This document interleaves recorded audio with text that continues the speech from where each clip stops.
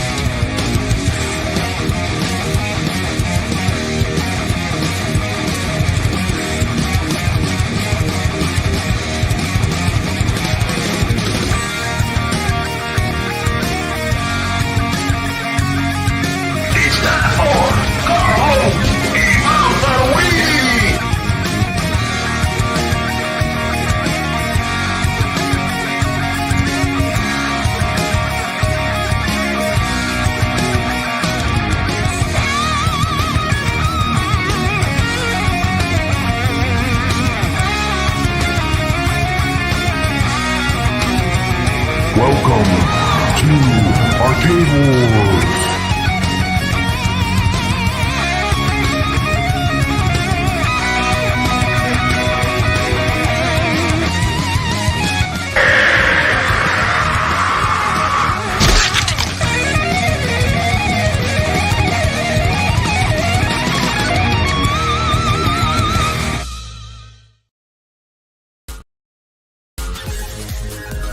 Ladies and gentlemen, thanks for coming tonight.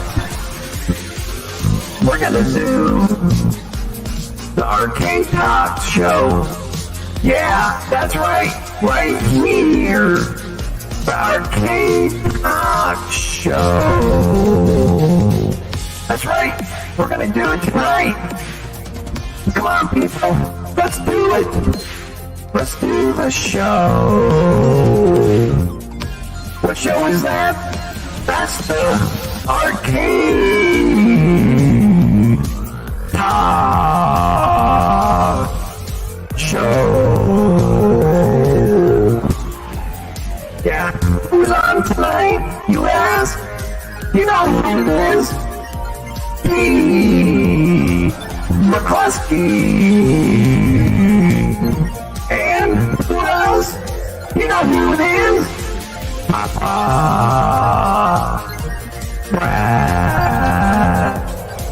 Amy. Welcome everybody to another Arcade Talk Thursday edition. Hopefully everybody is having a great day. Hopefully everybody had a great week. The weekend is almost upon us, so hopefully you guys will have a great weekend. We got some new tables and stuff coming out this week. We got a bunch of stuff. So let's get Papa Brad on here and get this thing rolling. Let's do it.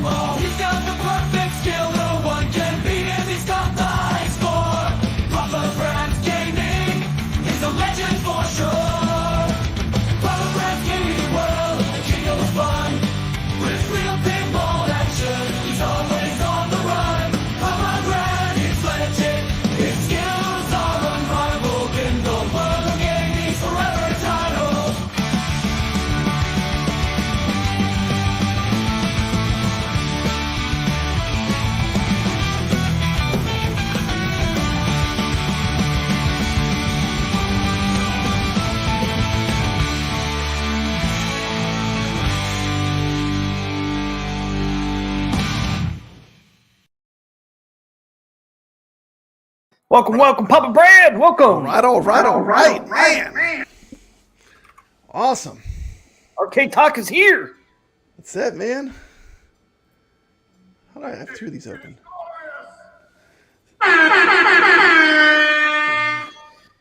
That's right, guys. We are here on Thursday night again. We got a bunch of stuff coming out this week. Bunch of stuff came out this week. What an action-packed week this has been, T. McCluskey. Jeez. What an action-packed week. We've been putting videos out left and right, Pop Brad. I mean, it's just the hits keep on coming. Always. So how you been doing, T. McCloskey? Been busy, Danny man. Johnson. Danny Johnson. This is live. It's always live on this station. Yeah. Always live on this channel. We always run it live on this channel, and then I put on my channel later. Vader, hello, all my fellow gamers. Welcome, everybody, on here tonight. Glad you guys can make it. Got 30 on here right now. And, we got some stuff going on. So we got Zen's DreamWorks pack, hits AtGames. We got Texas Chainsaw, hits Massacre, all platforms, except for AtGames, but hit all the other platforms. So we got lots of stuff. You could play it on OTG on AtGames, though. You could play anything on AtGames, really. Literally, I mean, you could play any of these pinball tables today. Thank you, Fries. Gifted 5 arcade memberships. Mikey Young got one. Wow. Pixelated Travel got one. All right. Woo. Scott James got one. Got to warm up. Richard Dello got one. Got to stretch out. Stretch. Right.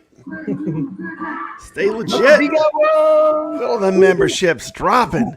T. McCloskey, it's raining here on your channel. That's 10 memberships in like the last 5 minutes. I know. Now, Jason gave us 5 a little bit ago. Well, we're doing. And by the way, if you're not subscribed to Arcade Talk, please let's get T. McCloskey in this channel to 1,000 subs, so we can get you get some McDonald's money, T. McCloskey. McDonald's? I don't know anymore. It's so expensive to go to McDonald's. I don't even know if you can go to McDonald's anymore with what you get from YouTube revenue. It's almost $10 for a Big Mac, isn't it? I know, it's insane, huh? It's crazy. So, Thanks, Jason, for that Arcade Top memberships as well. And then thank you, Biggie D, or Biggie Fries, for those 5 memberships. So who we got in here tonight, Pop? Right? We got 34 people in here. We got a full house. Let me go back. I got to scroll back. I got to scroll way back. We got Mikey Yoon coming in first. Papa Brad and T are legit. Thank you, Mikey Yoon. You're legit. We got Vader 640, one of our Pinball Wizard champions. We know that name, don't we, T. McCloskey? Yeah, we got another competitor, Dan Z. Welcome to the chat. Love seeing you in our competitions. We got Carl O, of course. Carlo's Game of the Week. Going to be a good one. Really a great hidden gem that I really had never played before. T. McCloskey, can you believe Carlo found a game I'd never played? And I loved it. Yeah, I love this so much. I mean, it's great. I know it's on your marquee behind you. We got it ported to iiRcade for the people in the know. And this is a classic arcade that I can't wait to talk about later in the show. We got Thumper Squid here. Welcome to the chat. Goofy Foot. We got not the fake creamer, T. McCloskey, the real creamers here. Not the fake stuff. Hey, there he is. We got J-Cat in the house. We got Marine 50. We got Mad Dog. Hello, peeps. We got our favorite moderator, Jason. Good to see you. I hope you're feeling better, Jason. I know he's been feeling too great. High Scores on Tap is here. Ray De La Torre's here. Good to see you, Ray. Biggie Fries, of course. Goofy Foot. We've got Gregory. Gregory has a tournament, I think, going as well. He's doing, I think... Rapids. Shoot the Rapids, right? Yes. On AtGames. So I know a lot of people watch us are in AtGames. You could play and compete in that tournament on your AtGames device, which will be fun. And I think it's a free table because everyone, T. McCloskey, everybody got Pinball Net. Did you see my Santa Claus video? Oh, yeah, that's true, yes. Did you see Santa Claus come and drop in the pinball tables from the sleigh? I saw. I'm not sure if AtGames was a fan of my Santa Claus video or my Flipper Lag video, but they're out there, and they were a lot of fun to make. But yeah, it's like Christmas for everyone. You get all the tables basically for 2 months. 3 months. That's everybody. Yeah, 3 months. Well, 2 months for anyone new, and then another month if you were early, if you got it early. Well, you just pre-order if you pre-ordered before March 29th. Right. But 2 months, everyone at least gets it for 2. That's what I'm saying. We got my family here. Yo, what's up, my family? Of course, he's a co-host of the Friday Night Arcade Show with me and Brooklyn Menace and Steps and Nick's Gaming. Good to see you. Let's see, we got Doc Mario's here. Did somebody call a doctor? Yeah, somebody called Doc Mario. Mikey Ian's coming in quick, coming in hot, like he always does. Lots of tables. Evercade, meh. buy stuff. Wow. Coming in hot, Mikey. The Trolls table is good. It's fantastic. It's my favorite table of the bunch. I'm sorry, I won't click. You clicked and I clicked it off. Got Biggie Fries gifted us 5 Arcade Talk memberships. Thank you so much. That helps the channel. I'll talk about my toy later. Let's see if anyone else. Yeah, San Juan Spirits is in here. Zero Cool's in the chat. Good to see you. Kadash24, good evening. Good evening to you. Kadash, welcome. And I think that's it. And Brooklyn Menace. Brooklyn Menace with the fire. Always. Fire. With the fire. Always in there with the fire. Yep. Yeah, I think you got everybody, man. Welcome, everybody. Welcome to the stream. Welcome to the chat.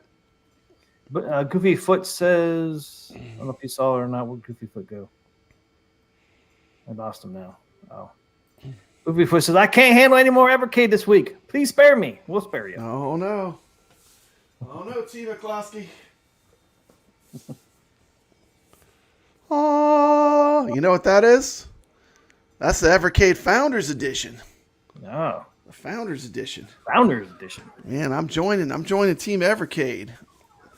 But I hear you. We'll save the AtGames talk maybe for Friday Night Arcade Show. We're here to talk about AtGames, aren't we?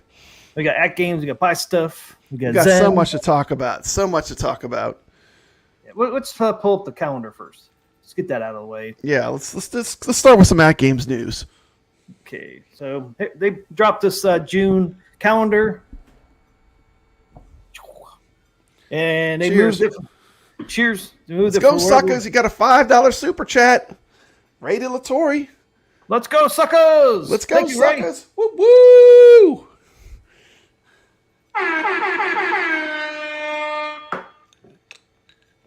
Thank you for $5. Who's this? Oh yeah, we love Brooklyn Menace. Of course, he's in the intro. You've been in the intro, man. You've been in the intro for a long time. Where you been? Used to be on our. It's on our Saturday. We always played it on our Saturday night. Yeah. Yeah, I've had it for months. I did finally move it over to Thursday. Actually, did it today, where I put the Thursday stuff on there instead of Saturday. I love that.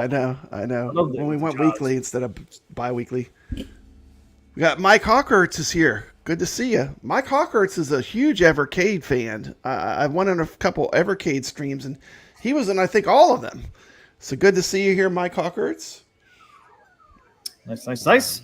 Okay, so before we say anything, get down here. It says down here where my cursor is, schedule is for reference only and subject to change.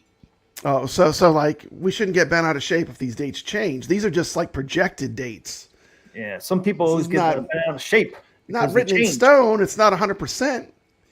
They just don't read the fine T. print. McCloskey, do you want stuff if it's broken or not working right? I say put it out when it works, or at least the best it can. Put out when it works because people just want you to put out their broken. They just want you to put out. You're not doing yourself any favors, I mean, this is a projected schedule, They want you to put out their broken so they can talk shit on it. Yeah, well, negative videos get way more views than positive videos. It's 100% true. Yeah, but they don't last as long though. That's bad. That is true. But that's the facts of YouTube. Yeah, I've learned that in my other channel. Mm-hmm. They're short-lived. So here we go. They dropped this the other day, Brad? Yeah, they dropped it on Facebook. So basically, we got 3 packs coming this month for Pinball, right?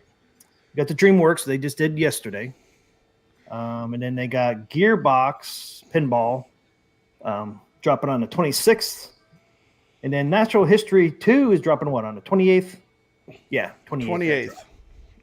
So we got a kind of a long stretch to the next one, don't we? We got basically 2 weeks. 3 weeks. 3 weeks. 3 weeks. Yeah, 3 weeks. Yeah.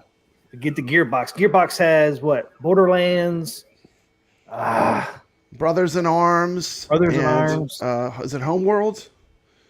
Yeah, I think that's just like a space. I haven't played any of those yet, so that's what's in the Gearbox one. We've known that's been coming for quite a while. I'm not sure what the price is. Probably going to be $15, I would think. Ray De La Torre is right. That's 3 weeks to play Trolls.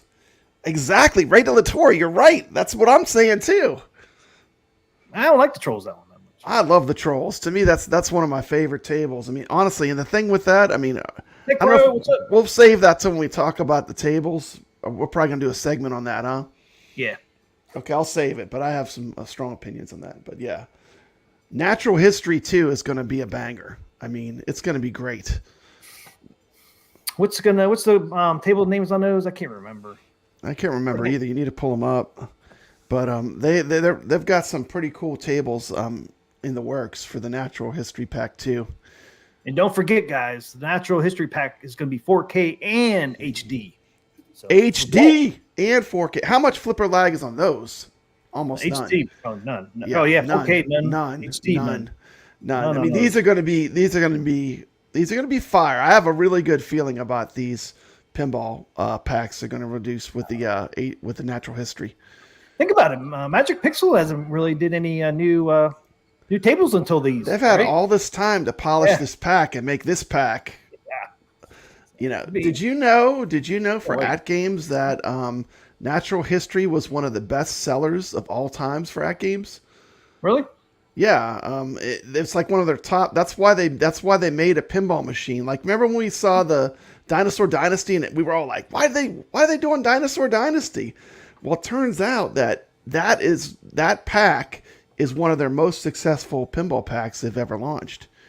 That's so surprising. it was really respect for Magic Pixel and the amazing work they've done. And you know, one thing's for sure: if these new tables are anything like the Natural History Pack 1, we're gonna have a good time. That's 100%. I mean, that was a very solid pack of pinball tables, in my opinion. It is mine too. I think they're going to be a little bit better, man. Because I mean, all the stuff they learned from the first pack, they're going to. I know. Over here The for thing is, the original ones were ported. They were ported to the 4K. Now they've had the 4K platform when they designed the packs, right? Yeah, true. So I can't wait to see. Like, hopefully we see some, what they came up with. But I think it's exciting. I mean, we know that these tables are going to play well for them. I mean, it's pretty much going to be a given based upon the history. Oh yeah, totally agree. Totally agree on that. Yeah, I can't wait. It should be I hear lot of fun. Galaga. I hear Galaga. You hear it over there? Every once in a while, you can hear it. And of course, we got Nod starting June 28th, and it's going for 4 days. So we should see some decent sales on these ones. Here's my question, T. McCloskey. Here's my question, and AtGames did not answer this, so I don't even know the answer. But I mean, what we want to see in Nod, I think, as a lot of AtGames fans, we want to see sales on Zen pinball packs, and we want to see hardware on sale. There's been no hardware sales for like the 4K pinball in a long time. It seems like. Have you noticed that?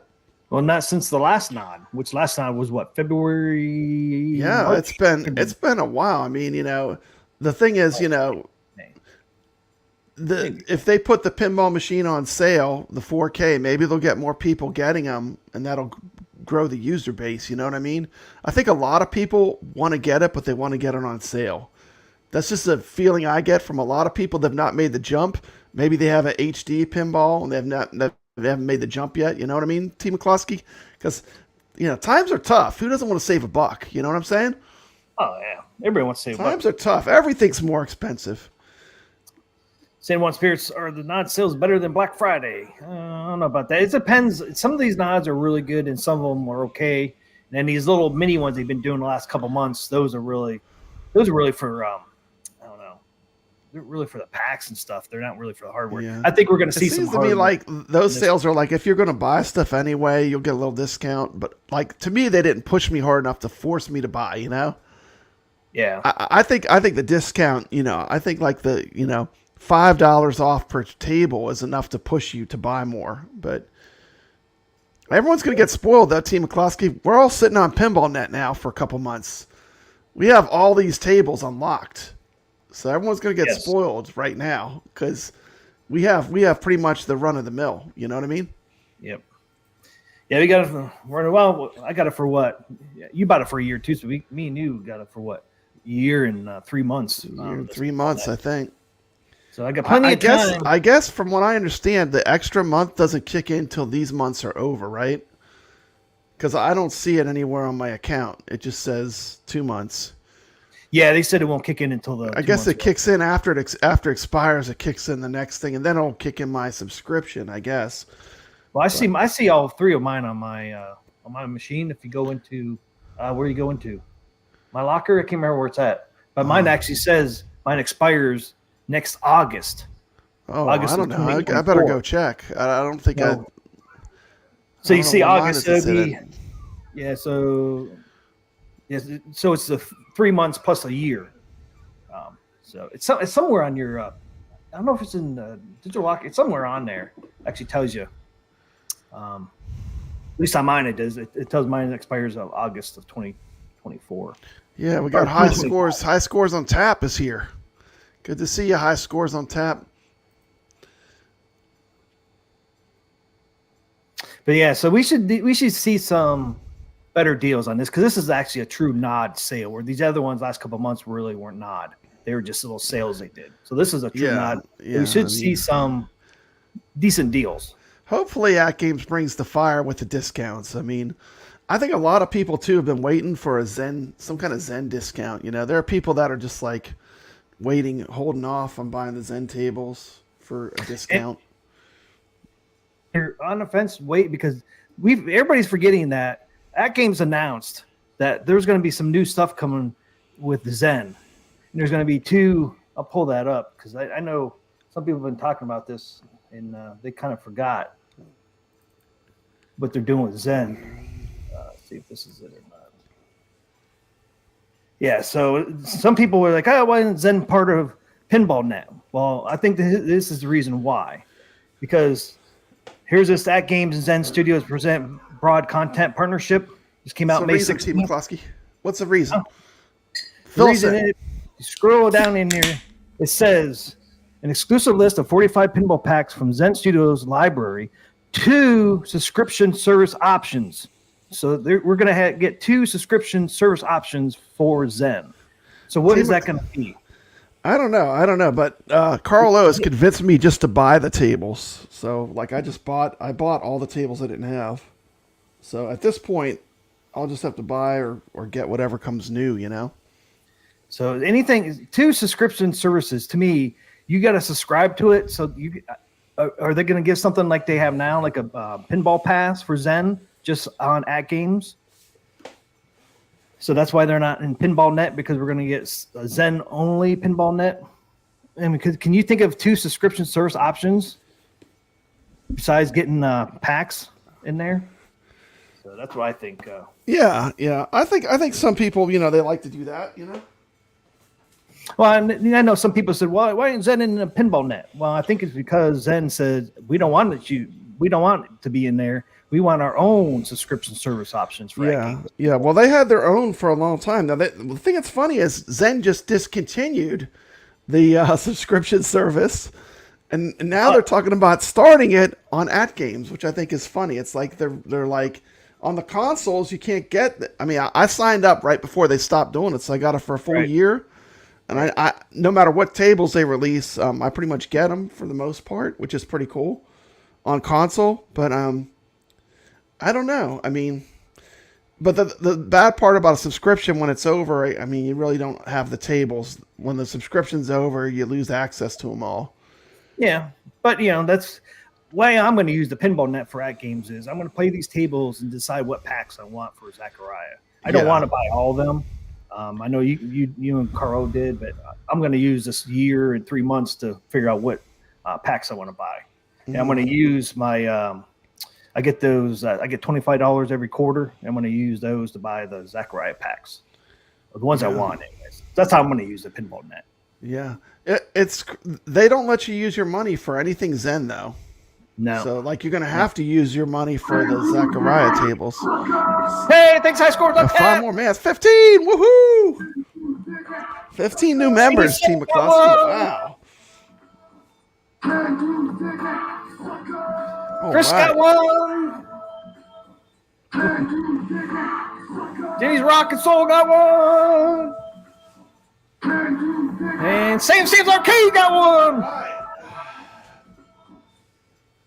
Thanks, High Score on Tap, for that 5 memberships. Thank you, thank you. Yeah, Video Game Vegas, welcome to the chat. What's up? Video Game Cheers, Vegas, brother. what's up? Cheers, cheers. So whether subscription service is coming for Zen, I don't know, but I know at least one's probably have to do with the pinball packs. They're going to have some kind of pinball net or pinball pass like they had on other platforms. The other one, I have no clue. I know we're not going to talk Evercade, but I will say this. The Evercade gives you the physical media, so they can pry that cartridge from my cold, dead hands. Once I have that cartridge, I have that game forever, don't I? All this stuff is digital when it comes down to it, though, isn't it, T. McCloskey, whether you buy it or not? Don't say it's forever, man. Don't say it's forever. You drop it, break it, step on it. That is true. That is true. That is true. Then you say, oh, no. Oh, no. But with the digital age, I don't know, if they have Wi-Fi service on that damn thing, man, they can still pull it from you. They can, actually. That is true. It's probably unlikely, though. But you're right. Yeah. They could. They could block it. Yep. Only if they have Wi-Fi or something like that on there. But I know, I get you. I mean, I like to buy physical as much as I can. Yeah. Because if you buy a digital, you're just really renting it.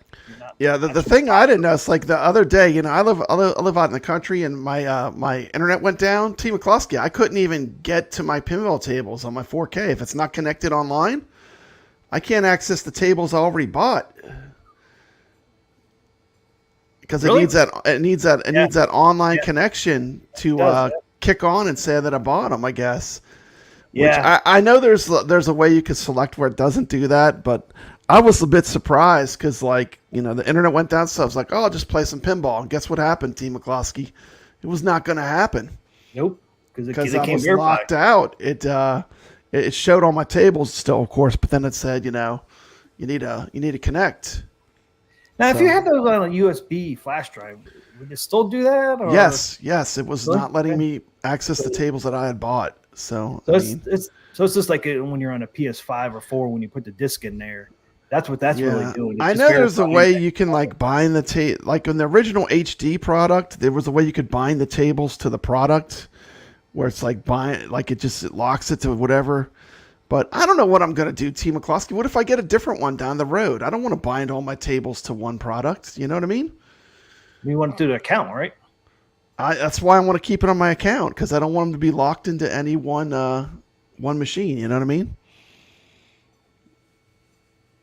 Yeah, I think Vegas. I think if you contacted AtGames, you could probably get it bind to your table now if you wanted to. Because it is an HD. Don't you still have to ask on HD to put it onto your machine and not to your account? I think so. There was two options. Like you could either have your account that just accesses all the tables, or they have it where it locks to whatever machine you want it to lock to. But yeah, I know if you contact them, you could probably do that with your 4K. Yeah, maybe I don't know how to utilize it properly. Maybe I need some education, Ray. I'm not sure. I could be wrong, but I'm just saying for me, I couldn't connect. When I lost my internet, I couldn't use my pinball machine. Doc Mario says, yeah, he's not happy. It requires an online connection to play games already paid for. Well, What about the offline mode, though? If you put your tables on offline it cuts both ways, right, T. McCloskey? But then again, if you had, a couple of these machines, you could play all the same tables on all of them, right? So it kind of cuts both ways, but I didn't think about that, until my internet went down. And then I wanted to play pinball, and then I was like, oh, no pinball today. Yeah. Well, just like if you try to play a game on PS4, if you have the DVD version, you always got to put that damn DVD in the freaking slot. It's just basically all it does is unlock it. It says, hey, you bought this. Yeah, same thing. Yeah, it's doing the same things AtGames is doing. They're using the DVD instead of the other stuff. But yeah, I just wanted to bring people attention to that. For Zen and AtGames, there are going to be 2 subscription service options coming sometime here. So you'll probably see something like Pinball Net just for Zen tables. Yeah, and the Zen is going to be more expensive, right? Because some of the tables are more expensive to buy. So, a complete Zen pinball collection will be more expensive, right? I think eventually, if they port everything like they're planning on doing, you know what I mean, T. McCloskey? Because some of the Zen tables are $15. Oh, I know. Well, how much did you pay for that pinball pass? through Zen. I paid $50 on the Nod.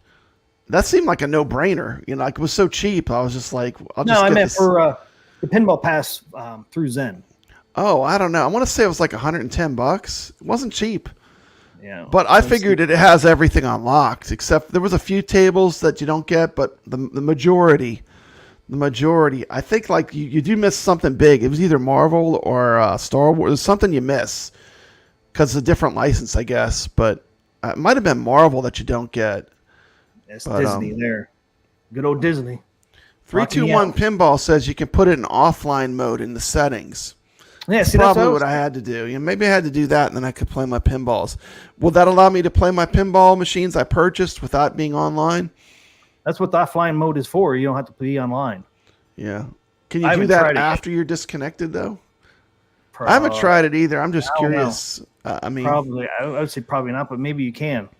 But that's what I was thinking too. normally I try to, like everybody, I try to have Wi-Fi all the time, T. McCloskey. I mean, it is like a necessary service, you know?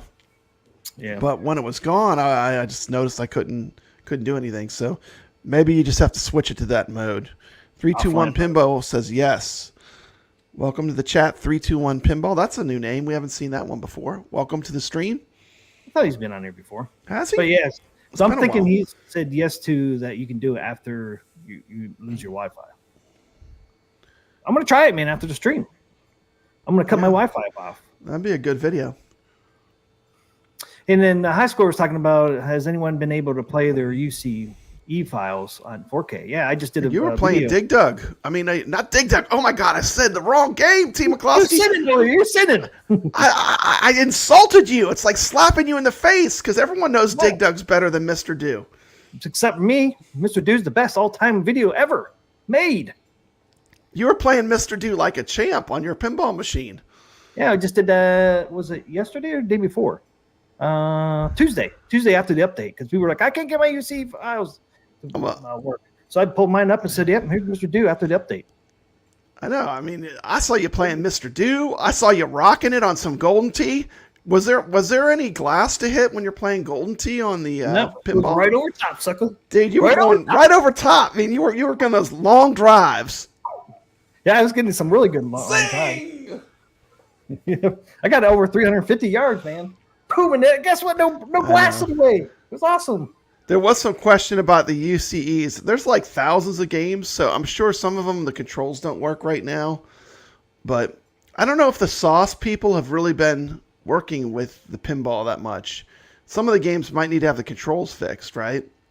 Yeah, but a lot of them work. A lot of them work. There's probably some that need a little love, though, right? Yeah. And the funny part is you don't have to do anything. You just put it in, you play the UCE. It shows up in your app. What's it called? App Store. What's it called? App Store X. What's the panel it comes in? It just appears when you put in a flash drive. That appears on its own little tab on the taskbar. Yeah. BYOG. Yeah. Yeah. As soon as you put the flash drive in there, BYOG pops right up on that bar. The spinner bar. Carlo is let me know we're still in the top 5 trolls. Did you know that? We're in the top 5 trolls. You were number 2. I was number 2 for a while. That's fine. That's good. I hope people see me and they just play till they beat me. I like that. I'm number 1. Competition is always good. Did you know I'm number 1 right now in Trolls, Papa Red? You're number 1? Yeah, sure. Number 1 troll? I was 47th for about 2 minutes. No, but when what I found out, if a table or if a game doesn't work on the 4K, the UCE files, you know what I did? What's that? Delete them. I just plugged my PS4 controller in the USB in the back. Boom. Oh yeah, because everything works with the arcade with a controller pad. Yeah. So if you have a game that you can't get the control panel to work on, just plug in Xbox or PS4 controller to the back. The second USB slot. It works. You don't have to do nothing. It works automatically. Mm-hmm. So, I had this problem. I did. I got a question up here from Video Game Vegas. If you want to pull it up, I did purchase the Mega Man Evercade, the Mega Man Deluxe Evercade Alpha. I'm not going to get like more than that. Because you guys purchased all 4 Rcade Alphas. Yeah, I didn't purchase Alpha. That would be Brooklyn Menace that does stuff like that. That would be expensive, man. Those That deluxes would be are, expensive. That would be expensive. what is like, it? $230 for the ones? And no, then man, it was like $320 shipped. I want to think $310 or $320. Comes from England. I mean, I think they're shipping from the United States, but you order from Fun Stock. Yeah, the deluxes are $350 or $340, but the other one, here's the deal with Evercade, T. McCloskey. I supported them because the way I look at it, they have games that I love. If it brings more people to putting some eyes on some Toplin shmups or some Galco games or Atari, they have a lot. And there's, you know what? People are whining, but there's only 10 arcade cartridges to have a complete collection. You only need to buy 10 arcade cartridges, and you have everything they've released. So I'm excited for Evercade. I can't wait to get into it. I think it's going to be fun. Rcadians. Join our cult. There are a lot of French benefits. Thank you. Absolutely. Yeah, Video Vegas, I am not supporting Evercade. I'm not getting into that hobby, man. Evercade has a great ecosystem. Here you go. Oh, I know they do. Yeah, they do, man. They have a mode, I heard, like when you play, it's like an anti-cheat mode. That's good for people that are competitive. Like if you want to compete with a friend that has an Evercade. But I got enough stuff to purchase, man. I don't need another freaking addiction over here. I hear you, yeah.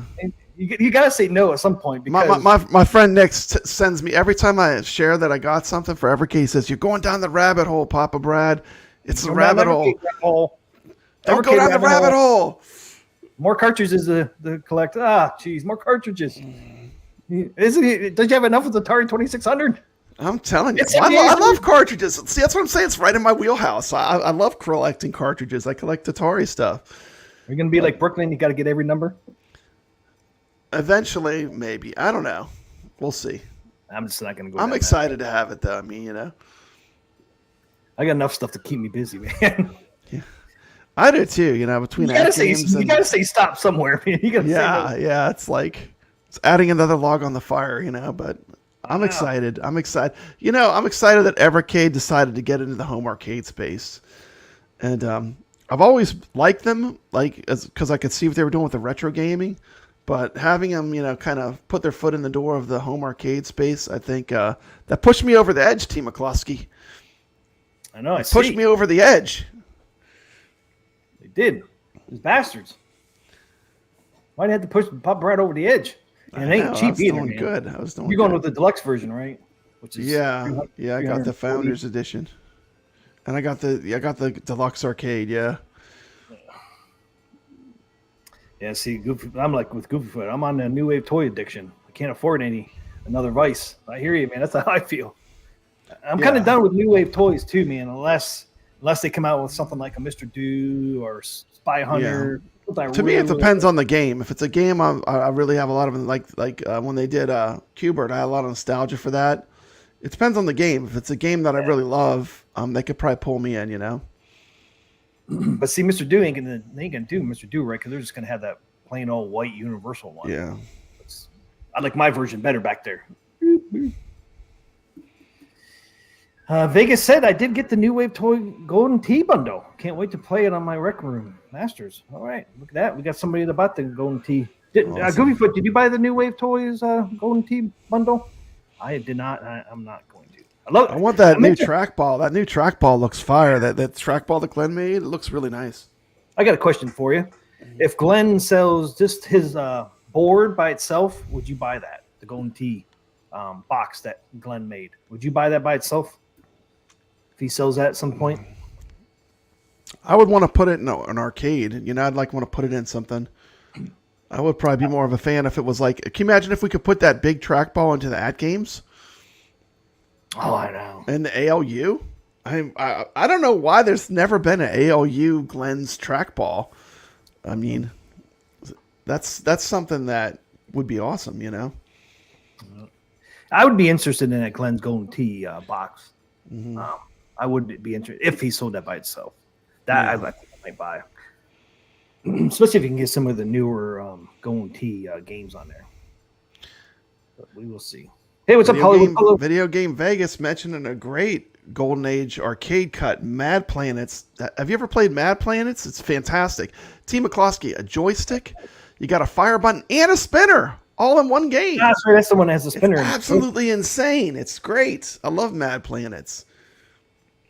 Tapper New Wave toys. I'm going to buy Mad Planets or a version of. Yeah. Yeah, we'll see what they come out with. Some people think it's what the hell is that name? Crystal Castles. Yeah, some people think that's the next one. Could be Crystal Castles. I don't know. It's from 1983. Star Wars came out in 1983 too, though. Can you imagine them having a little flight stick? That would be nuts. Or Glenn could come up and put his Star Wars thing in a box like they did. Flight yoke. The flight yoke. They have a flight yoke on the Golden Tee box, though. Huh. You know?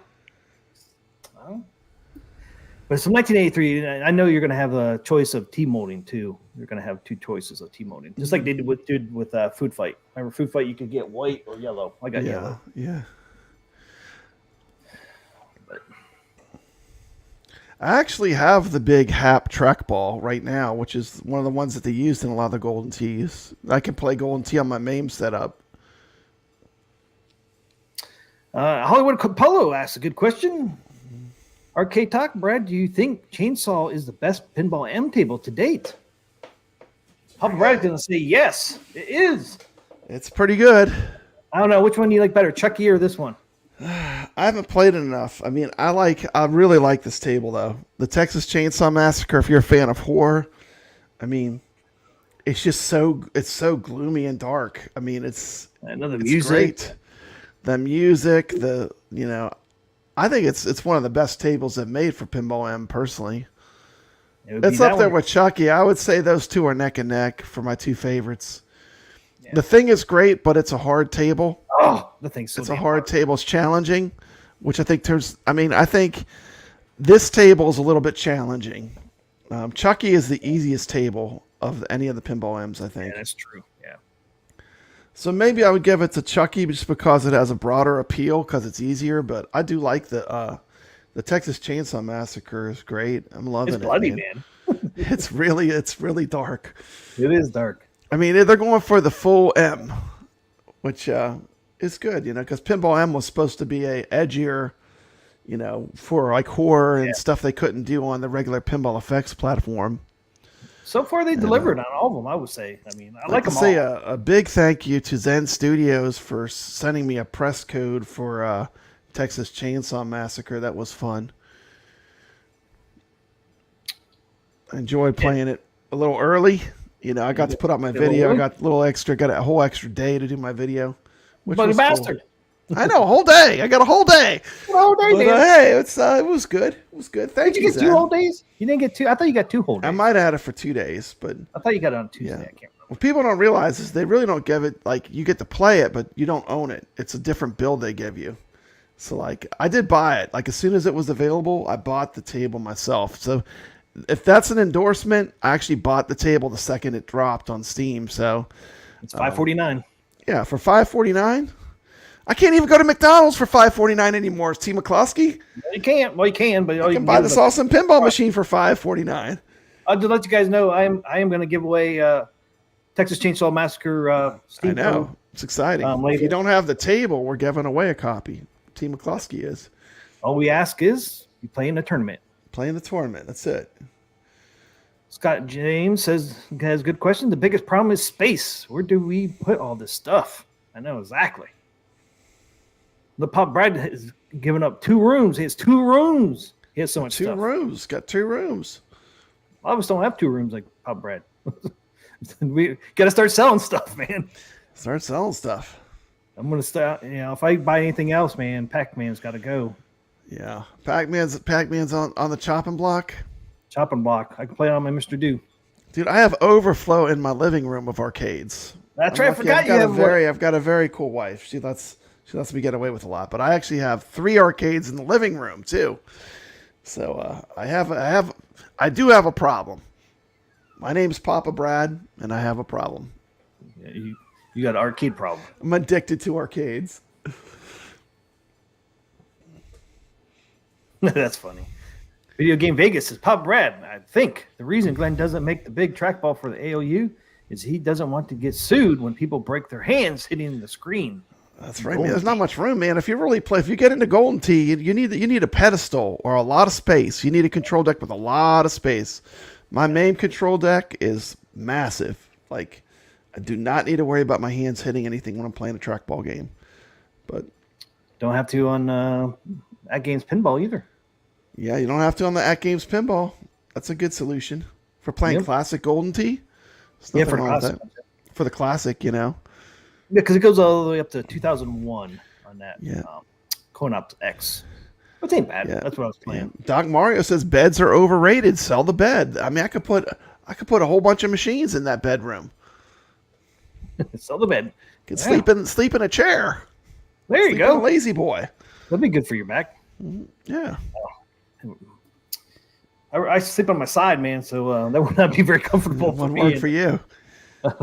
Green 50's back. recommending Hellraiser. Hellraiser would be awesome. Yeah, I would not be surprised if we see a Hellraiser and Pinball M at some point. What's his name? Pinhead? Is that the guy? Pinhead? Yep. Yeah. You ever see the first one, man? I have. It's been a long time, but yeah. It made me not feel good the first time I watched it. Wasn't feeling good, Pop Brad. Were you getting queasy? Nah, it just doesn't make you feel good. You know what I mean? It's not a feel good movie. No, it's a great movie though. I mean, I watched all of them. Every one of them I watched. But. By the way, that Godzilla 1 movie's on Netflix. That movie's fantastic. If you haven't checked that one out, check that one out. That's fantastic. I did not know it was on there. It's on Netflix. Did not know that. I don't know if Furiosa's still in the movie theaters. That was a damn good movie too. Which one? Furiosa, the Mad Max movie. The Mad Max movie where Mad Max isn't in it. Yeah, if you're just looking for an entertaining movie, like it's very well done. It's a great movie. It's a shame it's tanking so bad because it's such a good movie. You know, if the movie sucked and it tanked, I would be like, man, who cares? You know, but the movie's actually pretty good. Yeah, I think I'd do better on video release. Yeah, I think it'll be one of those cult films where people just watch it. Like, I think the original Mad Max was kind of that way too, you know. I think it got more popular when it came to VHS, you know, and people started, you know, making pirate tapes of it. You know, Mad Max was so original when it came out.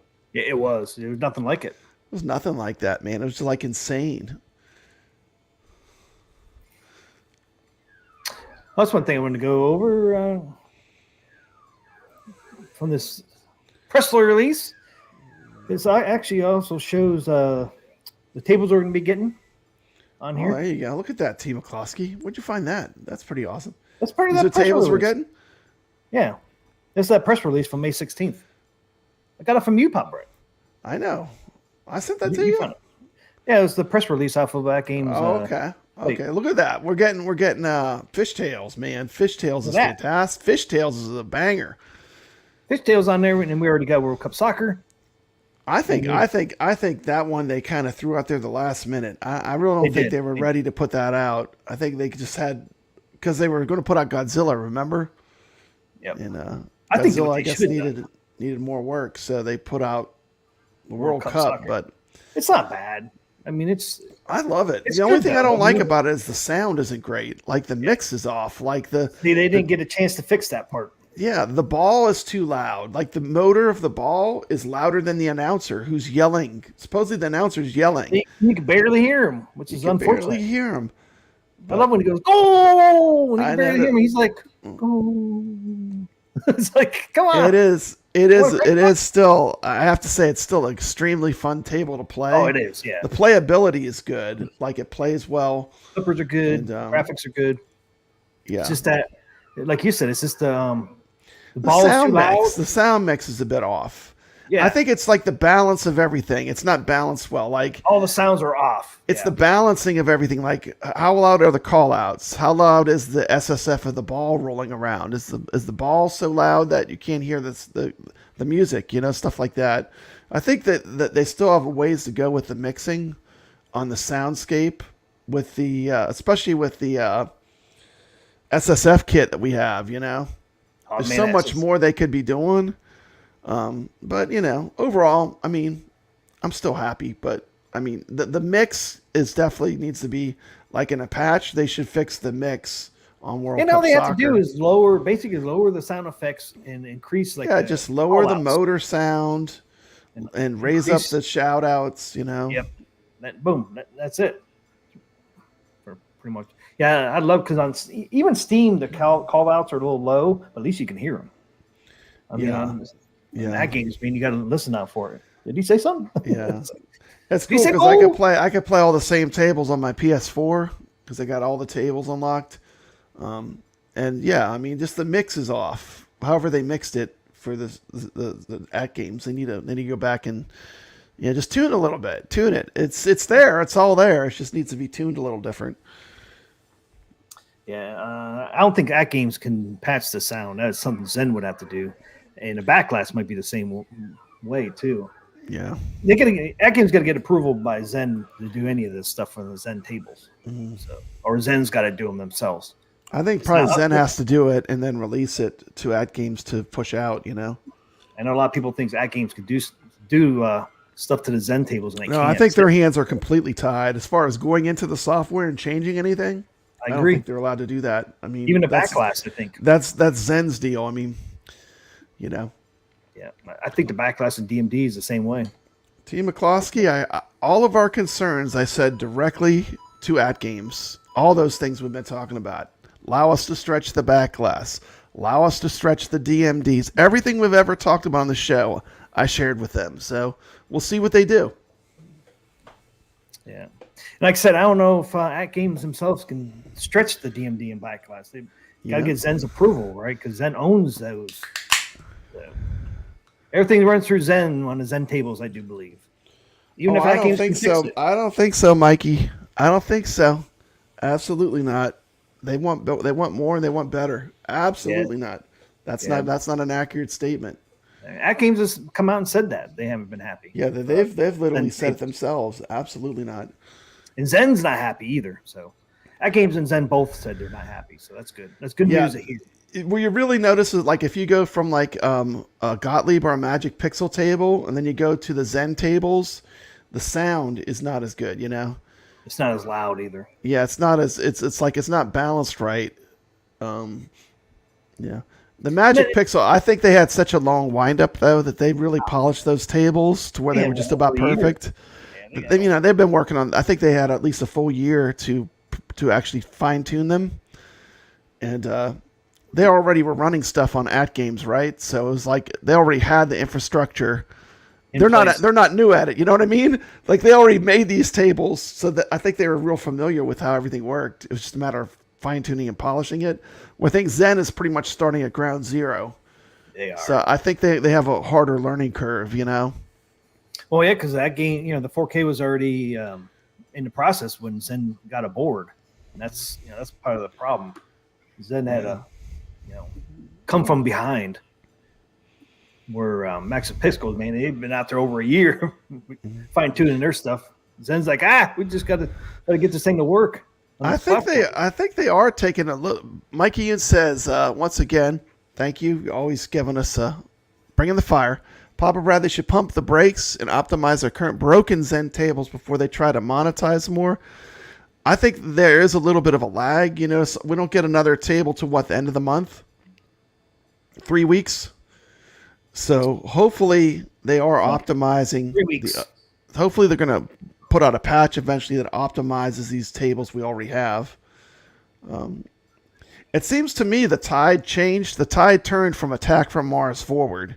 Yes. Like if you own all the tables like we do and you're playing them all, I think from Attack from Mars forward, the tables got significantly better as far as the way they play. And I mainly look at how their table plays. Like for me, that's why I think watching both of our videos is good. Like you watch your video, you see a lot of the technical, you zoom in on the ramps, you show us all the technical things. I mean, I just want to talk about how, to me, it's all about how it plays, right? Yep. So I think between our videos, you get a good balance of what to expect. Yep. But yeah, I mean, for sure, I think they need to continue perfecting, porting these tables to AtGames.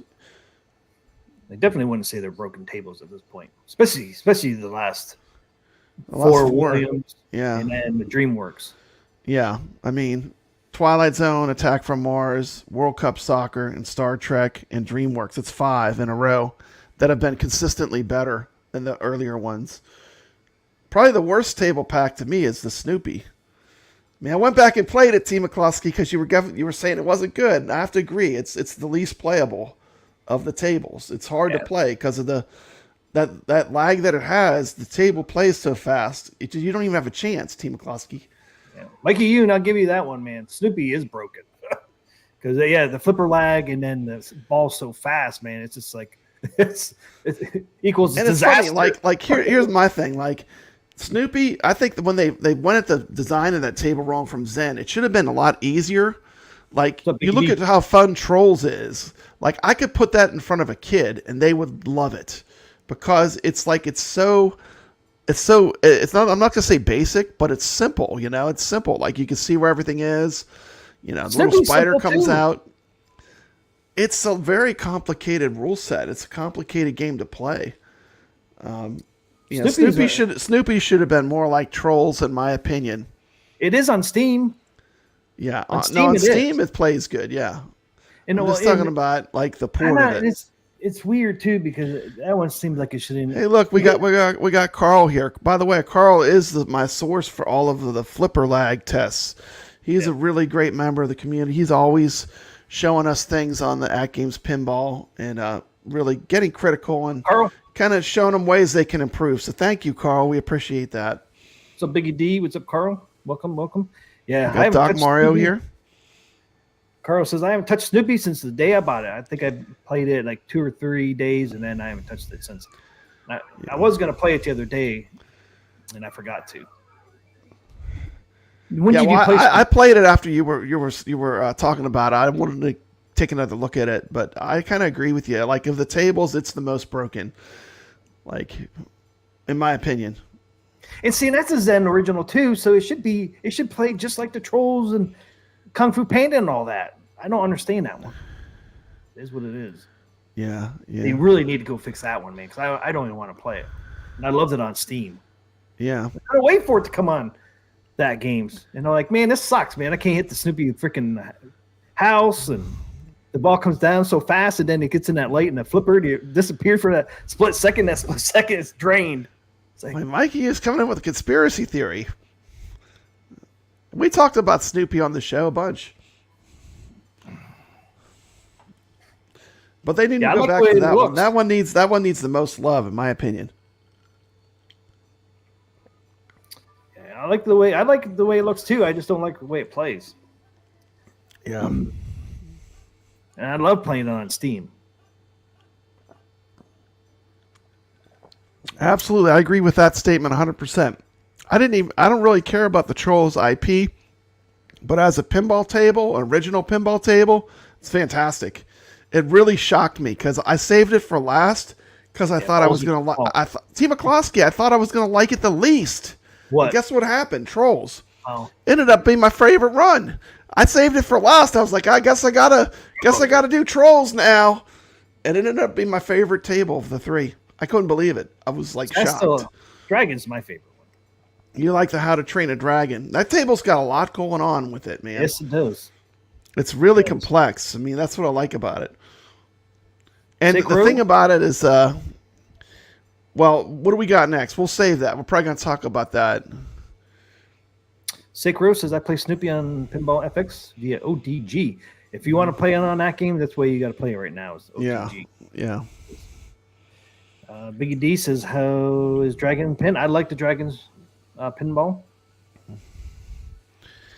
Doc Mario says, I want to love Snoopy, but not only is it complex, it plays way too fast. Those slow flips. And saying it plays slow on Steam. I can hit the damn Snoopy doghouse almost every time on Steam. I can have the damn I agree. It's also something with the play speed. Like, you can't react fast enough when you hit the flipper. That's really where the biggest problem is. Yeah, definitely the worst. That one I would say it's broken. Mm-hmm. It's frustrating. I play that game, man. I'm like frustrated. I'm swearing and cussing, man. It's like. Once again, here's another, just a random, a viewer of a show. Thank you, Doc Mario, for confirming what I'm hearing. The Dragon soundtrack keeps me inspired to keep playing, but again, the music is low, even at volume 90. I think it's a mixing, like the balancing and the mixing is not good. It doesn't sound good. Like they don't have everything balanced good, I thought the Dragons was pretty decent. I can hear the music in the background for Dragons. I got it on. On those tables, I would really want the music a little louder. That's just my opinion, but I think the balancing is off with the sound, with the AtGames. Panda seems low too, according to Carlo. Yeah, that was what I was thinking. Races for kids game, Snoopy should play easy, and it does play easy on Steam, but not on AtGames. Yeah, they need to go back and fix that one big time. Yeah. How? Yeah, okay. Doc Mario doesn't like. Not a lot of people giving Kung Fu Panda a lot of love. I like that table. It was fun. Yeah, it's okay. Ray says, I think Zen Studios doesn't know how to implement the SSF kit correctly. Well, it is new. It is new to Zen. Zen's never had to worry about that before, right? But no. I think Trolls and like these DreamWorks one, man, you can really hear the ball rolling around, though. I know that. Oh yeah, man. The SSF was almost too loud. Like to me, the rolling of the ball was louder. It was overpowering the music. Like all I could hear is the ball. All I hear is the ball rolling around now.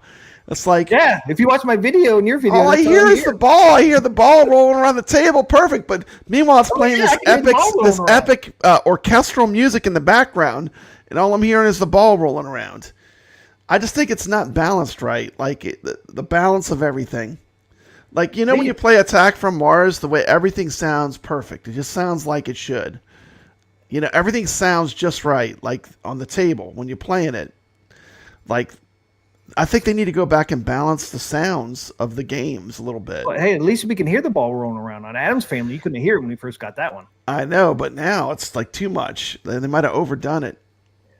So Zen is utilizing it. It is tough because they don't give you the options like when you have it on the computer, you can just like tweak it however you want. But they don't really give you those options on the 4KP, Maybe that's all they need to do, because you can do the FX, you can do the music, you can do all the adjustments on the volume. Man, I played with all the stock settings. Like I went into my pinball and I was playing around with the high, medium, low on the SSF kit to see how it affected the table. To me, it didn't really make that much of a difference. It's the mix of the table that's off. The soundscape, it needs EQ'd and redone. Like when I'm playing the pinball and all I'm hearing is the ball rolling around and it's playing music, that's a lesser experience to me. It should be more balanced. And they could totally do it, because if you look at tables like Twilight Zone and Attack from Mars and Star Trek for sure, all the Williams stuff, all that stuff is balanced. Like the sound is pretty well balanced. Yeah. But then you look at like World Cup Soccer and to a certain extent, these three, the sound isn't quite balanced right. But that should be fixable, I would imagine. I think they kind of Zen's not used to working with an SSF kit. That's the problem. There's a lot of things Zen has not had to worry about. They have to worry about with this 4K, and I think that's getting them in some trouble there with all this stuff. They haven't found the right mix or balance yet with all this stuff. The SSF kit, the speakers, and all that. Yeah, the flipper lag. The graphics, getting the graphics where it plays right. Well, the graphics, they seem to have gotten that since Attack from Mars going forward. I think they've done pretty good, except for the next generation. They've gotten better since Attack from Mars. I'll give them that on the graphics. And then the last three of these DreamWorks, the graphics look incredible to me. I did a zoom in on the graphics, and they still look pretty good. You still see some jaggy edges on all three of them, but it's always around the bends. Yeah. But they look really good. I did a video with all the Zen tables on my channel. Guess what it's called, T. McCloskey? Flipper lag. You can see all the tables, and I pretty much break them down, at least the way that I see them, as far as all the Zen tables. But they've done a lot right, and they have a lot of stuff they have to work on. It's a work in progress at this point. some people. The are only like, one I would say is close to perfect is Twilight Zone. Twilight Zone, they nailed it. I mean, like, to me, the Twilight Zone should have been the launch table for, after playing them all. I mean, to me, that is the best playing Zen table. And Doc Mario said, my machine pulled a firmware update this morning. Any idea for what? That firmware actually came out yesterday. It was just for the DreamWorks images on your preview.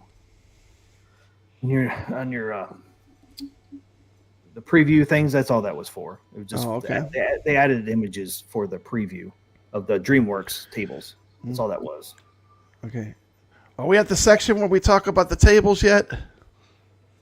What do you think we've been doing? I've been holding it in, T. McCloskey. I've been holding it in. Yeah, you've been talking about it the whole time. Because I want to talk about it. Or is this the time when we're actually going to talk about... Those are the new tables coming, though, right? Yeah, I just want to show the new tables coming. Okay, let's talk about that, and then we'll move to actually these tables they just dropped, and we'll talk about it. Okay, so we have got some things I want to say. Zen Originals, we're getting Wild West Rampage, Sorcerer's Lair, of course. Then we're getting Fishtails. We already got World Cup. And then we're getting Universal Classics, which is what? Jurassic Park? No, E.T. Back to Jaws, the Future. Back to the Future. Yeah, Back to the Future is the banger. Yeah, that's a great table pack. Jurassic World. There's all your 3 Jurassic Parks. And then, of course, Universal Monster Pack. Yeah, Creature from the Black Lagoon.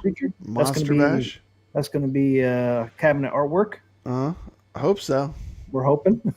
Hope it's Creature. Hope they don't go for Monster Bash. They might go for Monster Bash, but Creature to me is more nostalgic for me. But they're both good.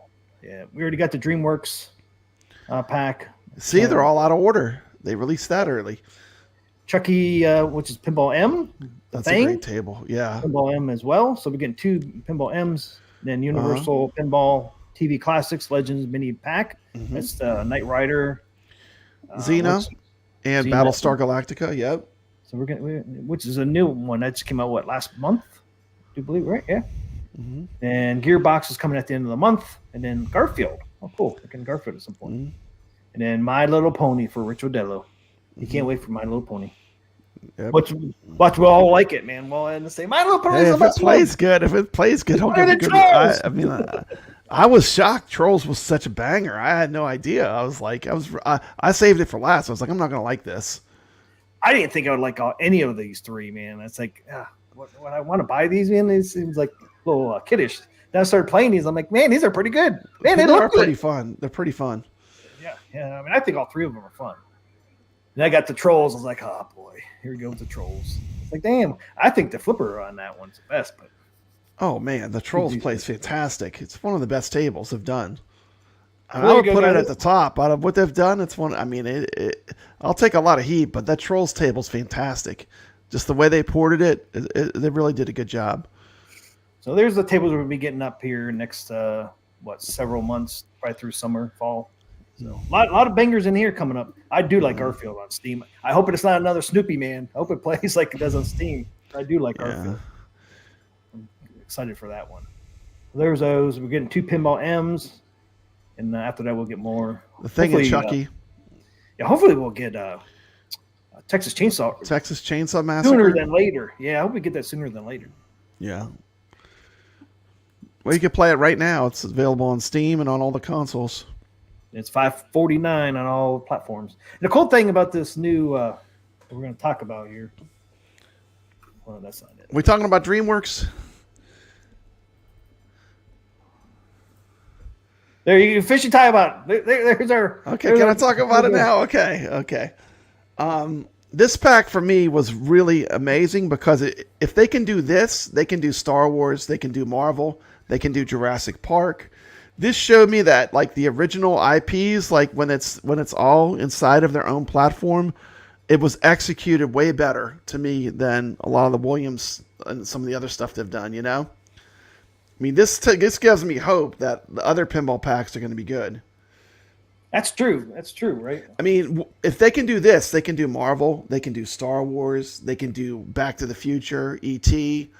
You know, this proves that when working with, something that is not emulating an actual real pinball machine, to me, this was a lot better pack. It really showed that I don't know if they're getting better at making these packs, but this pack to me, it's like it's going the right direction. Even if you don't like these properties, like, to be honest with you, you know, the only one I kind of liked was Kung Fu Panda.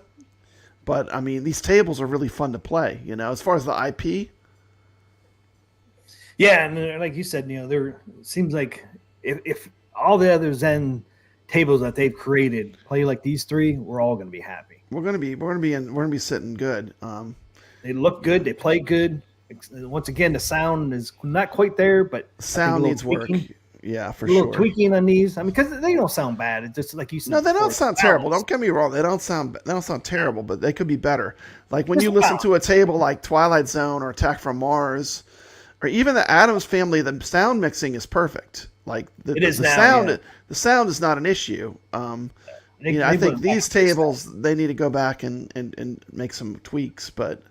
It's, like you said, I think it's like you said, it's more of a balance issue. Some things are higher that should be lower, and things should be higher that are not. Yeah, I mean, like I said, to me, it's like I hear the ball rolling around more than this epic music. I'm trying to enjoy the Kung Fu Panda game. It's playing like an orchestral score, and all I can hear is my ball rolling around, you know? At least you can hear them rolling around in there. Yeah, well, I mean, maybe they need to put like an adjustment where, like, you know, you can go into. We really can't turn too much on and off or tinker with it too much. Not like in Steam. They would give us the same settings as Steam, at least for like the music and all that. That would be great. Yeah. And then we could adjust it ourselves. Yeah. Because what do you need? 3 settings, right? SSF kit, maybe, whatever you want to call sound effects, music, and then like your voice overs and stuff. I mean, just give us the same settings as Steam, at least for the music and all that. Sound settings. Just give us at least the sound settings, because like you said, that game's 4K. There's what, 2 settings in there? Ball trails? Nothing. I mean, like visuals on and off, ball trails, and pop-up scores. On and off. That's it. Yeah, that's it. That's not enough. I mean, if I could turn down the rolling sound and turn up the music score, I would be more happy. You know, it would have been perfect. Yeah, just give us the same sound settings as Steam. That's it. Or all the other platforms. You know, PS5, Steam, Xbox, Nintendo Switch. They all have the sound settings. Give us the sound settings. We could tweak it ourselves. Yeah, problem solved. That is true. Yeah, we'll see. That game's no fix, no buy. That's what Video Game Vegas says. He's holding off. He's hardballing it. I think he would enjoy these tables, though. Yeah, they look amazing. I was shocked when I popped these up there, because I was thinking they're going to be like a low quality 4K, and then got these things on there. I was like, whoa, these things look visually awesome. Yeah, visually they're bringing it. It's like it's very close. It might not. It's close to 4K, I would say. Right. I'm not gonna say 4K because there's probably someone out there that'll be prove that it's not 4K. But I mean, I'm happy with the graphics. Let me put it that way. Yeah. Well, I'll put it this way: it's closer to 4K than any other tables. Yeah. Only Jaggies I saw were around the rails. I didn't see them anywhere else. Yeah, it's definitely upscale from Star Trek: The Next Generation. Oh my gosh, everything is. Next Generation visually look terrible. Pop Barato says it plays good though. Graphics are terrible, but it plays good. I don't care if it plays good; I'll still play it. But I mean, we want the graphics to be the best they can be. But I mean, playability to me is that's where the Snoopy. That's why I say it's the most broken. Yeah, it looks great, but it doesn't play great. No, Addams Family was. It does look good. It looks good when you look at it. Yeah, we'll give it that. Yeah, it looks great. Yeah, that's one thing. Even the graphics on that is pretty damn good. I never went back and zoomed in on that one, like I'm doing these ones now. But I bet if I zoom in, it looks pretty damn good. It just doesn't play good, and it sucks. They need to fix that, man. And it's a Zen. It just shows it just wasn't ready. But it's a Zen created table too, so you'd have thought it played like these three, but yeah. But I think they made a lot of improvements since. Yeah, and to me, AtGames, I would not do any skins until you have that table in your hands. You've played it. Give it to some people that are critical too to test it. Don't send it to people that are gonna be critical and tell you what's wrong with it. And they should put skins out for the best playing tables.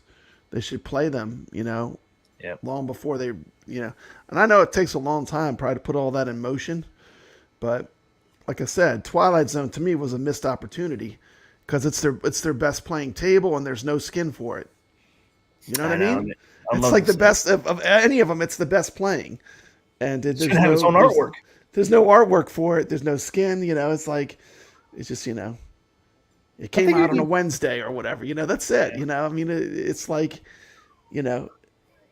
I think they got to make sure that whatever these tables are themed to, that particular table plays really great. And of course it is a sore spot. We have Addams Family pinballs, right? Yep. And the Addams Family, let's be honest, it's not the greatest playing table on there. No, it's not terrible. It's not unplayable, but it's not. It was at one point. It's not. It was when they first started. They've made progress. Yeah, they made progress. We want, I would say in the future, make sure that table plays fantastic, that you're going to theme a table around, Even if you have to wait, it's worth waiting, to me. Yep. Yeah, as long as they're going to fix it. Mm-hmm. And I think they will. Yeah, I'm not saying it plays terrible. I'm not saying that Addams Family plays terrible or anything. But Ray De La Torre says it plays pretty well to him, and I agree. It's not terrible, but when you play something like Attack from Mars or Twilight Zone, it's not on that level, right? Yeah, if you go play Twilight Zone, several games, then you go play Addams Family, you're like, whoa! I still recognize that it doesn't feel as good with the gameplay. You really notice that lag. Which is a good thing because it shows you the lag's improved since Addams Family. Yeah.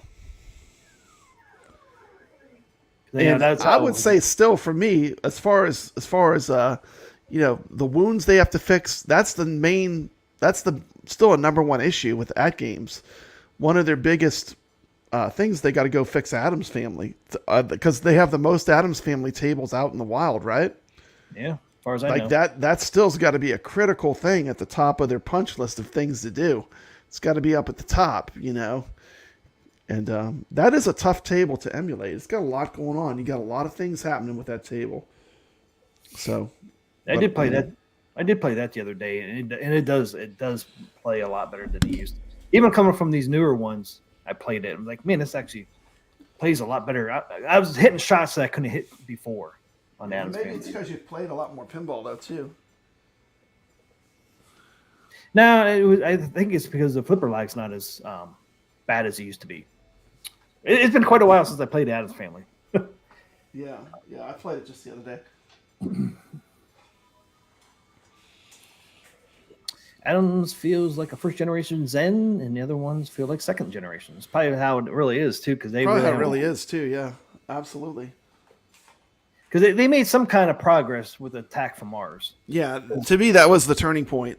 The Attack from Mars table is where they flipped the script a little bit. Yeah, they figured something out, man. They were treading water and struggling, and they figured something out. And I'm not saying they're perfect, but they figured something out and made them better. Yeah, I agree with that Attack from Mars.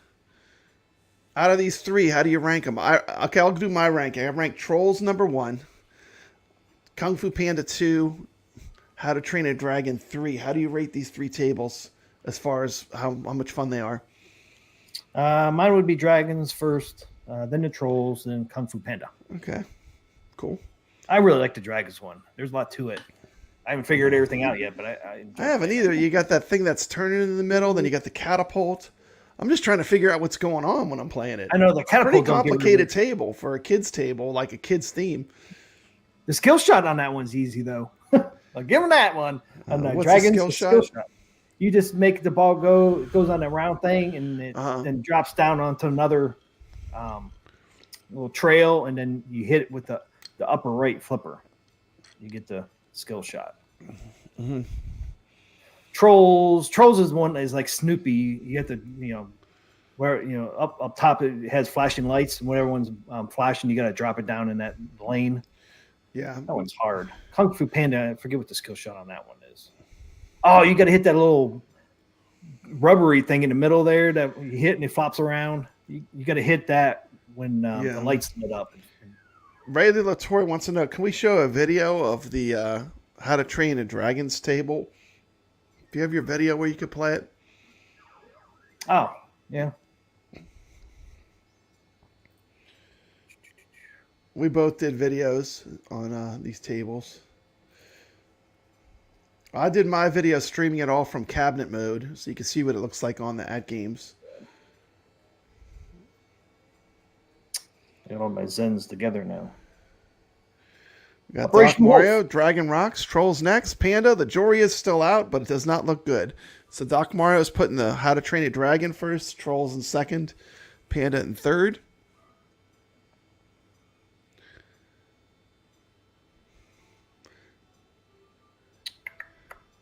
Kung Fu Panda. There it is. Yeah, that was I think Video Game Vegas. Was that Pinball Arcade that you're running on your arcade one up? Press that like button to help the video out.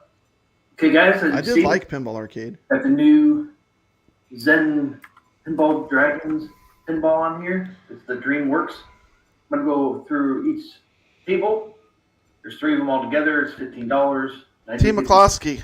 Copy free. Did they put big giant black bars on each side of that back glass? No, they did not. Are there 2 giant black bars on the back of that back glass? No, look, they're not. Please let us stretch the back glass image. It's really a minor. It's a minor ask. Yeah, Pinball Arcade was good. I did like Pinball Arcade. I bought all the tables in that when that was out. The dragons and a pinball. Turn this down. DMD's too small. Stretch it. Yeah. Every video we got to say it, T. McCloskey. I do. Maybe one day they'll listen, but every video we got to say it because it's. I do, man. I do. It is a stick. It's a sore point. I said on all 3 of these videos I did on these. Good. We both need to just remind, keep doing it. Maybe they'll listen one day.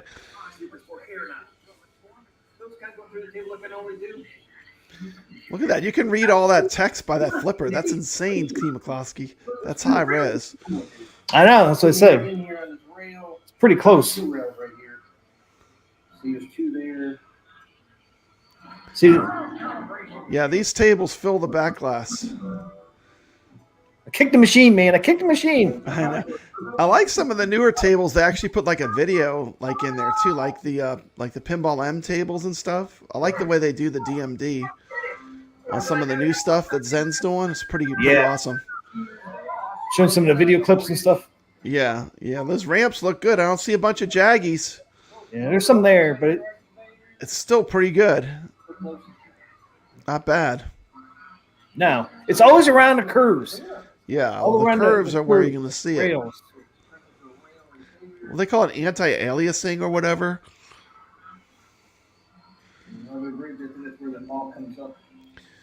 These tables to me look 4K. Yeah, me too. I mean, look at the dragon moving around in the middle of it. Oh, I know. Mikey Yoon says Trolls is the best by far. I agree, Mikey Yoon. Trolls is my favorite by far. Dragons. How to Train My Dragon. Does the dragon interact with you when you get further into the game? Yeah. I saw he comes out on the play field and you can kind of hit him with the ball. Yeah. But he's supposed to fly around too. I like in the Trolls game, there's like a little spider thing that comes out and he eats the ball. Yeah. But you gotta time your shots to hit a ramp that go in like you hit him once, then a ramp appears, then you got to use the ramp to shoot him. It's a pretty cool gimmick. Doc Yeah, I Mario's got the letting us spider cut know once. the dragon's name is Toothless. Yep, Toothless, yeah. Yeah, I saw this in movies. when my Yes, son was- Toothless does interact and he will fly around. Yeah. Yeah, if you get the mode, he'll fly around. I could totally read everything on that table, T. McCloskey. It looks pretty good.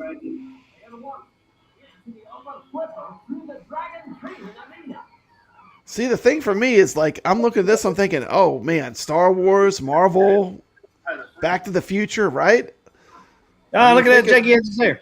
They could pull this off. Yeah, I think so too. Yeah. Jake, well, I hear you. Don't give him props for the words being legible. I mean, that's how it's supposed to be. Yeah, I mean, I agree. to a certain extent. You're absolutely right. I mean,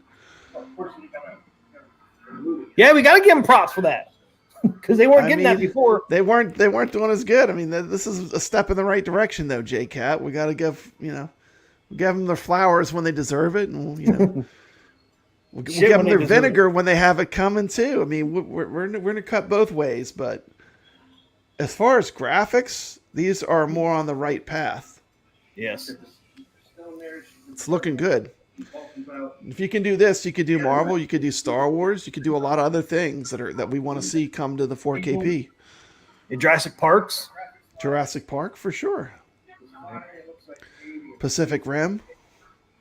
I see no dragon eggs anywhere, not even on the rails. Shocking. Oh, shocked, Pop Brown. Shocked. You're shocked, man. Pan out there. You kind of see the whole table. And there's the whole thing there, guys. Okay, let's see this flipper.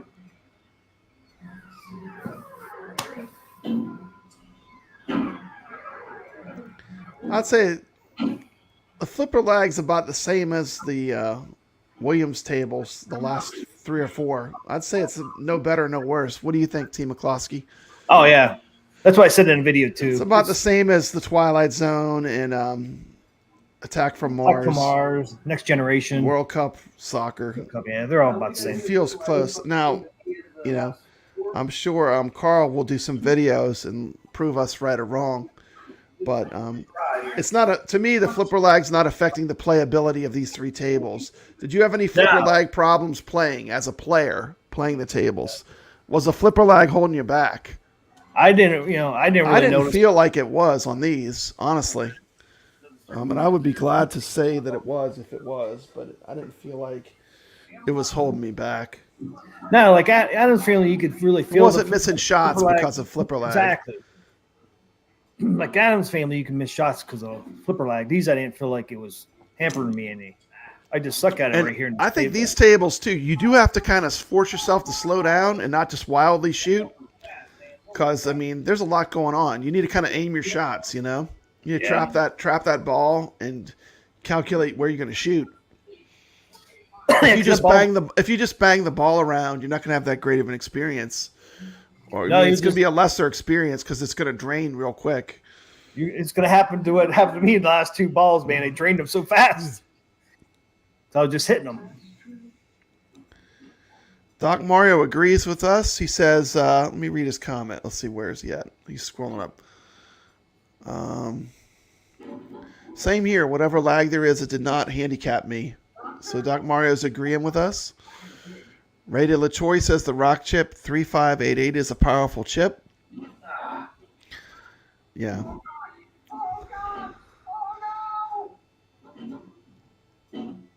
Like I said, to me, this table pack is really critical because it's showing us that they're going to be able to do stuff like Star Wars, Marvel.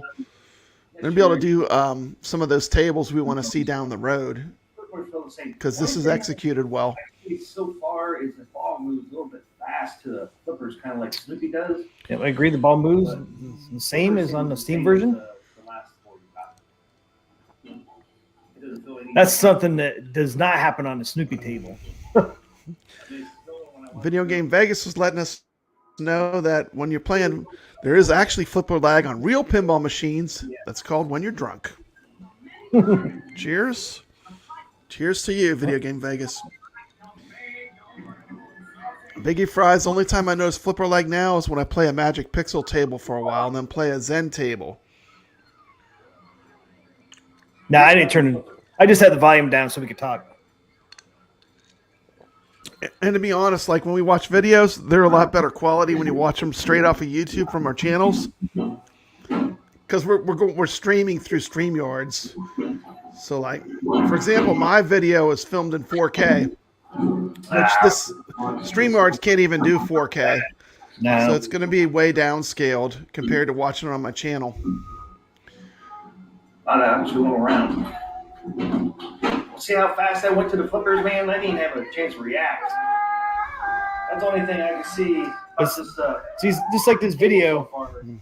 least this dragon's going. You can hear the ball and the flippers more than you can hear the music. That's what I'm talking about. Yeah, the mixing, it's not balanced. Like some of the other tables, they have the balance perfect. Like Twilight Zone, Attack from Mars, the balance is perfect. The mix isn't right. Oh, I left the ball. The lighting is grinder. amazing. Did Zen call up Magic Pixel? I know Zen is pulling people in to help him with these tables. They've reached out, and they're We set the Google. They reached out to a bunch of people to help them with Magic Pixels, porting these tables. Ray DeLatorre says the sound is an issue, which I agree. That's the next. That should be a fix they could probably pretty easily execute too. Okay, that's enough of that one. I would love for him to give us the sliders where we could just adjust it on the fly. But if that's not the case, they at least need to remix the tables so they get the balance right. It's balancing that's the problem. It's not like the EQ of it's wrong. Yeah. Because you listen to these videos of mine, man, you can hear the ball and the flippers really easy. Mm-hmm. But the music and voiceovers are hard to hear. You can hear them, Yeah. but man, they're pretty low.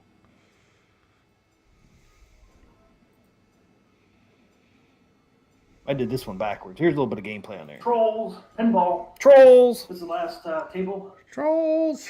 The DreamWorks Zen Studios pinball pack. And I did get this pack free from AtGames for review purposes. So let's check this Trolls out. Did the Dragons and I did Kung Fu Panda, and so far I think the Dragons pinball looks the best. They both look pretty good, but they both play the same. The flipper lag and plunger are exactly the same as the last 4 Williams tables we've gotten as well in here. I assume this one's gonna have the same flipper and plunger, which is pretty good. I did Trolls last too, Pop Brad. There's the table. Yeah, I thought I was going to hate it. I was like, I better save this one for last. This is not going to go well. The trolls, they love nothing more than sing, dance, hug, sing, hug, dance. And did I mention that trolls love to dance? Yeah, you did. Okay. Trolls love to dance, Papa Brad. You know that. Visually, I love the dance. I love it. pretty. Can't get enough of it. Wonderful table, right? Look at the colors in this thing. After I do the little gameplay here, I'll look a little deeper onto the graphics. But visually, just looking at it, it looks 4K. But we'll see with the railing and all that. You kids can't quite see the plunger. The plunger, a little different. It's like a flower, It's a light up flower, Pop Brad. And it poofs. and then it lights up.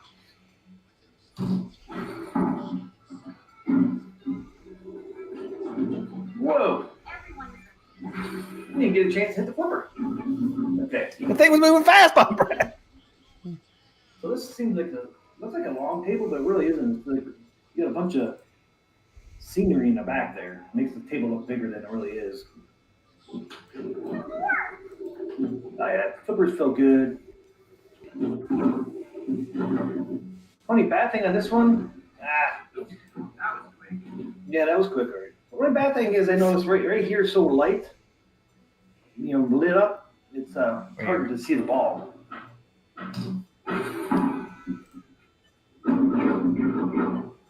Multipliers, right.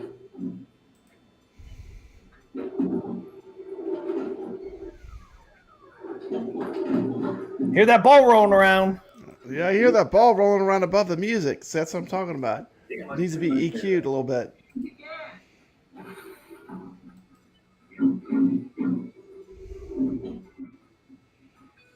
Okay, see where the ball is? You can't quite see it, but when the ball goes up here by the flipper, it's really bright right there. You kind of lose the ball a little bit. That's funny, Doc Mario. My wife thinks it's adorable that I'm joining the trolls. Yeah, it's great. It's a great table, though. I love playing it. It's probably my favorite of the three, for me at least. Yeah, I got the pop-up scores on. Not ball trails, but I did leave the pop-up scores on. Yeah, I did too. I wish hug hour was every half hour. Yeah, if you guys, anybody buys this table, this pinball pack, I'd be pretty happy because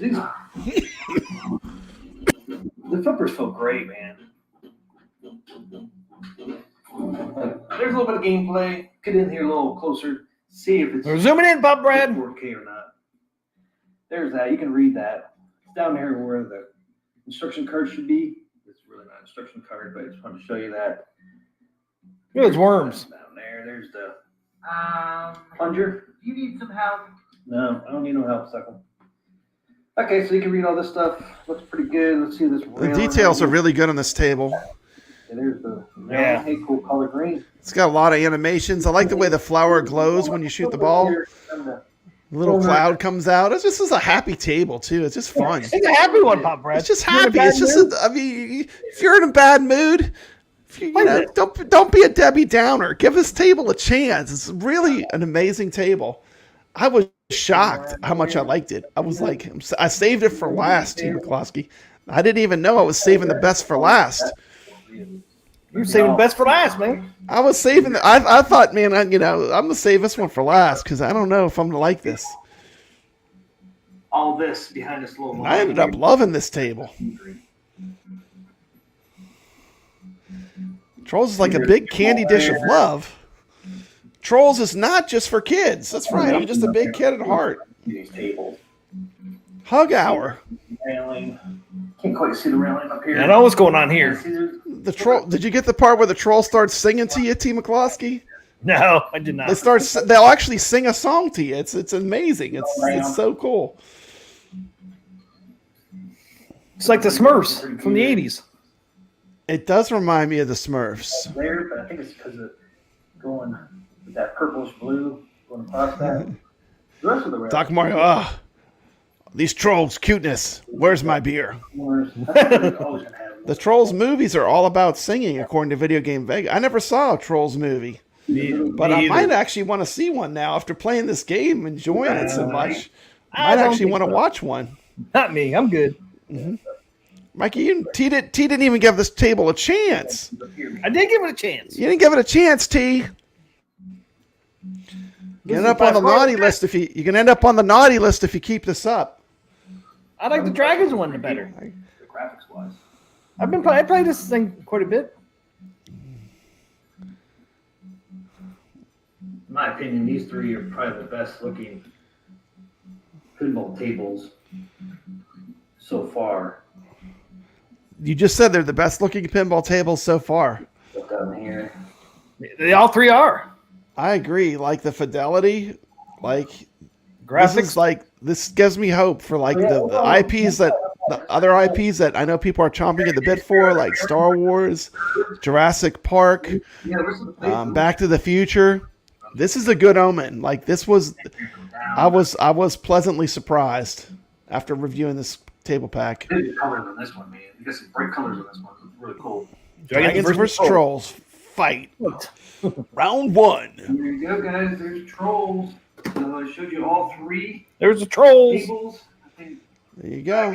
pinball looks the best, but all three look pretty good. Graphics are not Go. jaggy or nothing. I would say these three are truly The graphics aren't all jaggy. higher quality 4K Nope. than the last 14 we got. Yeah. So There you go. I think if you bought these, you'd be pretty happy with them. The flippers, like I said, are the same or maybe slightly better than the last four Williams we've gotten, but they're at least exactly the same, if not a little bit better. This one here seemed like it was pretty good. But these are not off any original tables. These are Pinball M version. There's something for Bloodbath. that, but- So what do you guys think? What do you guys think of the graphics? What do you think of the flippers?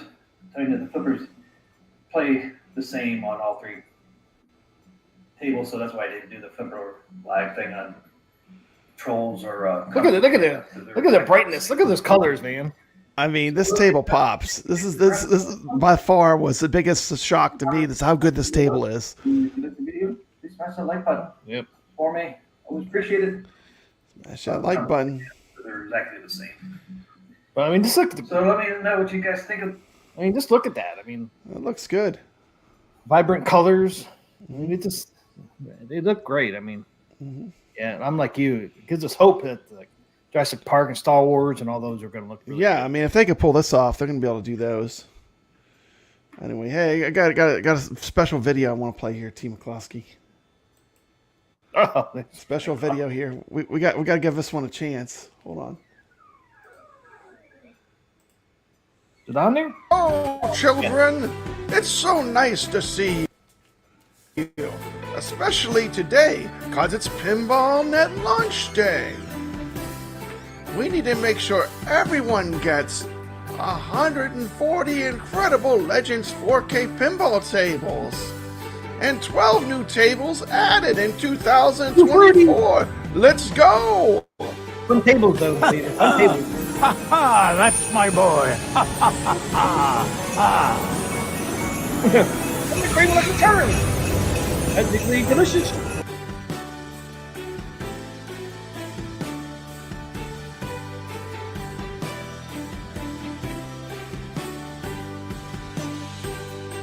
We've got the Christmas music going on. Is this Christmas in July? We're not even in July yet. We're getting Christmas.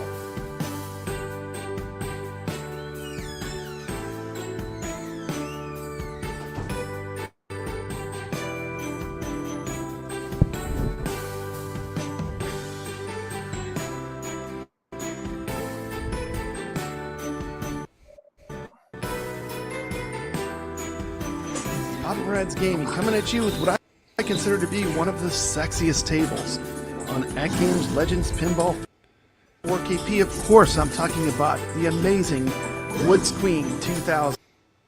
Oops. Papa Brad Santa Claus? I think he is. Some Christmas presents. It's not in Christmas in July yet, Papa Brad. We're getting early.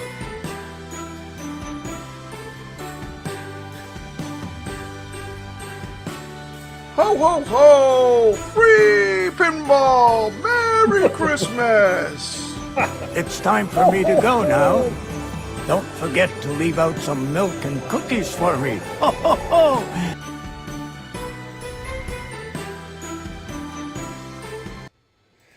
Anyway, sorry. Had to do it, T. McCloskey. Had to do it. You had to do it. Doing Christmas in Had to July. do it. Was it crushing my computer? Am I in stop motion? Yeah. You're like in and out. Oh my goodness, I'll have to come out and come back. The video killed Papa Brad. Papa Brad likes milk and cookies. Who doesn't, though? Papa Brad always has to sneak in some sexy ladies in his videos. But anyways, you guys saw at least the Trolls and Dragons. How to Train a Dragon. What do you guys think of the graphics on those? They look so much better in person as well. How's that? Am I back? You're back. Okay. Upper Okay. lag, yeah. Papa Yeah, Brad was yeah. having some lag there. Yeah, Lag sorry. issues. Had to get up. But anyway, yeah, you know. Get updated. Get rid of the lag. Yeah. I mean, you know, it is Christmas. I mean, I'm enjoying having all the tables unlocked is a good thing. You know, go back and play some of the tables on Pinball Net too. There's a lot of good there that people are sleeping on. Don't you agree? Oh yeah. I know. Like the first thing you did, you're like, I'm getting all the tables, Papa Brad. I'm getting them all now. And that was, I mean, there's a lot on there that's fun to play. Yeah, there's a lot on there. 141 right now. So I would say the history pack in a month, that's going to be on Pinball Net too, right? Mm-hmm. History pack 2 will be on there. I think so. Yeah. So we'll have 3 more. So what? 144 on there. Well, I mean, we get 12 more tables this year on Pinball Net. So there'll be 12 more tables in addition to everything that's on there now. From what so they you get said. History pack 2 and 3, you're getting rare. Mm-hmm. So there's 6, and then rare is another 3, right? 6, 7, 8, 9. So what's the other 3 on there? I don't know. Something they're working on, probably. But Prehistoric, more- whatever. there'll be more tables coming on Pinball Net, which is cool. But anyway, So yeah, 3, that video got like no views because it was too happy. It was Santa. No one wanted to watch Santa. Why don't you want to watch Someone will watch it on Arcade Talk, maybe. I know. It's funny, but someone told me, someone said, why are you talking like Bane? My Santa sounds like Bane. Like, if you go back and watch it, I do sound a lot like Bane from the Batman movie. I thought you sounded like Santa Claus. I did my best. But, Video anyway. Vegas says we need a classic Boris Karloff Frankenstein. Oh pinball man, M if they did the Universal Monsters with Pinball M, I would totally be digging that. The Pinball M is a cool idea. They just need to get more franchises, you know. They will. Can you imagine if they did like a Bruce Lee Enter the Dragon pinball?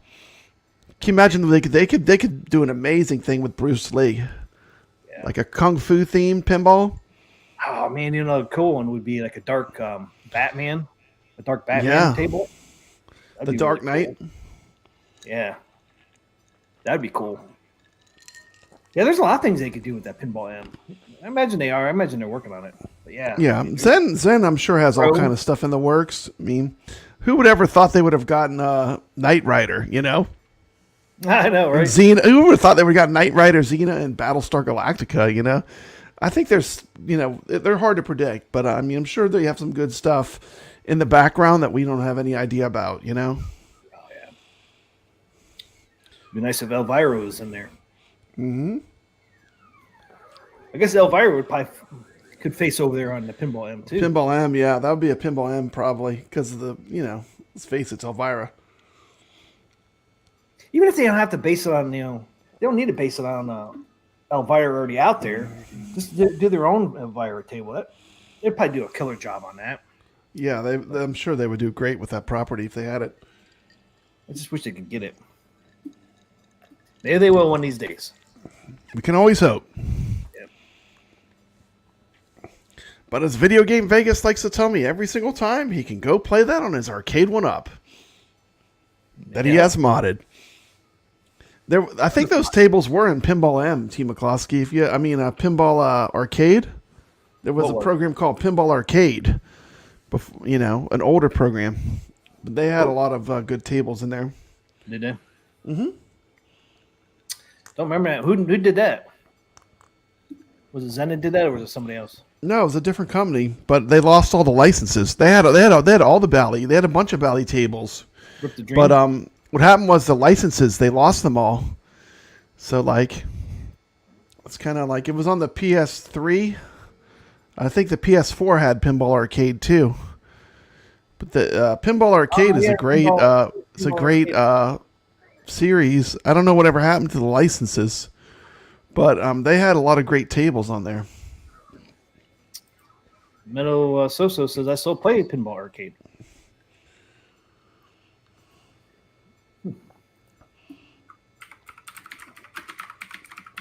Farsight Studios made Pinball Arcade. Farsight is on AtGames 4KP. Is that who makes the Gottlieb tables? Yes. And they made some Williams tables too that you can still get on Steam. From what I understand, it was a licensing thing. Like the licenses, they had a certain time that they had them, and then the license ran out, and they weren't renewed. But they had Elvira. They had Scared Stiff, T. McCloskey. Yeah, and some of those you can still play on Steam. They had some Williams tables that you can still play on Steam. And I do love Zen. I mean, I do love Zen, but I'm just saying, if you're just looking to play tables, you can go back and play. They have. You can buy I have it for the PS4. They have where you can play them on the consoles, and they're really fun. Yes, that's what it's the other one. Video Vegas. Yeah, they have Stern. You might have to go to a store that sells older video games, but they're fun. They did some good stuff, especially on the consoles. Yeah, like Video Game Vegas at Farsight Studios also had Stern pinball games on Steam. Mm-hmm. Yeah, you can still play those on Steam. It's Farsight. Don't they have the Stern Star Trek? They have Frankenstein. That's a Sega. They have some cool stuff. Yeah, they do. But it's on consoles, Yeah. We want it to come to AtGames, but we can play on OTG because I love pinball across the board, though. Whether I'm playing it on my PS4 or my AtGames, I still love pinball. I love playing the real thing the most, obviously. Well, you can play some of this stuff on Steam through OTG, like the Stern pinball from Farsight. You can? Yeah, you can still get those Stern from Farsight up on Steam. How does that work? How do you get into cabinet mode though? That I don't know. Did they have a cabinet that's the mode problem. on there? Yeah, that's. I don't know if they do. Yeah. I never looked into that. Yeah, you have to look into that because I mean, on Steam they have the cabinet mode for the Stern ones, or for Zen one. They might have them for the Far Sight. I don't know. Have to look into that. Have to look into that, man. Ray says Three Stooges pinball. That would be awesome. Yep, Video Vegas said, yep, Star Trek and Ghostbusters on a Stern pinball with Farsight. Yep, Farsight Studios also had the AC/DC, yep. Yeah, a lot of these you can still play on Steam.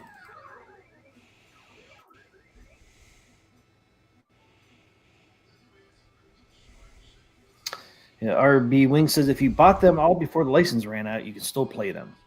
I played them on iPad and iPhone, so there you go.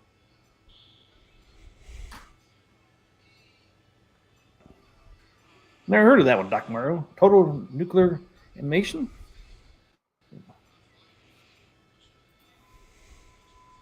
Give me Funhouse. You got that right.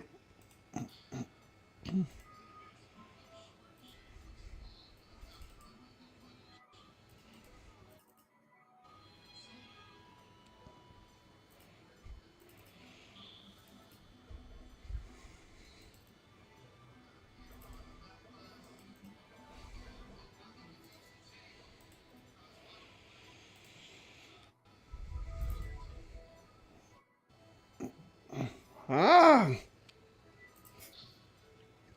Oh, Brad! Oh. You can see the camera pointed directly down at the play field. There's the camera on me. I feel like I'm behind the scenes. Look at all those cameras. The behind the scenes video. Look at all the cameras, Team McCloskey. While you're playing, you'll be All that.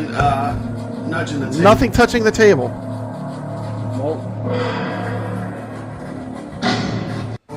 Anyway, it's a quick little short to show you what's involved when I capture my pinball footage. Go. Anyway. Ah, There you go. Pop Brad. He's watching you. Oh my goodness. Oh my goodness. Gonna have nightmares. You gotta scare everyone away, Team McCloskey, with all that. Yeah, scare you away. All right. Anyway, imagine how hard it is to play pinball with all that in front of you like that, though. Like, that's what I'm looking at when I'm playing. I have all that stuff, all that contraption. So it does make it more challenging, you know. Yeah. But anyway. They haven't announced Funhouse yet, have they? That's another of the packs that are coming, at least, you know, anytime soon. Yeah, Funhouse. We'll get that eventually. Give us Gorgar. Yeah, Gorgar would be a good one. Yeah, the Farsight Studio pinball packs are still out there on Steam. I'm surprised that they're out there like the Stern ones. You thought Stern would have them take them down. Yeah, I bought everything that was Pinball Arcade. I bought everything Pinball Arcade and everything Zen. I bought everything they made. So, Ray asks, are the gold leaf buttons still worth installing? I think they are. I'd never go back. Yeah, I mean, It definitely. I have leaf springs. I know I went leaf spring and you went gold leaf, but the button upgrade was worth the time for doing it. And it improved the flipper. Gold lag. leaf is easier though. The gold leaf button installs way easier than doing leaf. If you do real leaf springs like a real pinball machine uses, it's more challenging. I would probably, if I was to do it again, I would do your mod. Just because it's a quick, you know, you just basically plug them in. You know, you don't have to go through all the stuff I did to go through. No, you just unplug the other ones and plug in the new ones, and boom, you're off.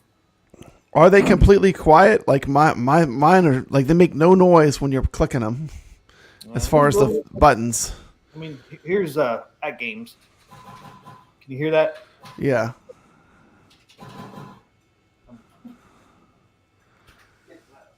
So here's AtGames, Yeah. and then here's the gold leaf. You can hear them a Yeah. little bit. The gold leaf is a good upgrade. I think it's easy for people to do too. I mean, there's a little noise, but it's really the noise that's knocking when it goes completely hitting plastic on plastic. You're going to have a little bit of noise. Listen to these ones here. This is Dragon's Lair. These are not stock. Yep. Were those Hap? Yeah, they're not. Dude, I think I have most of the, I have like Hap. I have Hap controls. I have Samwa controls. I have all different kinds of buttons and stuff. Sticks between all my arcades. Here's arcade one-up buttons. Oh no! Oh, what junk! Mediocre. I know they are. Team McCloskey, that's mediocre. They're terrible. Mediocre. But yeah, with the gold leaf and leaf springs, both of them gets rid of a little bit of that lag.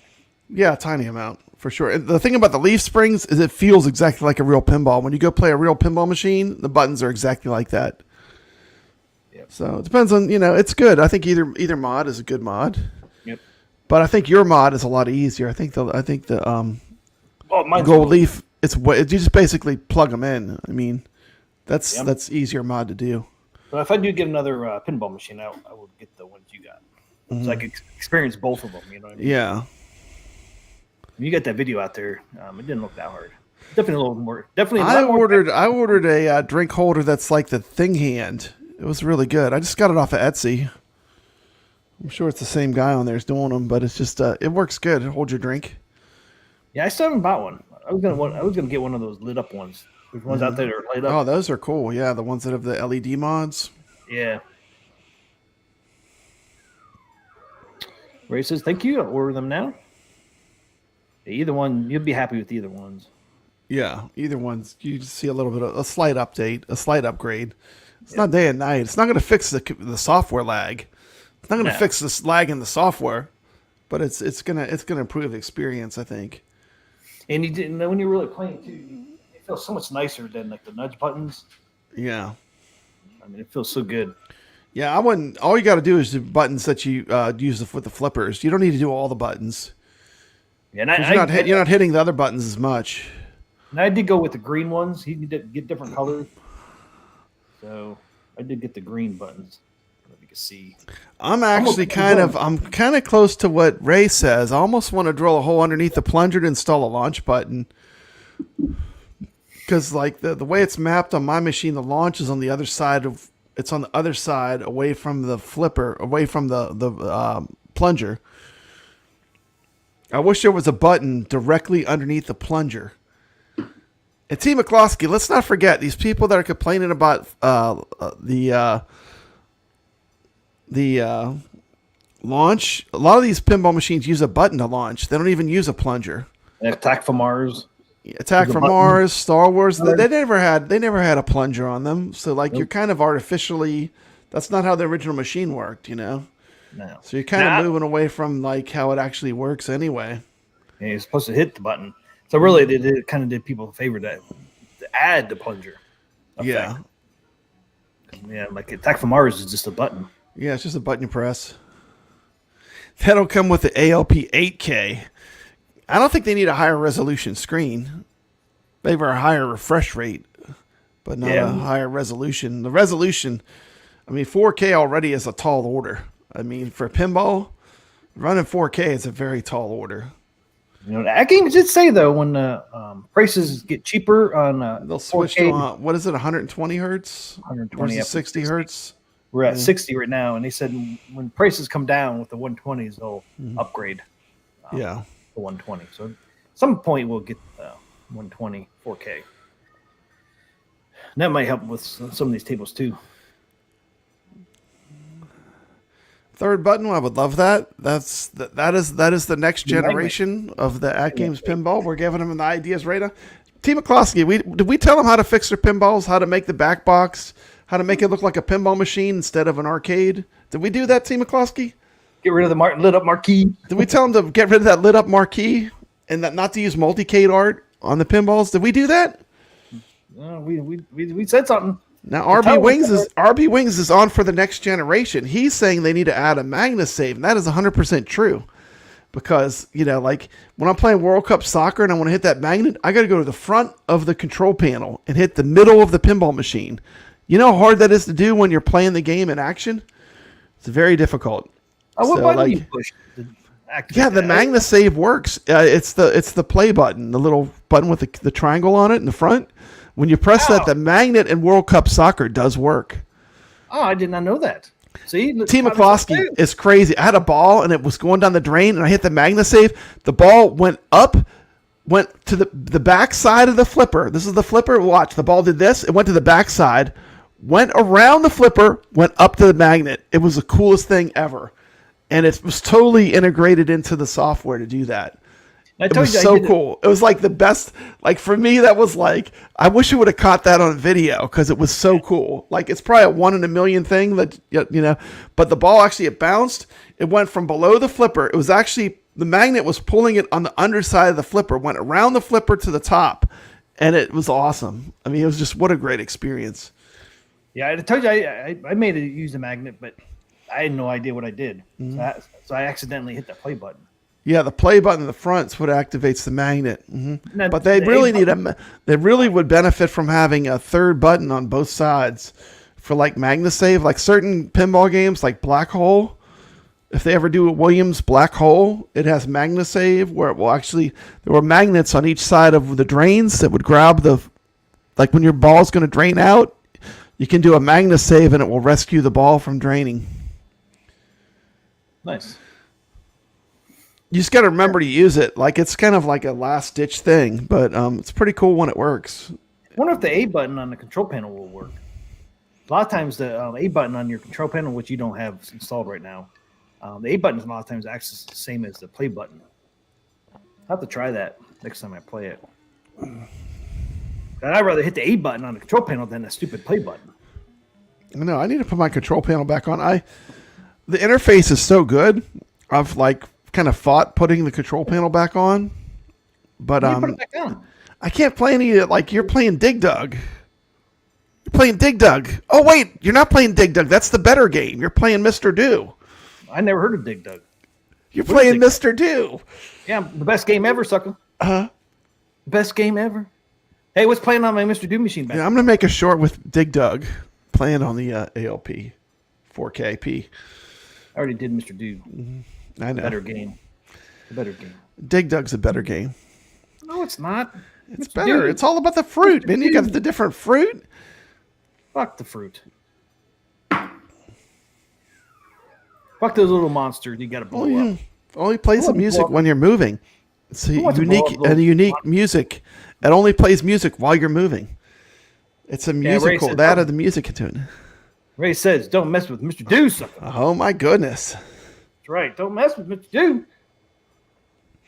Ray Latorre wants to do a vote. Who likes Dig Dug and who likes Mr. Do? Well, I mean, come on. Mr. Do is Mr. Do better. is a lesser game than Dig Dug. What's the best Dig game Dug, ever? Dig Dug, everybody knows Dig Dug. If you say Dig Dug, never heard everyone of knows what it is. What You is say it? Mr. Do, like who? What is that? What is that? Everybody knows Mr. Is that Do. some kind of foreign game? Dig Dug. What are you digging Dig up? Dug was released by Atari and programmed by Namco. Everyone knows Dig Dug. I don't know Dig Dug. What is that? Get the bicycle pump. Maybe you pump up the enemies. Who wants to blow up a fucking little enemies? Just throw a freaking ball at them, man, and they die. And the ball comes back in seconds. You can throw it again. Carlos says Mr. Do has magic. He has magic. Magic. The Cars. Remember Magic from the Cars? I remember the Cars. Danny Johnson said, "What is it? What is Dig Dug? I don't know. You dig and dug. Are you digging or are you dugging? I don't know. Which one are you doing? Are you dugging or digging? Oh, you think that's a word? There is Mr. Do's Castle. Yes, there is Mr. Do's Castle. Yep. We played that on the Friday Night Arcade Show. No one knew how to play it. What? It's pretty funny. Yeah, no one knew how to play it. You Had a little should bit have of me an edge. on there. I know. I could even show you guys. I mean, you have open anytime you want to come on, T. You just let me know. We'll drop you a link. Because it showed you how to do Mr. Castles. I'm not very good at it. But... Yeah, there's a Wild Ride too. Mr. Do Wild Ride. That's That one was with the hard, roller man. coaster. Yeah, that one is Yeah, that hard. was- man, The that's roller pain, man. coasters. Yeah. I always get hit by that damn roller coaster. Dig Dug is a one-hit wonder. Mr. Do has other hits. That's true. That's true, true. Pop Brad. They got what? 3 other games on Mr. Do? But none of them captured the magic of Mr. Do itself. With the clown. I love Mr. Do, though.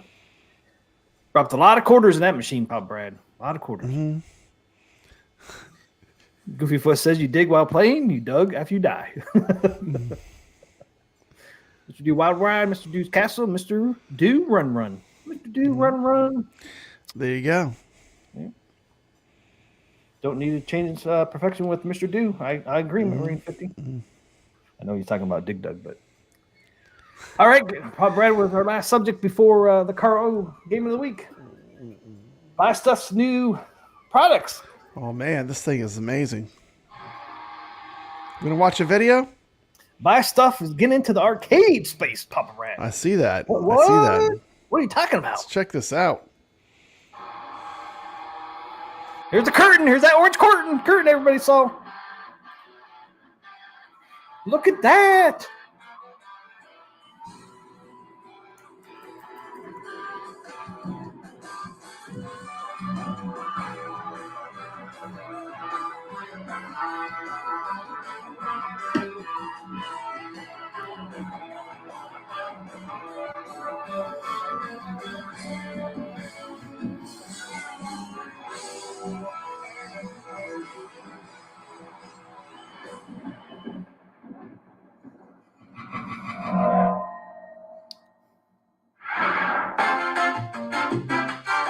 Limited edition, they're already sold out.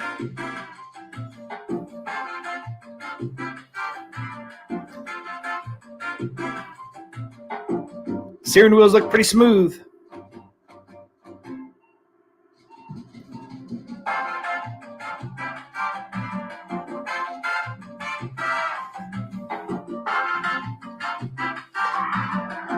Too expensive for me, Video Game Vegas. Too expensive for me.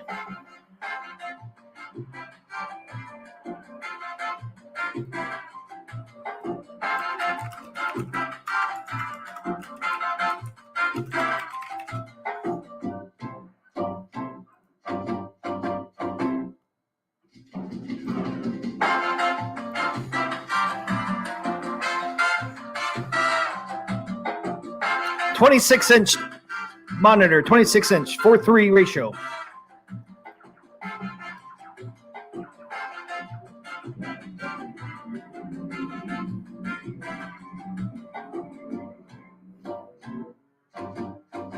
Look at all the games you can play.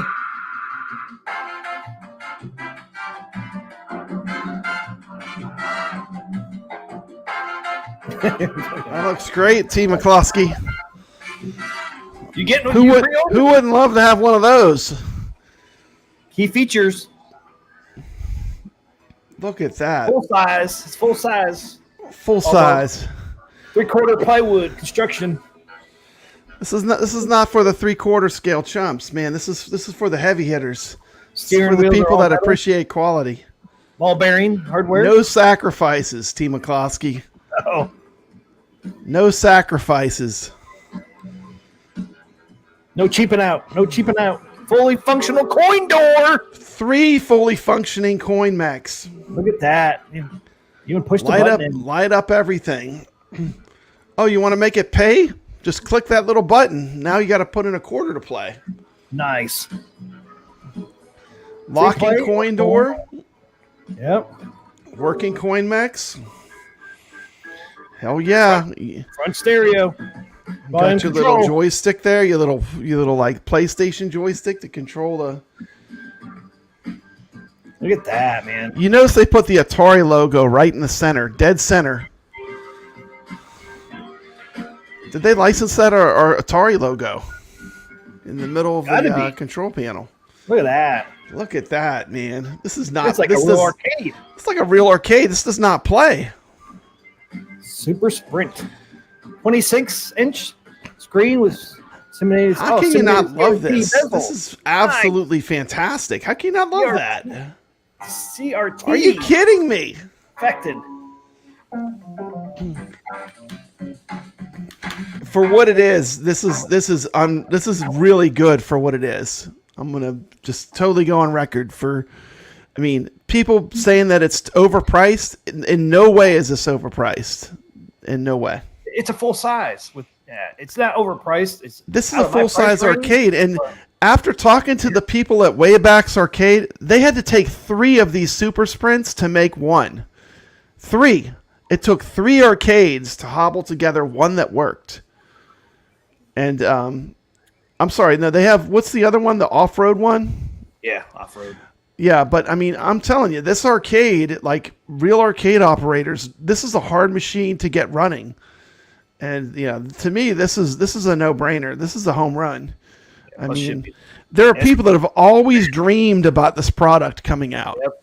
I mean, one of my friends, his ultimate arcade is that Ivan Stewart Off-Road is his favorite game of all time. I mean, this would allow him to play it like perfectly in his home. I mean, how cool is that? Yeah. They're already sold out, not surprisingly. So they're sold out. So like if you wanted one, you couldn't even get one if you wanted one, Team McCloskey. Is that a fact? That's a fact. Sold out. We'll go up to their website here in a little bit. But yeah, they're sold out already. I'm not interested in it, but I am interested in the cheaper versions. They're going to have cheaper versions that I am. Yeah. So I think it shows us here at the end of this video. It's going to show all the sizes now. This is starting to ship in summer. So, I mean, it's going to ship here in the next couple months. That's pretty badass. So this one here. That's an ALU. Yeah. Look, I recognize that form factor. That's my AtGames Legends Ultimate. Yep, there it is. $8.99 for the ALU form factor one. It looks like they redid the graphics, right? But that's the ALU. That's the actual ALU cabinet. Yeah, you can see the marquee. With the buy stuff riser. Yep. Yeah. There's a riser down here. You can see the riser. Yep. The marquee's a little different. The front panel is different, but it looks like you still get the coin door. Video Game Vegas says it's not sold out. It hasn't even gone up for pre-order. That happens on June 14th. Oh, okay. Okay. Oh, it's not sold out yet. So that's why. Okay. On here it says sold out. Not sold out. Okay. Yeah. It says 360. Yeah. Pre-order opens June 14th. Okay. But we'll look at that once this video's over. But okay. So there's the $8.99 version, the ALU form factor. This is shipping later, 2024. It's getting a little closer to my pricing. Then you get the 360 wheel, 3-player ALU and pedestal deck kit, same price, $8.99. So I think this is a bigger monitor, right? That's why it's in this form factor. Well, I think you put your own monitor on there. Is that what you do? That's for the pedestal. So you put whatever kind of TV display you want. That's a ALU and a pedestal deck. So you can put any screen size you want on there, up to a point, I imagine. Yeah, I mean, obviously you couldn't go, freaking 100. Reason. Yeah, 100-inch TV. It might fall over. Okay. Might tip over. There might be limits to the size of the TV, but. So yeah, so there you go. It's same price as the other ALU.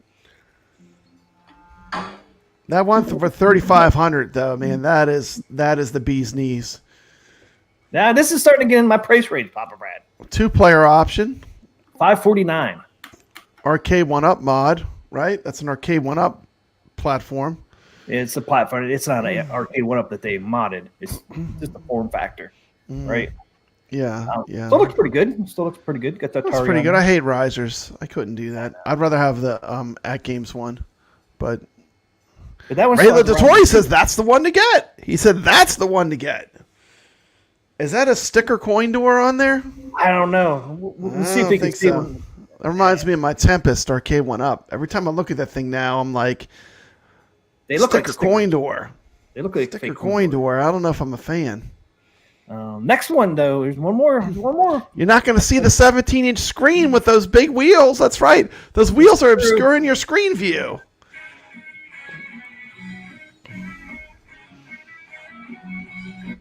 Then you got the one player, $2.99. Single player. Single player. Mm-hmm. What do you think? $34.95. Huh? What do I think? I think for like someone that's a massive fan of this franchise, the $3,500 is reasonable. That's what I think. Yeah, it is. I mean, look at what a pinball machine costs. I mean, this is a lot of tech. And then there's just a wheel mount, mini pedestal. I like the AtGames version. The three wheel AtGames for $900. That looks pretty cool. Yeah. The last one's a 360 wheel mount Dex, AtGames and desktop. I could mount that on AtGames, I guess, huh? Yeah, options are good. I like that they're really giving us a lot of choice, aren't they? That's choices. Seven choices? 7 choices. It's pretty good. Pretty good as far as like their I mean, out of these though, outside of the $3,500 one, which by far is superior. I mean, like, let's just be honest. I mean, that's a real machine. If you look at the real machine, like I'm talking, like I literally talked to the Waybacks guys, and those guys are as hardcore into arcade, real technology arcade as you can get, and they said these machines are a pain to keep running. This is an alternative, like for people that like that franchise. I mean, I think it's great. The $3,500 is totally worth it. I like the $900 AtGames model, the second most, because it has the 3 wheels. All the other ones you're giving up wheels, aren't you? Yeah. Well, if you're not gonna if you're never gonna use the other wheels, what's the point of having them? But that's the gimmick, T. McCloskey. That's like the whole shtick of having this, of having the Super Sprint is that it had 3 wheels, I know. The cool thing is they're pretty much putting this in everybody's lots of options, price know. range. Yeah, they're putting in different price ranges. That is good. Look, if you just want to have the wheel and you want to play it on MAME or something, they have where they just sell the wheel. That's pretty cool. Yeah, $300, huh? Yeah, it's $300, same as the arcade one. I mean, that's not bad. Here's a real one. There's a real Super Sprint. Mm-hmm. The whole bezel and marquee are all kind of blended together. Mm-hmm. Okay. And then there's their version. Let's go up their website. Get better. They're using really good pedals too. What do they call them? Hall effect pedals. They're using the good pedals. Yeah, Hall effect variable pedals. I think this is super cool. I mean, did you see when they were playing Tempest and Asteroids with the wheel? I thought that was pretty amazing. Yep. So yeah, it's not sold. I don't know why they put that on there, but yeah, pre-orders start June 14th. I wonder if you'll be able to play Daytona on this. Yeah, they probably have a list. They didn't show Daytona. Custom fabricated solid steel mount and ball bearings for the wheel. Custom encoder boards for wheel pedestal. You know what I like, T. McCloskey? They kind of went all the way. They didn't half-ass it. They were like, not. you want the real deal? You want to have something that's good? We're gonna make it. And they didn't half-ass it. I respect that. I mean, I really respect that. Now, I think this is out of a lot of people's price range of something that's a realistic product to have in your home. But I do appreciate that they did go all the way. They didn't half-ass it. You know what I mean? They went all the way. NDC, I mean, they went to 11. They're like, this is the best we can do. And look how good it came out. I mean, I don't know. There's a something real to be one. said for that. There's a real one, and there's the one that came up. I mean, looks. Mikey Yute says he likes the fully functional coin door. Yeah. I mean, that's just freaking hitting it out of the park. That said, it's a 26-inch screen with simulated CRT bezel and scan lines. They're going to have the scan lines, too. Mm-hmm. You'll be able to play Road Blasters in pole position on this, according to Video Game Vegas. Weighs 200 pounds, people. This is not a toy. This is not a baby toy. This is not a press board. This is not made out of press board either. It's plywood, isn't it? Yep, 3/4. This is basically a real arcade. This is like the real. I mean, this is like not half-assing it at all. I mean, I love it. I love it. I think it's great. And I can't wait to go in some free play arcades. They're going to have these on the floor. You're going to see these out in the wild. Yeah, because you got that fully functional coin door. And from arcade operators, I've been told that these games are extremely hard to keep running. So this is like this is actually a cheap alternative for a real arcade operator to have a game like this on the floor. in my opinion. So here you go, too. Ships freight with minimal assembly. Easily move through standard doors and stairways. So there you go. They don't have I wish they had the games list. Then when they started playing that mariachi music, I just wanted to go eat some tacos and get a margarita, though.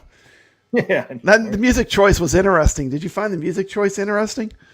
Yeah, and it is funny they used that. I was like, I want some chips and salsa and a big. I want a margarita the size of my head. Sign me up, Buy Stuff Store. Oh, you getting this one?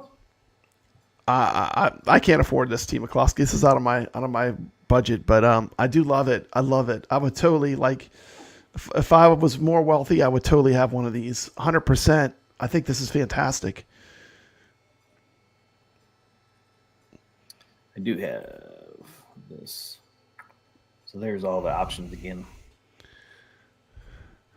Yeah, I mean this is a commercial at the top level. That's a commercial grade arcade. I mean, you can put that on location. I think the $900 is pretty reasonable for what you're getting too on the one where they took the ALU and they converted it. This one I think that's pretty fair for what you're getting. I mean, it looks pretty reasonable. Oh yeah, I agree. I mean, I love that they have. I mean, they got almost everybody's price range in there. Mm-hmm. You know, down to $300. If you don't want to spend a lot of money, $300. I just wish they did. I wish they did the one-piece form factor for the arcade one-up look instead of having the riser on there. But yeah, I mean, you got all price ranges: $3,500, or next is $4,000. This is sales price, I guess. $900, $550, $300, and then you got the pedestal mounts, and they got this one here where it's just a deck you can mount on AtGames or a desktop. Papa Brad just robbed a bank. Not You me. did? Wasn't me. Wasn't me. I plead the fifth. It wasn't me.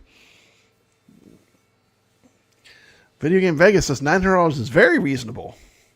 Yeah.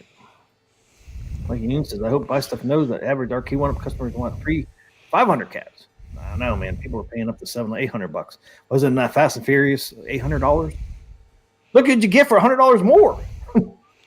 Yeah, that blows away the Fast and the Furious. I mean, look at all the games you can play on that. That's the whole gaming experience.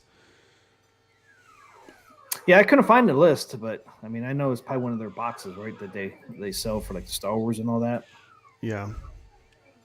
Ray says they're not looking for the average arcade one-up customer. This one's for the big boys. Yeah, I agree. I mean, this is aimed at a higher end. I mean, but for what it is, it's like when I hear people talking about the price, for what it is, it's super cheap. It's still pretty cheap for what it is.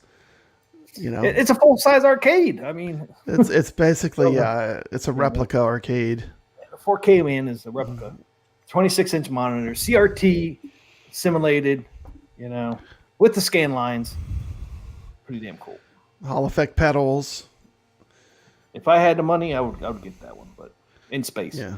I don't have the space for it. I'd probably have to get rid of my Star Wars and Mr. Do right there. They would probably fit in that space right there. It'd probably take up the whole space of those two cabs.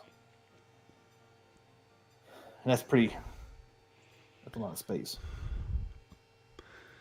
Doc Mario says Arcade One Up better step up their game or it's game over. Arcade One Up is doing nothing. They have nothing for you, T. McCloskey. How many new games has Arcade One Up released this year? None. How many new cabinets or new IPs have they brought? Arcade One Up is on their last leg. I mean, to me, that's a dying company. Well, they owe Captain D's money. Captain D's wants their money. Captain D's wants their money back. They said, we loaned you the money. You got Blitz. It fell on its ass. You got Marvel vs. Capcom. You botched it. I mean, it is what it is. Arcade One Up is history. You got to look to the next. This is the next stuff that's coming out. Yeah, it's already game over. Mikey Yoon's right. Mikey Yoon sees the writing on the wall.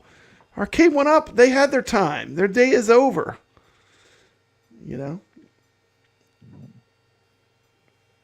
Game over, man. Game over. Game over, man. Game over. We heard it. Game over, man. Game over. It's so funny. You did exactly the same time as I pushed the button. Yeah. Now, are you interested in any of these form factors? Would you buy? Are you going to buy any of these, Pop Brad? Man, I really like that ALU one where they converted it. They took the whole cab and they just like converted the whole cab over. That would be the only one that's really in my price range, but I will say I'm a fan of this. I do like it. I definitely like it. Because all these other form factors are coming out later in the year. I think around quarter. I mean, to be honest, like the top of the line is really where it's at. But I mean, I think the next best is the $900 version. But yeah, you still get the three wheels. You know, the 3 wheels is the dream. I mean, the dream is to have the 3-wheel arcade machine like they have in arcades. You know, there's a few games that use this layout, and I think it's great that they stepped up. They didn't think small, Team McCloskey. They didn't say, well, maybe we'll just make 1 wheel. They went all the way. Hell no, we're going full size, sucker. We're going full size, sucker. We're not scrimping. We're not cutting back. We're not half-assing anything. And I like it. I love it. I think it's great. Yeah, this is live, Shotgun Sean. This is live. He knows it's live. Buy stuff if you're still in there. Do you guys have a game list for the? I love it. I'd like to see a game list, or is it one of your other boxes that they use? I was just kind of like to know what. Did you see when he was playing Asteroids using the wheel? That was pretty amazing. He was playing Tempest. He was playing Tempest using the wheel to control Tempest. That'd be awesome. Yeah. Props to Buy Stuff Store. This is how you do a product. This is how you do a product, right? You don't half-ass it. You go all the way. You say, it is what it is. This is it. You want the real deal? We're going to offer you the real deal. You want the dream? You can have the dream. You can get it shipped to your house. Uh-oh. I think it's great.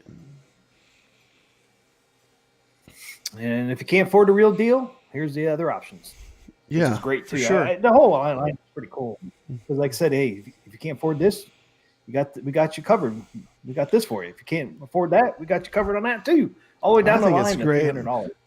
And I will say this: everything I've ever ordered from Buy Stuff Store has been quality. Whether it was the ALU risers that I ordered or the graphics for my AtGames Legends Pinball, everything I've ever gotten has been really good quality. So, I mean, I'm excited. I can't wait to see some of these get out in the wild and people get their hands on them. Yeah, but it's always live on Arcade Talk channel. I never put nothing that says live when it's not live. But yeah, I like this. The only other thing I like to do is see a playlist. Yeah, the reason why we do that is so we don't split the views, right, Team McCloskey? I mean, that's why we do the way we do it. It'll be always live on this channel. I will put replays on my channel, but, you know, I am a co-host. I do half the work here. It's going to be on my channel as well.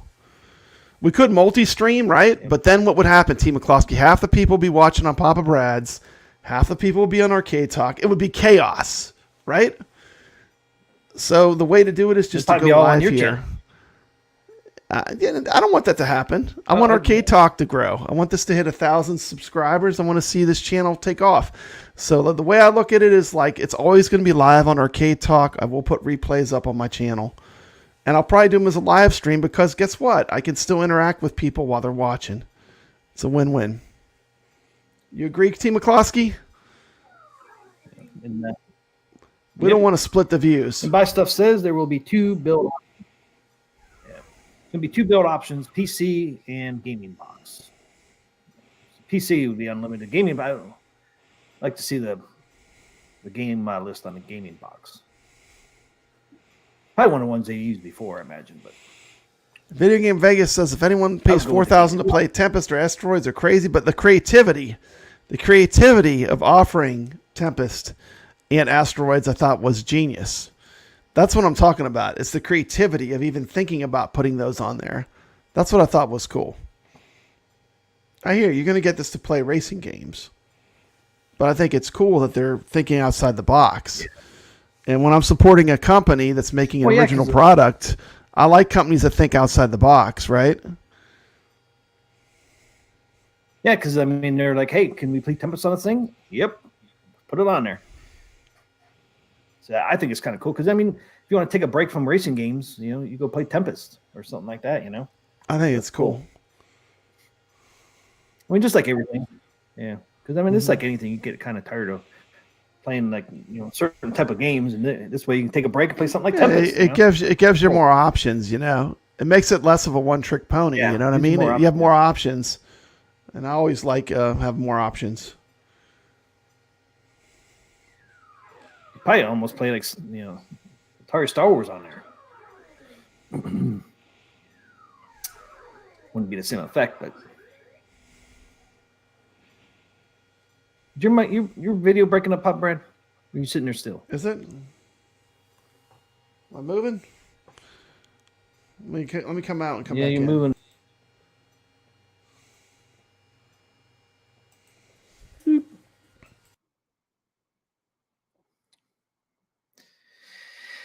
Okay, my stuff say here 2-player blast rod is quite fun. Actually, the pedestal for the thrust is great. I forgot about the pedestal. Yeah, so you use the pedals as the thrust. Blasteroids. That's right. You were playing asteroids on there. Tempest. Yeah, Blasteroid. Yeah, it's pretty cool to be able to play some of these different types of games too. It's pretty cool.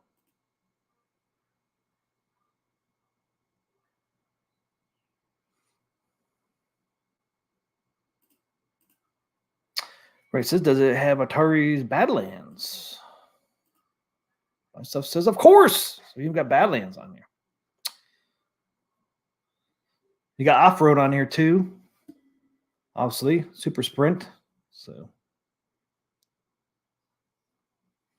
is the black and white Sprint on here as well? Buy stuff. That the original Sprint was a black and white from Atari. Vegas says Blasteroids is a gem. There's a lot of art. Atari games are you licensed with Atari?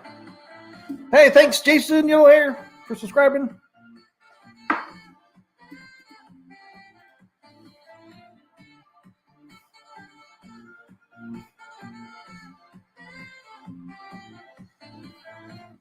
Thanks for that subscribing. I appreciate that. Yeah, I'll give you that. Buy stuff Arcade 2, man. Beautiful. All the artwork on all these look really nice. And if you guys don't know, the quality of their graphics are awesome too. They're not cheap. I like the Arcade 1-Up vinyl and stuff, man. Their stuff is quality artwork. Sprint with 8 players.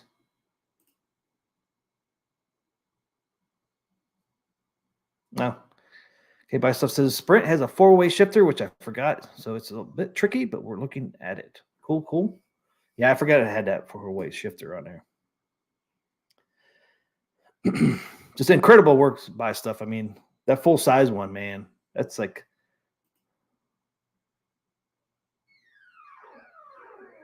But it will have 3-player Wheel of Fortune. There you go. And it's great to see a full-size arcade cabinet. I mean, I know some people don't have space for a full-size, but, man, it's awesome to see somebody come with a full-size cabinet finally. That's all I was always wanted, was somebody to come out with a full-size. This is, what, 71 inch tall? So,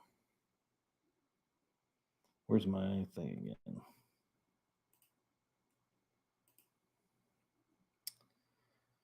Here is, right here, the assembly size is right here. 43 inches wide, 71 inches high, and requires 31 inches from the wall.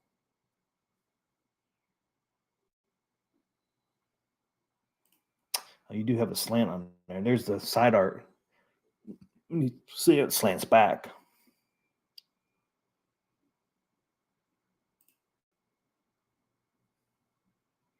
And the full functional coin door is awesome as well. And there's your button there. And this is like a little joystick right here that you could do the menu. There's a fully functional coin door.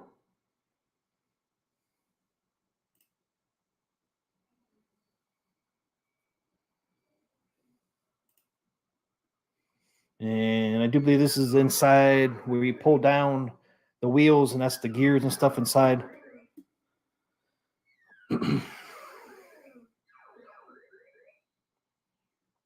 Cool stuff. Cool stuff.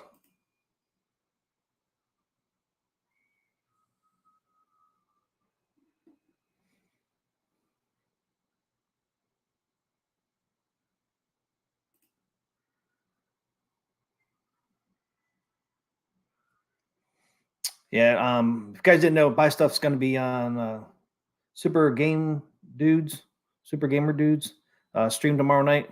So that's what Buy Stuff was saying here. We'll show it off tomorrow night. It's not bad at all. Said the steering wheel is not in the way of the screen either.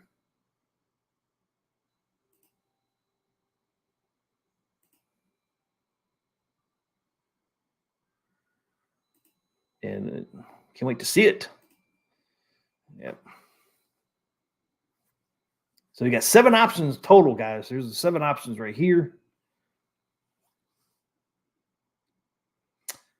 But yeah, that is a good question, Ray. Buy Stuff are coin doors fully functional on other options.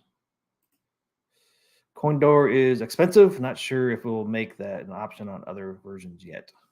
Yeah. If it's not fully functional, that'd be all right. As long as it's a real looking coin door that's not functional, but at least a real coin door, that would be cool too. So I did buy a real coin door from Mr. Do back there, but it's not a fully functional one. It's just the door, but the lights do light up on it, but it's not functional or nothing. It's just basically it's a real coin door, but it's just the door itself. I bought that so I could open it up and I can get into my Raspberry Pi and my Mr. Do, so I don't have to keep rotating it and trying to go through the back. I bought a real coin door so I can just open that up and get to my Raspberry Pi. So that'd be cool to even get a real coin door, even if it's not fully functional.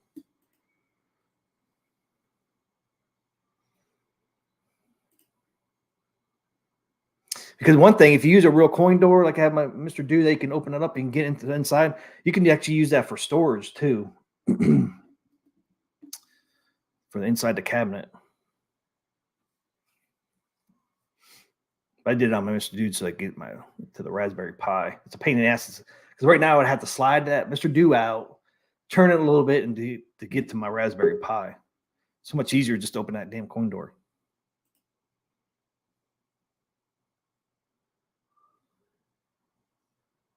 Yep. Agree with that one, Shotgun Sean. Pop Brady back. Yep. What's up? Just talking about the Buy Stuff. That looks great. Gonna have 2 builds, a PC and then a gaming box. They have 2 options. Mm-hmm. What option do they show in the video? Is that the PC option or the gaming box option? Oh, that's a good question. I'm assuming it's probably the PC version they're showing in the video.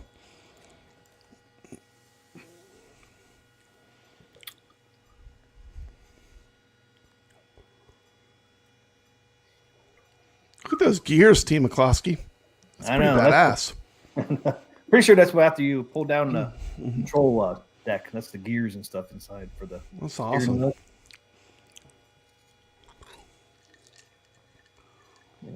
And look how thick that wood is right here, man. Look at that. Look at the wood down here. That's the real deal. It's an arcade. Yep, 3/4 plywood. 200 pounds, sucker. 200 pounds. So I take it. The monitor Look at that. part. It's just beautiful. T. McCloskey. It's just a thing of it's like a piece of artwork. Look at that graphic with the cars. It's like retro and cool. I mean, who would not love to have that? That would be that'd be a showpiece in any home arcade. Who would not love to have that in their arcade? I mean, look at that. That's gorgeous. My stuff says only PC with the full size. Makes sense. Mm-hmm. Yeah. Makes sense. So PC is your premium version. Yep. And this like a lot of stuff that's arcade anymore. So is it in 2 pieces where the top part there, the monitor part is 1 piece, and then the bottom pedestal part is 1 piece? It says easy assembly. Yeah.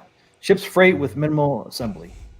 Easily move through standard doors and stairways. And I would not want to carry this thing up stairways. even in 2 pieces or 3 pieces, whatever it It's is. not going to be light, T. McCluskey. It's not no child's toy. No, 200 pounds, sucker. This is the real deal. It does come with This is the real deal. Yeah, comes with a 1-year full parts warranty as well. That's cool. So yeah, T. So they're gonna McCloskey, could you play the video one more time? Can we just see it in all of its glorious action? Can we just see the video one more time? comes orange curtain. Here it comes. The curtain's coming down. Look at that. I mean, that is badass, T. McCloskey. Woo! There you go. Look at that.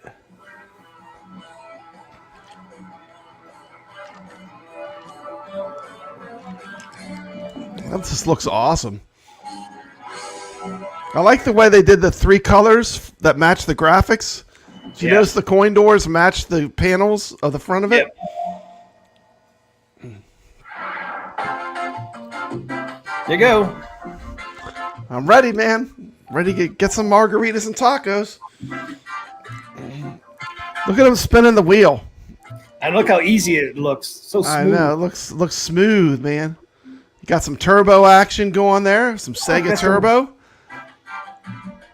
Ivan Stewart off-road. You got some Blasteroids. Here's a Blasteroids. I think that was a game that was with the Ridge Racer, huh? Is it? Road Warriors. There's Tempest. Arachnoid. Warlords. Warlords. Yep. This looks so cool.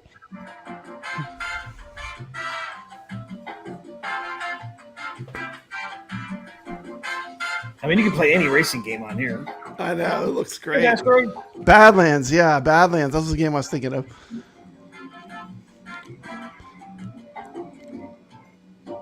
That looks awesome. Pole position.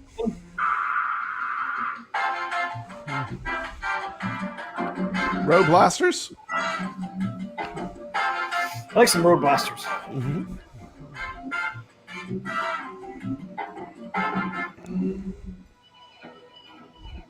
Yeah, pretty cool, man. All those racing games you can play. That looks great, man. They just knocked it out of the park. I mean, look at that. I mean, that would be a centerpiece of anyone's home arcade if you had that. Yeah. Yeah, I mean, this is like buying a pinball machine, you know? It's like if you want something that's a little bit above, a little bit higher end, a little bit next level, this is no different than buying a pinball machine. It's the next level product. 3 working coin doors. Sorry, kids, you got to put quarters in now. not free play. Sorry, kids. Sorry, kids. You bring your quarters with you. No free play here. There's the menu. There's a little joystick down there. I know, it's very cool. I love the way they did all of it.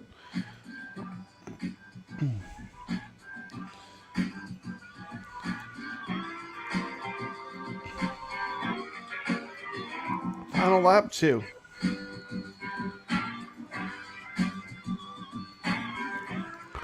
Yeah, I mean, this is what I love. This is like you go all the way. You don't half-ass it. You put out a good product, and you ask what it costs. I mean, to me, there's nothing wrong with this. This is great. I mean, this is the next level for people that want to move beyond arcade 1-ups. Yeah.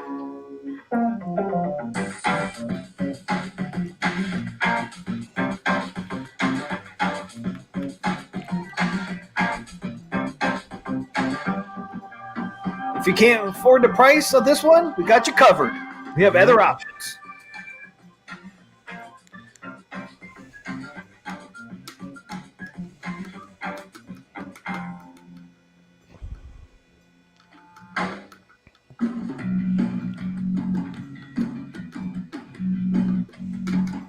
Graphics even on that one looks good. Mm-hmm.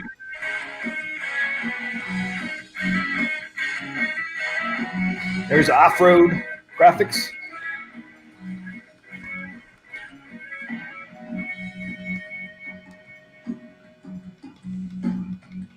I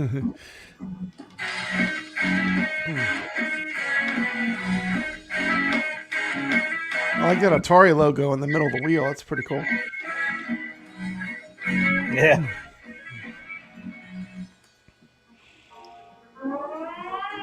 Got all the versions covered.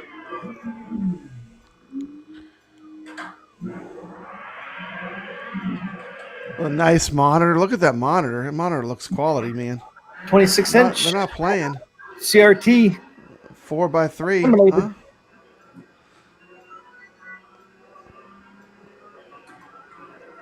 You can have scan lines.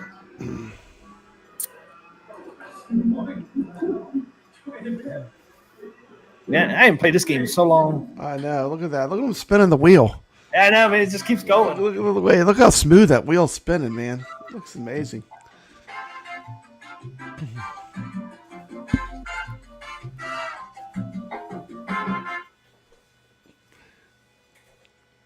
And there's their pup. There's the dog, puppy. Now that's his curtain now. Yeah, that's pretty awesome, T. McCloskey. Yeah. Huge fan. Huge fan. Looks great. Looks great. Good job. Buy stuff store. Yeah. Freaking awesome, man. Amazing reveal again. And they're going to be on Super Gamer Dudes tomorrow night on their stream. I'm talking about this. So, YO. Hey, what's up, YO? That would be so awesome. Wow, what's happening? That really does I look think good. Wyo was the one that took me out of my troll score. T. McCloskey was at number 2. Wyo came in there and made me number 3. Yeah, I think I texted Good job, you. Wyo. Didn't I text you that last night too? I was like, I think so. I think so. That's great, though. Love it. Love the people that play pinball. Good job, Wyo. Goofy Foot said, I like that 2-player on a 4-player 1-up deck.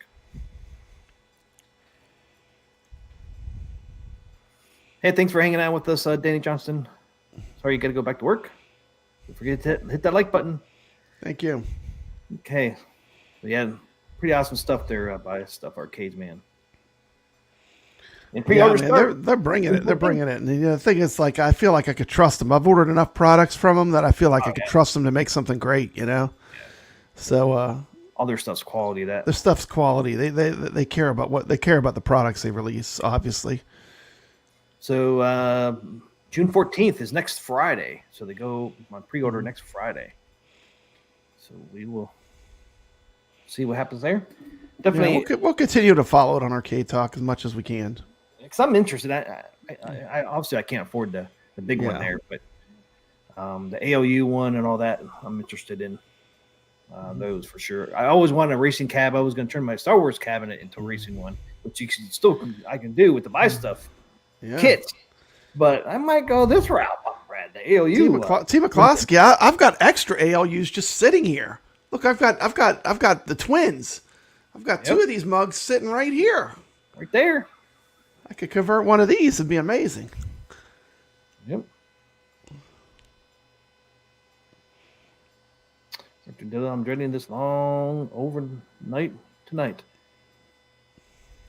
They make great products, Ray says. Yep, they do.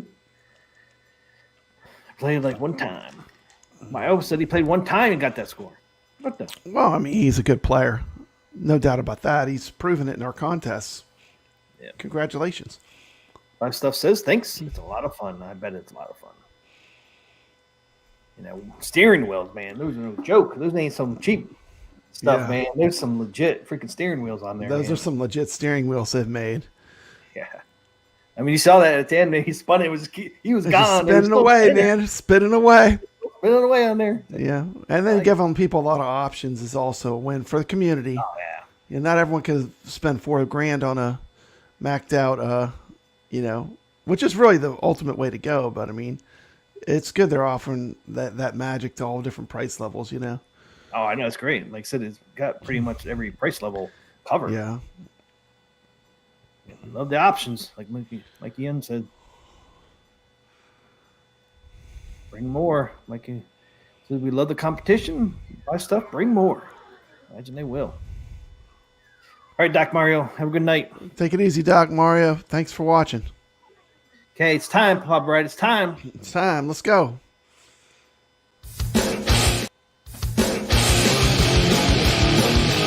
It's time for Carl Game of the Week!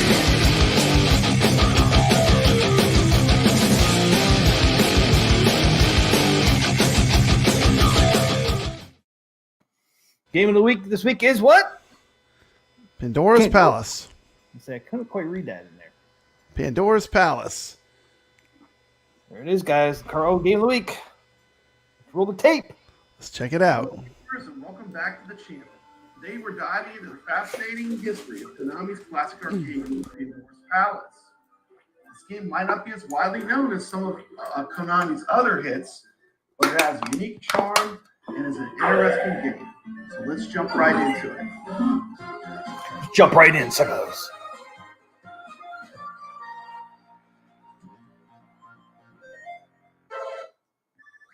Pandora's Palace was released by Konami in 1984. The game was part of the wave of arcade games that defined the early 80s, a period often referred to as the golden age of arcade games. During this time, the arcades were buzzing with titles like Pac-Man, Donkey Kong, and Galaga. Konami, already with an established name with hits like Frogger and Scramble, introduced Pandora's Palace as part of their growing arcade game portfolio. The concept of Pandora's Palace is rooted in Greek mythology. After the Pandora's box is opened and the monsters are released, a Roman emperor has the mission of putting things back into order. Pandora's Palace is a platformer game in which the player takes the role of a Roman emperor, must make his way from the top left corner of the screen to the exit, usually located at the bottom right corner, usually a Pandora's box. In order to do this, he has to use columns and moving platforms.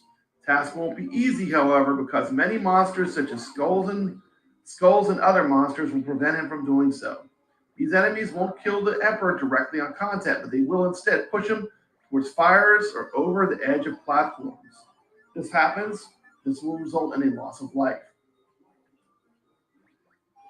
However, the player can collect wine grape items for points and for power-ups. Collecting them will transform the Emperor temporarily, switching from a tunic and laurel guy to a fully fledged Roman warrior with armor and helmet. You can't be in In this mode, the Emperor can destroy enemies by jumping on their heads and gains additional bonus points. Gameplay mechanics are quite straightforward. You control hero must climb ladders, jump gaps, and avoid and defeat enemies. The game is structured in such a way that each level presents a different layout with new challenges, keeping the players engaged and on their toes. Yeah. Although a competent and interesting 1983 platformer, Pandora's Palace is one of Konami's most overlooked games. Never ported, never anthologized, or references in later games. Never discussed much except by coin-op enthusiasts. Like other games, including Burger Time or Mr. Deuce Castle, Pandora's Palace is best compared to Donkey Kong in gameplay terms. It has a familiar structure, 4 static screen levels, increasing difficulty, platforms, and moving enemies. A cartoonish uniformed hero who jumps and climbs towards a goal before a timer runs out. Simple animated cutscenes fill out the story, introducing the game and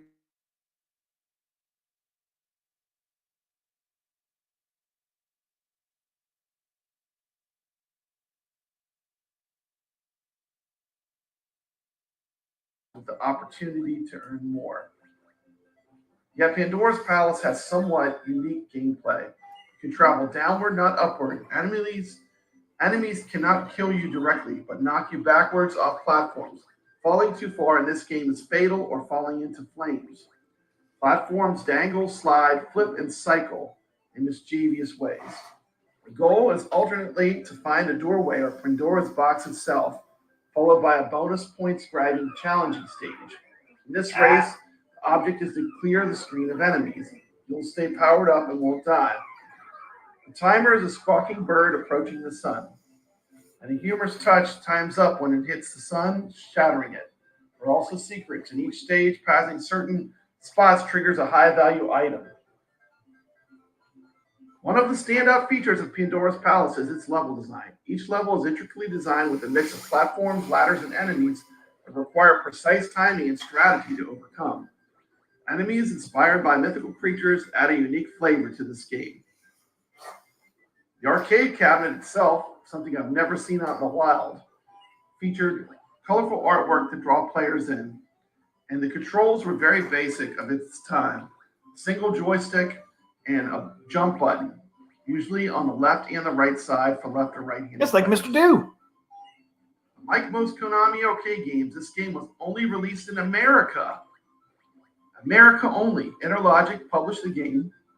They also published Megazone and Rock and Rope, and it was only released in U.S. arcades, which is unusual for Konami. This game was a conversion kit sold by Interlogic, named on the title screen, who was an Illinois-based distributor which had already marketed 2 other Konami kits in 1983. December 1984, Konami bought Interlogic from its founder, CEO Ben Harrell. They went with their American logo. But why was the game neither marketed in Japan nor even acknowledged again? So here's an arcade game that was here's a Konami arcade game that's released in America and never sees a Japanese release. Although a competent, interesting 1983 platformer, Pandora's Palace is Hello, Julian. most overlooked games. It's never been ported, never been anthologized or referenced in later games, never discussed much other than by coin-op enthusiasts. The obscurity of this game might partially be because of the 1983 industry crash, which began in the console market but also affected arcades and added further pressure. Whatever happened, Konami presumably judged the game unsatisfactory and withheld it from the domestic market. Perhaps its Greco-Roman theme was expected to sell better to Americans. Konami had a contract to honor with Interlogic. Whatever happened, nobody has yet admitted to working on Pandora's Palace. So it's kind of a mystery who actually developed this game. And it is an oddity that a Konami game was made that was never released in Japanese arcades. Interesting. Pandora's Palace, which was an exclusive to North American coin-op gamers, disappeared without a trace. Japanese developers kept reimagining ancient worlds throughout the 1980s, but usually in vertical shooters.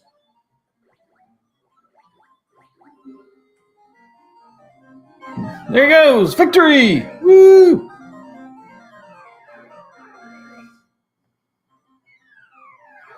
Got any inspiration from Donkey There is Kong? a possibility that this game was also an influence for Ghosts and Goblins, which was made by Konami in 1985. Oh, yeah.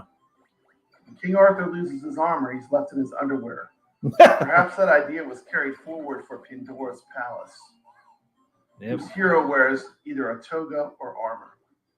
While Pandora's Palace may not have reached the iconic status of some other arcade classics, it remains a beloved game for many retro gaming enthusiasts.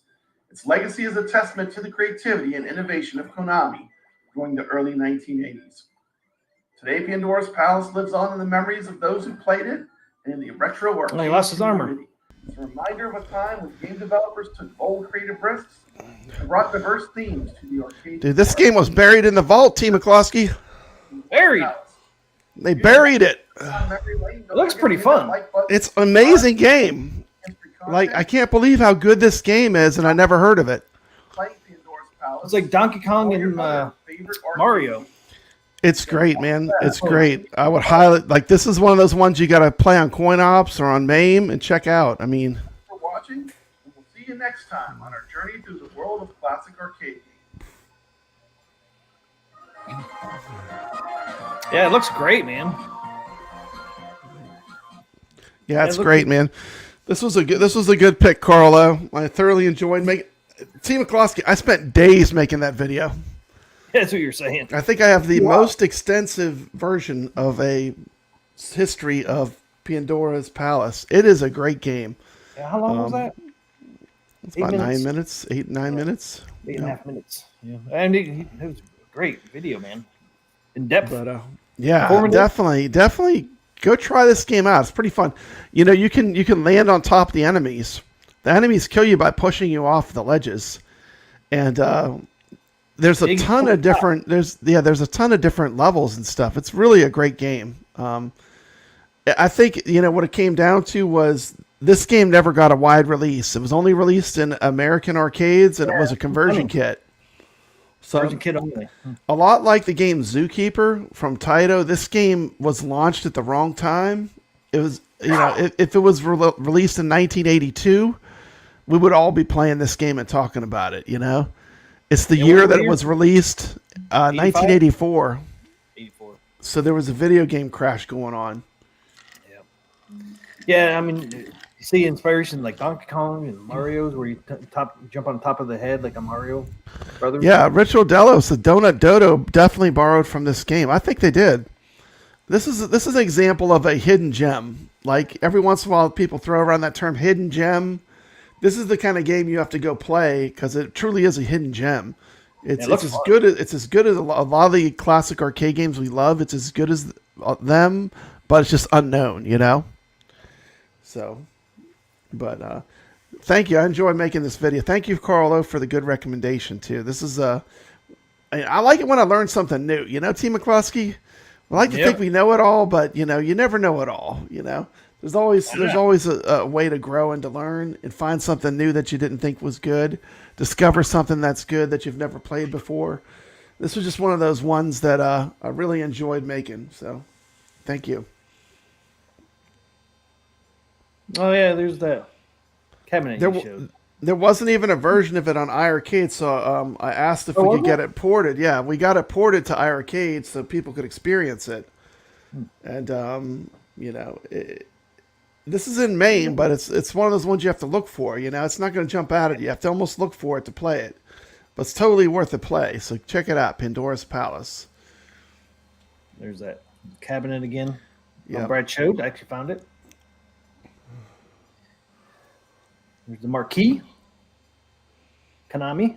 Oh, they even have Interlogic on there. Yeah, it was an Interlogic game. I think they made Rock and Rope is another one they made. That's kind of a deep cut. But for whatever reason, Konami this game was, and really if it's not released in Japan and it's an arcade game, that's a big deal. That's why I kept mentioning it. Like, all these games that we love, most of them had huge Japanese releases. Yeah, it'd be only United States. Only in the United States and as a conversion kit. So, it's kind of reminds me of that game. Remember that game we did, the Peter Pack Rat? Yeah. That was another game like that. No one ever seen it, but it's still a great game. It's just that didn't get a wide release.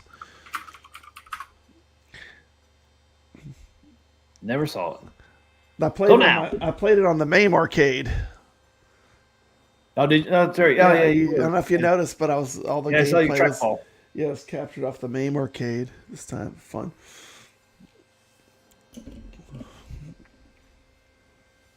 Yeah, Rock and Rope was Konami Interlogic as well. Yeah, Rock and Rope, yeah. So what do we got next? Pinball tournaments, huh? They also published Mega Zone and that Rock and Rope. Never heard of Mega Zone.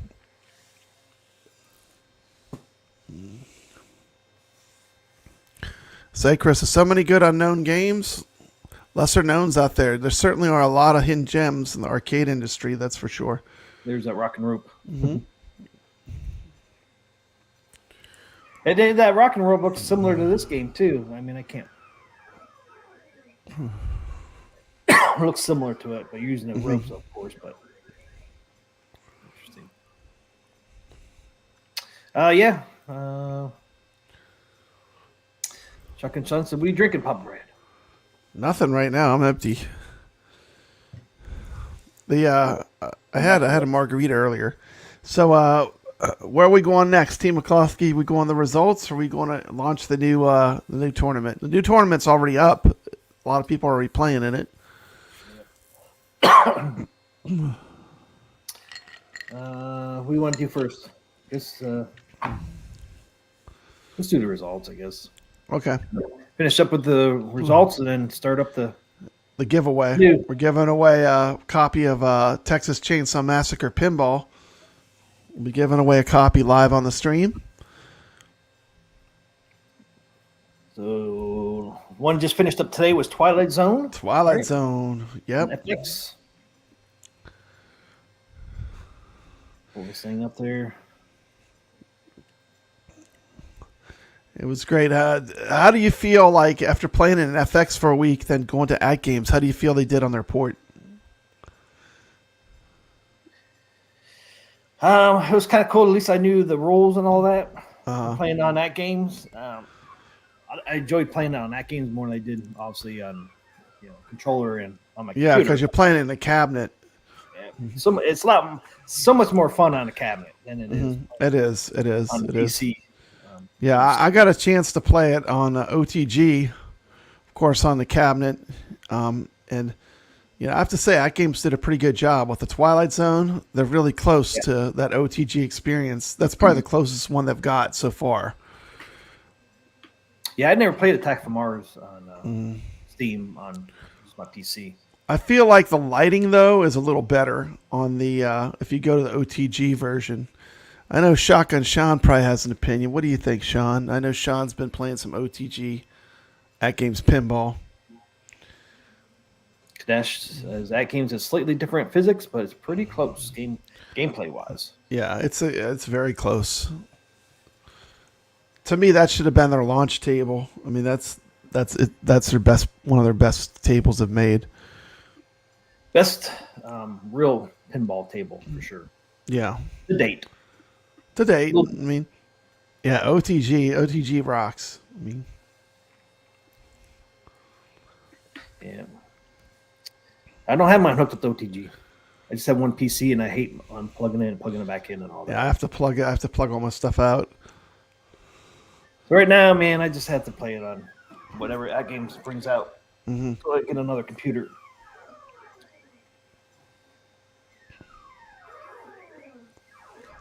Man, why is this thing taking forever? It just didn't pull up. Normally, in this damn Steam pulls up every time I'm trying to do stuff on the internet. This time it didn't want to pull up at all. Slow to pull up, huh? It wasn't slow, but a lot of times, I don't know if through Steam there, it's like when a game pops up, it keeps coming up to my main screen, even though I'm trying to do stuff on the internet. This time it didn't do that. You can hear it. It's starting up. I hear it. I hear that music. Hear that familiar music. That's right, Mike Yoon. AtGames, get your tables in order for T. Get your tables in order. T needs these stock tables to be as good as they can be.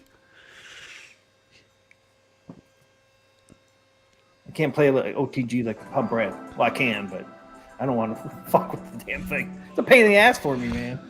It is. To go back and forth all the time. Yeah, because I got my PC strapped to my desk. I know. I use the PC that I do all my content on because it's my best PC. But yeah, you got two PCs. The PC in this computer room is my lesser of the ones that I have. So if there's any streaming issues, it's because this computer's not as powerful.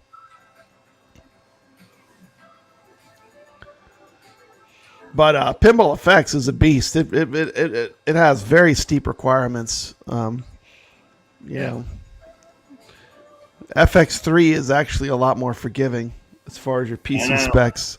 Yeah.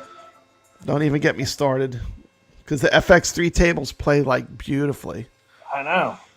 Beautifully on my pinball on the AtGames 4KP. Doesn't need as much power as the FX. And the tables still look great on. Oh, they look great. They play great. Yeah, I mean, this FX needs so much more power than.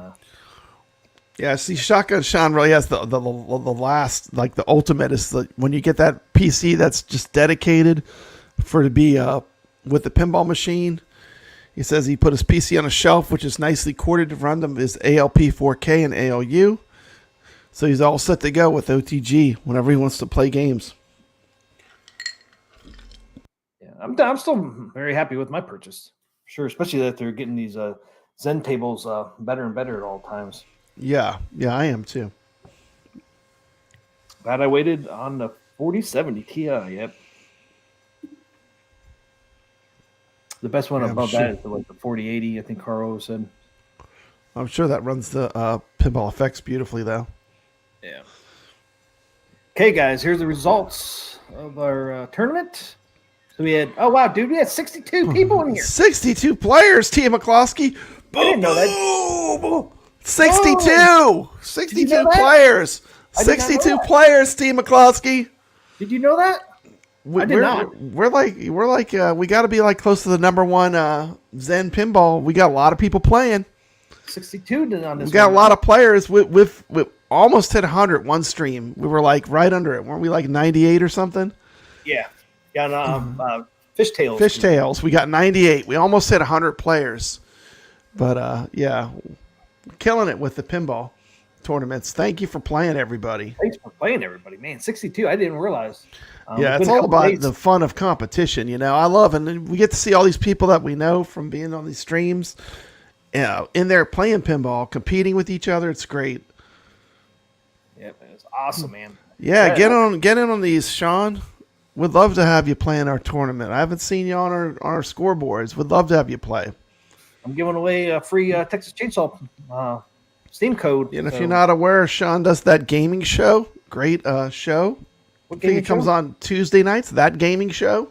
What is that gaming show? That gaming show. It's a show they talk about games, and it's a really great show. He does it with Rascal. I try to catch it every time I can. I love it. Great show. Definitely go over there and sub to those guys. Huge friends of the channel. At least friends of Papa Brad. Thank you so much. Definitely, Sean. I know, Mikey Young. What's up with that? Because we're critical. I mean, we're going to be more critical. They know what they're going to get. Yeah, but we'll be fair. But we will be critical. They don't want my honest opinion. Yeah. Well, we gave them the honest opinion on Gottlieb. Yeah. You saw what happened. Well, at least they fixed a lot. They fixed a lot. I'm glad that they didn't. Yeah, they delayed the release. They delayed the release. They really did improve it before everyone got to see it. But yeah. Richard Della didn't get a chance to play this week. I hear you, man. I didn't get to.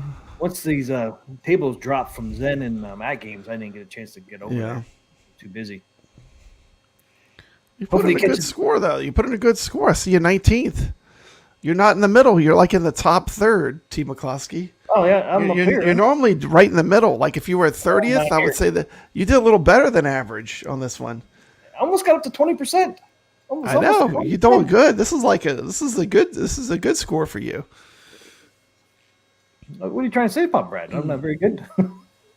No, you're excellent, but I mean, I'm just saying. I'm average, man. I'm average. Yeah, I'm only down here 50%. T. McCloskey, we want the Sharks to come and play. I mean, it's not all just about us. I want to see the good players. Yeah, I want to see the people that really can put up scores in our tournaments and getting to soar and getting to compete against people that can give them a run for the money. You know what I mean? I can't give some of these guys a run for the money. They're we got the Wizards. We want the Wizards, right? Yeah, because they're making me better. They're making me better. Iron sharpens iron. You don't get better by playing against people that suck. You got to play against people that can play. It feels good being on top, though. Does feel good being on top. But you always get a chance to, be on top for a while, T. McCloskey. Listen, T is improving. He's a good player. He is a good player. He's getting better. I'm middle of the road, suckers. I am getting better, man. I think just from playing on here and on that. You are getting to be a better. I was watching your gameplay and your video. It wasn't you're getting better. I'm not all over the place. Hey, you need to do DreamWorks, man. You can't be all over the place, or the ball will just keep draining. Oh, you gotta stop the ball and trap it and execute shots. Yeah, I mean, especially that Dragons one, and it's so fast. This got a lot going on. Yeah, I mean, it's got a lot going on. But when you get into pinball, you eventually learn you gotta slow down. Yep. You gotta play the pinball machine. Don't let the pinball machine play you. Slow down. Hitting those flippers, man. Yeah, if you just jam in flippers, you're gonna end up rage quitting, and you're gonna end up having the ball drain. I mean, that's not really how you play pinball effectively.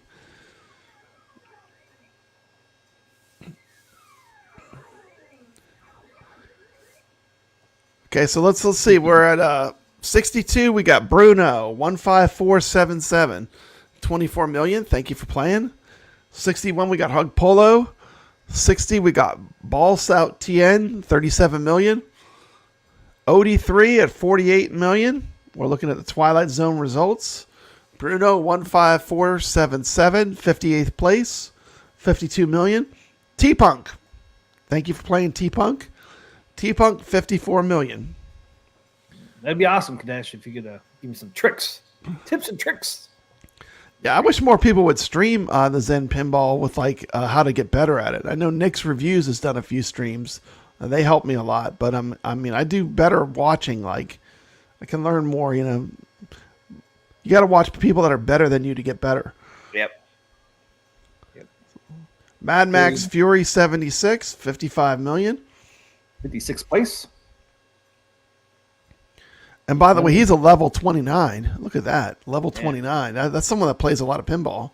Well, this ball. Level 33 at 60, yeah. Dingus. Thanks for playing. 67 million at 55th place. G Scotch, 54th at 70 million. K9, 53rd, 72 million. The real coffee, Pop Brad. That's not the fake stuff. T. McCloskey gets the real coffee. The real coffee. He's been in there quite a bit. 77 million. 52nd place. Polo Gamer, 77, 84 million. 51st. Bully the Shoe, 84 million. 50th. Top 50 players now. Top 50. Sword of Xandor. 49th, 85 million. Wolverine, 59,330, 86 million. 48th. Oh, it's Pub Brad Gaming.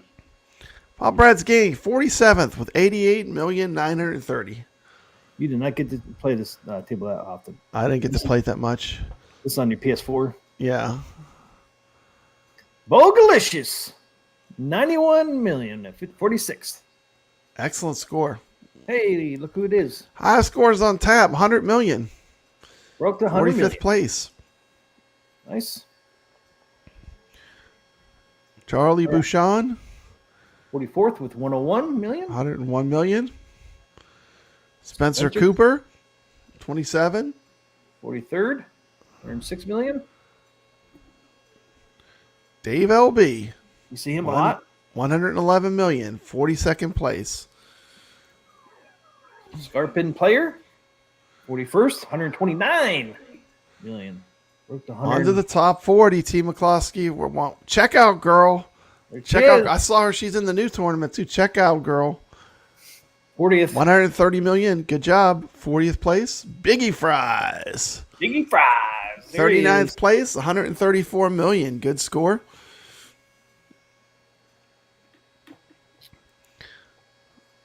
Krypton Dragon.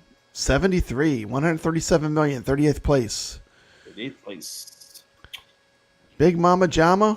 Big 69. Mama Jama. I like saying that. 139 million. Well played. 37th place. Congratulations. Big Mama Jama. Big Mama Jama.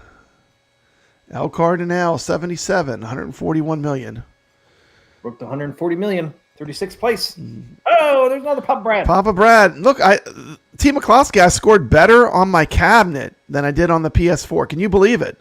This has got to be a first. This has got to be a first. Yeah, I guess because I've been playing so much on AtGames. 148,370,560. That was on cabinet mode on the AtGames. That was on the AOP 4K. I played that. We got Mistaken Bacon. Mistaken 82. 152 million. Good enough to beat Papa Brad. 34th place. Congratulations. Well played. Look, you guys are all using the same background on your thing. That's so funny. Oh, there's another one using the same background. Yeah. Tibbs 59. Maybe that's the stock one. That's probably why. Is it a stock? I guess. I don't know. I bet it is. Tibbs I love the 59. way in Pinball M you can do so much with the little cards in the backgrounds. Pinball M, I'm addicted to it now. That I saw you could change everything. It's pretty cool. Yeah, it is cool. You showed off your Texas Chainsaw, so I had to do the same. Yeah, I switched everything to Texas Chainsaw. I did too. I was like, look at him showing off. Yeah, I was like, yeah. I think you get all that once you play it like one time. Yeah. Immediately, you don't. The thing that I'll tell you too is like when you get the press stuff, none of you don't get any of the extras. Like it's just a table. Just a table. That's it. It's no fun. I mean, I immediately bought the table as soon as I could because I love all that extra stuff you get. Kadash said, "Hell yeah, brother! I recorded my Twilight Zone play, but didn't post it. You post it. Awesome. Post it. Hey, nice job, Papa Brad. Cabinet all the way. Yeah, I love playing on the cabinet. Cabinet's the way to go. Vader. Hard enough to keep up with you, Kadash. I don't need more competition. Yeah, Vader. But we still haven't seen Vader yet. He's going to be way up there. You haven't seen Team McCluskey yet either. No, Team McCluskey, you beat me this time. Those are both my scores. You got to be ahead of me. Hypnotoast, 32nd place with 157 million. These are pretty good games too. Like when you watch someone play, you're getting pretty far into the game when you're getting these scores. You're playing for a while. Monster Mike, 161 million. 31st, 30th, we got Rabbit. 30th, top 30. Top 30 player, 175 million. Minty Business, 178 million. Good for 29th place in the tournament. There he is, Dan Z. Dan Z, Fanatic, level 28 pinball player, 184 million. Good score, Dan Z. 28th. Jida, 37, 188 million. Yeah, 188 million. 27th. Easy peasy. Easy one to say. Oh, broke 200 million. 200 million. 200 million. 26th place. Man, you think anyone got in the billions? I'm guessing yes. Oh my goodness, these scores are getting up there. Overkill Blitz, 214 million. Good for 25th place in the tournament. Good score. Top 25. Top 25. You are now in the top 25 players if your name's being called. Mittens, 7757, 214 million. Man, these guys were close here. Yeah, they have like a one or two more shots between them. Here's another one close. Mm-hmm. Allen R54NC, 216 million, 23rd. George Jones, 54, 220 million. 22nd. I like it. 22. Yep. Emo, 2204, Emo 1969. 220, another two close scores. 21st. 220 again, 220 million. Carl O has broke the top 20. He's in with the big dogs in the top 20. You're in with the big dogs when you're in the top 20 of this table. 235 million. Great score. Look at this. Team McCloskey, you beat Carl O. Woo! Barely. Woo! Got you, sucker. Man, you got Carl O finally. 19th place. Well played, Team McCloskey. Arcade Talk. 249 million. All that playing of Twilight Zone on your AtGames Legends 4KP paid off. Yes, it did. And you put in a good score. Respect, brother. Respect. I couldn't even get your score. Well done. Thanks.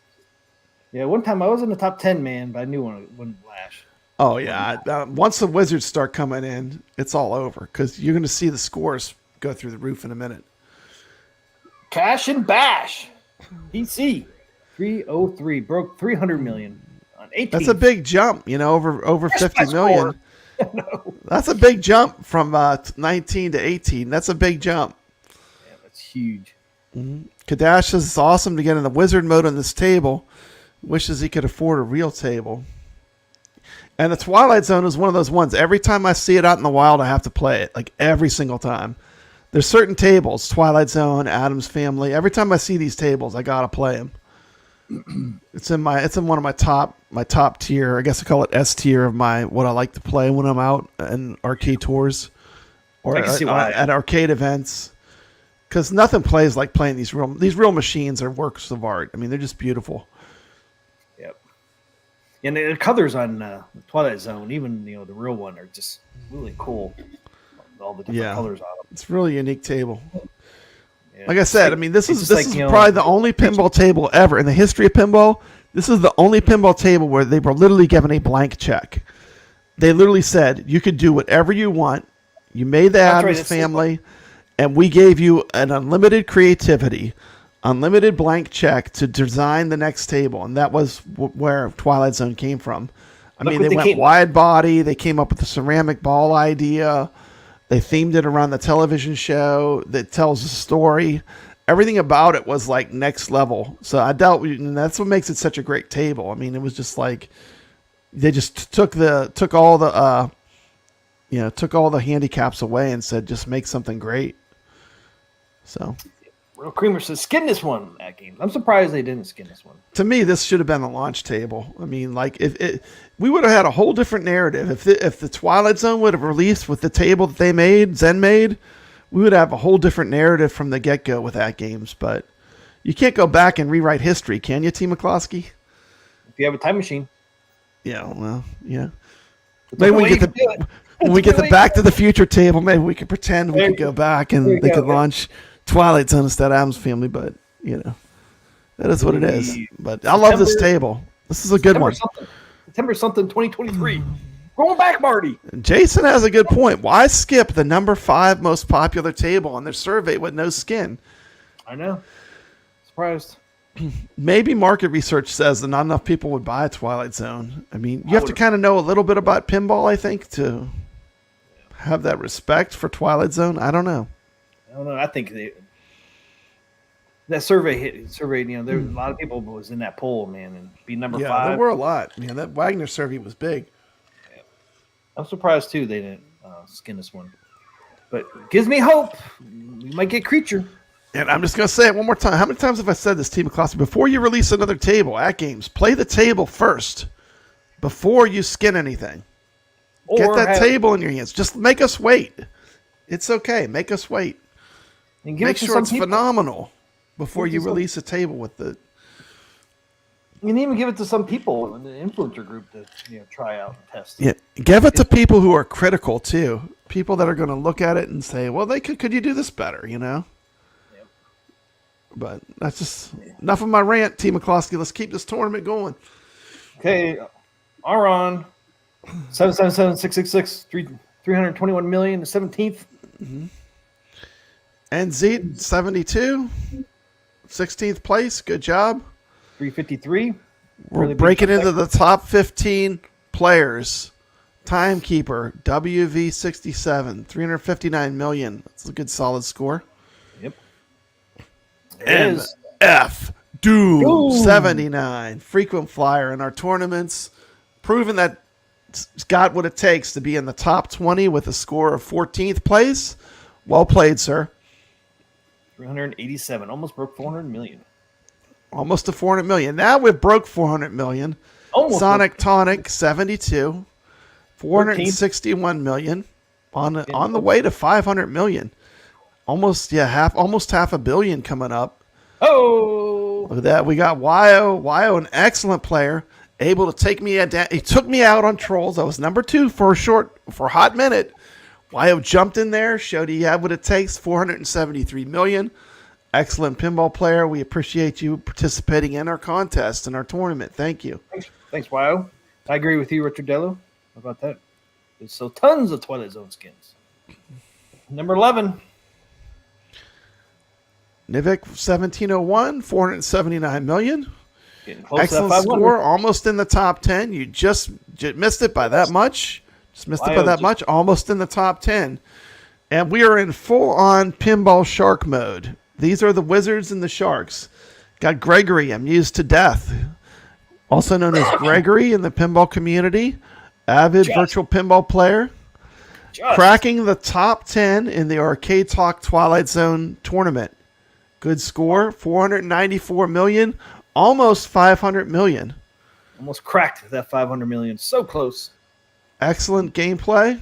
Excellent score. Yeah. Number 9. Close, but not quite at 500 million. Pluto worried. 796. 495. So close to that 500 mark. Pluto was worried, but he wasn't that worried because he still scored in the top 10 players in the Arcade Talk Twilight Zone tournament. You gonna hit 500 in this next one? Man. Yes. Bam! Over $500 million. 519 million. $500 million. The Jack. The Jack coming in 8th. Look at the level, T. McCloskey. This is what I'm talking about. These are the kind of players I want. Look at his level. Level 42. Champion. Level 42. This is a full-on wizard coming and playing in our tournament. We're glad to have you here. Jack. 519 million. I haven't seen Vader yet. Team McCloskey, I haven't seen Vader. Is he coming up? Year. Yeah, he's coming up. Game year 49426. Almost cracked 600 million at 589 with 7th place. Great score. Congratulations. Number 6. Sacro. Holy cow. Yeah. Holy cow. Look at the score. Look at the score jump. 589 million to 746 million. Look at that jump in score. Full on wizard mode. Wizards only at this point.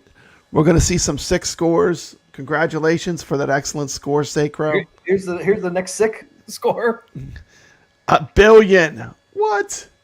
1 billion. Go from 746 to 1 billion. Damn. Yep, 5th place. Yep. TMK. Level 22. Playing either on a computer or on a cabinet. I'm probably guessing a cabinet, but you never know. But not on console. They're playing it through Steam. Yep. Great score, by the way. $1 billion. First player to hit $1 billion, and that lands you in number 5. That lands you in the top 5 of this tournament. Now, this is a deep pull, T. McCloskey. This is where the Sharks. This is where the true Wizards are coming to play. I mean, we got the Wizards playing with us. That's what makes these tournaments fun. Number 4th place. 4. Look at that. Vader with a really excellent, solid score. $1,079,000,000. 4th place. Great score. That had to be one heck of a game. Man. That is mastery level pinball right there. A 1 billion point game in Twilight Zone, which is a lower scoring pinball. Fantastic, Vader. This is sweet score, Vader. Yeah. Lots of love going out to Vader. Lots of respect. Yeah. What a score. Well played. Number 4. And top 3 coming up. Top 3. They're all going to be above $1 billion. Kadash. He's like, 331 million. Wow. When $1 billion's not enough, you got to add 331 million onto that, and then you'll get a 3rd place. Well played. Fantastic score. Proving that he's at the top. He's a champion at virtual pinball. These are all Wizard scores. I mean, if you're scoring $1 billion plus, there's a lot of respect that you've earned. And I love your thumbnail there, Kadesh. Little Elvira. How do you manage that? That's pretty cool. You got Elvira in there. That's pretty cool. Kadesh says, I was first for a while, but these guys were out for blood. I mean, they spelled the water they spelled the blood in the water, and it brought the Sharks in, Team McCloskey. They're like, oh yeah, we smell you up there in 1st place. We're coming for you. We're gonna get some Sharks in these tournaments. That's good. We want the Sharks here. Okay, number 2. We appreciate you playing. Thank you. Ah, man, he was so close. Number 2. You got him. Not by much, huh? Yeah. A little bit more. They say that. SZ, I don't know. Sick. I don't know. 1.396. Number 2. Great score. Okay, number 1. Number 1, Pop Brad. Number 1 score. There he is. No way. Real creamer. Real creamer. Real creamer one. Not the fake stuff. It's the real creamer, T. McCloskey. Setting the... Well played.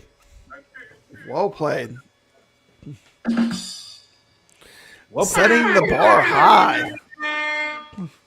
Man, way to go. 1,566,000,000 point game.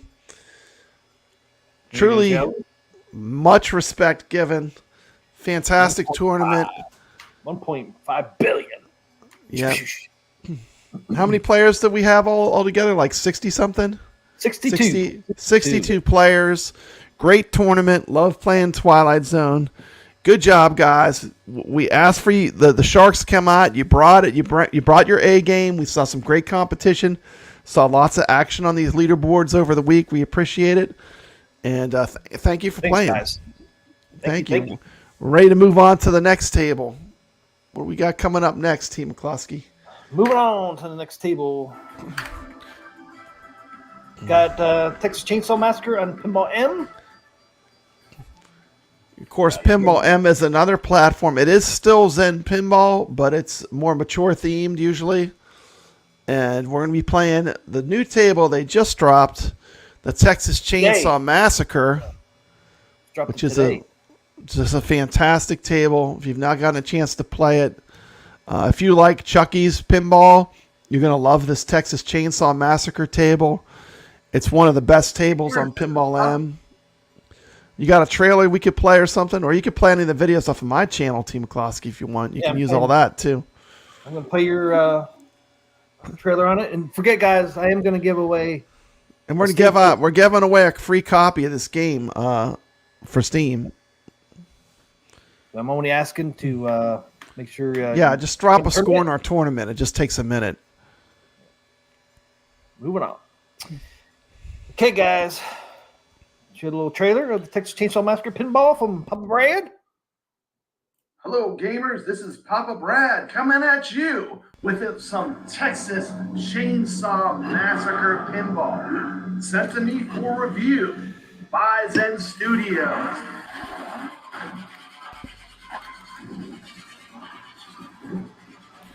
Chainsaws of Fury. Hey, Team McCloskey, look at P-Dubs.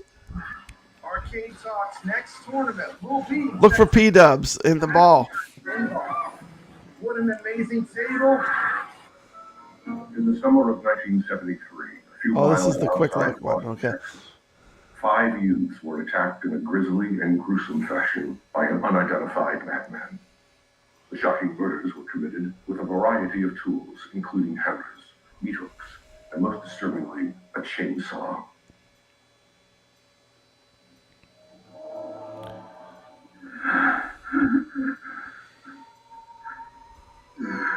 Zen Studios has done it again, folks. They've taken the terrifying, gritty world of the Texas Chainsaw Massacre and transformed it into an immersive, heart-pounding pinball experience. Okay, let's go before she gets so killed.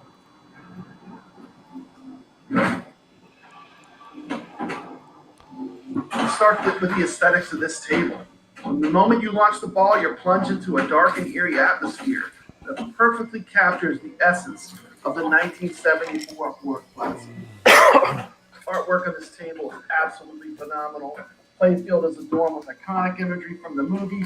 Leatherface, the chainsaw, the details impeccable, making you feel like you're right in the middle of a Texas war nightmare. Hey, man, you okay? No, he's not okay. His head's on a freaking me hook.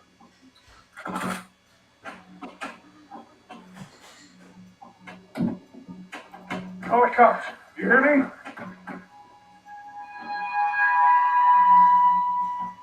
We're giving one away tonight, Sacro. We're giving one Steam code out. I'm getting my man and get her out here. Of course, I'm playing the game in cabinet mode on my Legends 4KP pinball using OTG.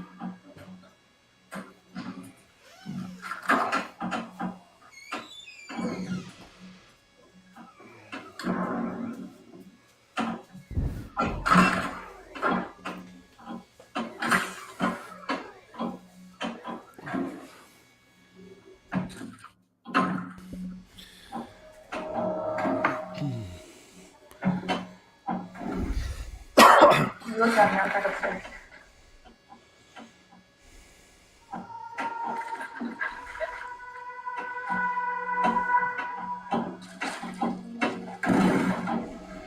Get that chainsaw going. Get that chainsaw going. Talking about.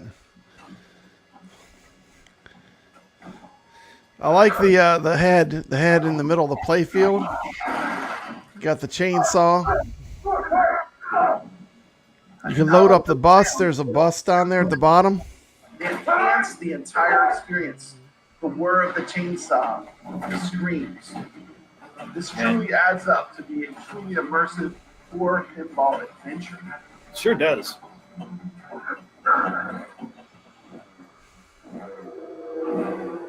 Come on, let's go.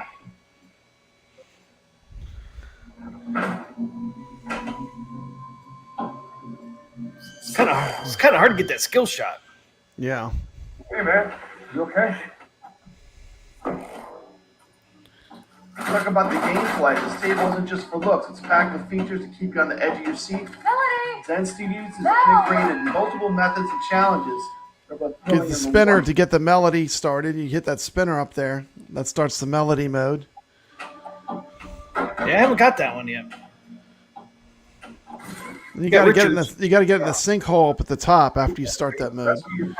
Yeah, that's why I keep not getting is the sinkhole. Especially designed with precision, offering levels of difficulty. The multi-ball. Multi-ball. Pinball wizards engage.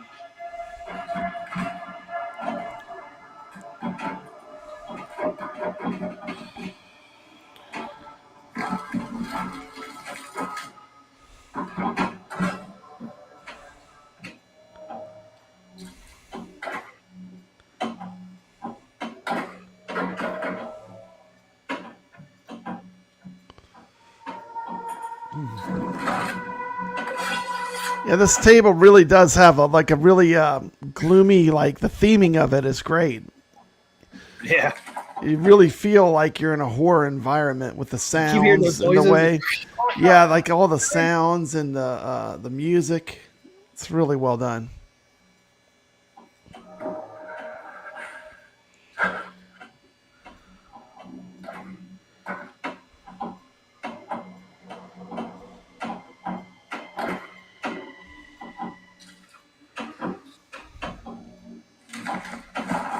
Say you know me. Say you know what you did to my friends.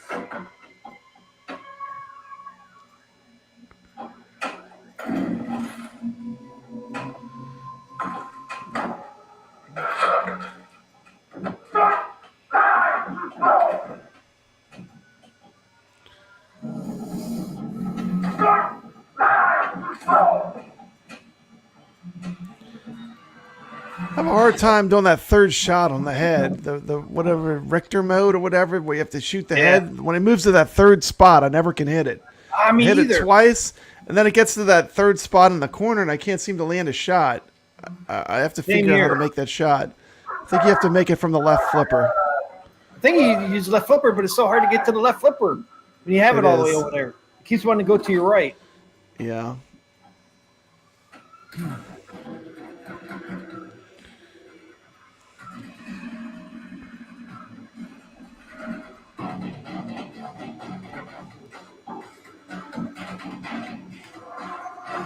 I know AtGames announced they're getting the Chucky table, which is one of the best ones. This will be another good one for them to get, though. This table's a lot of fun.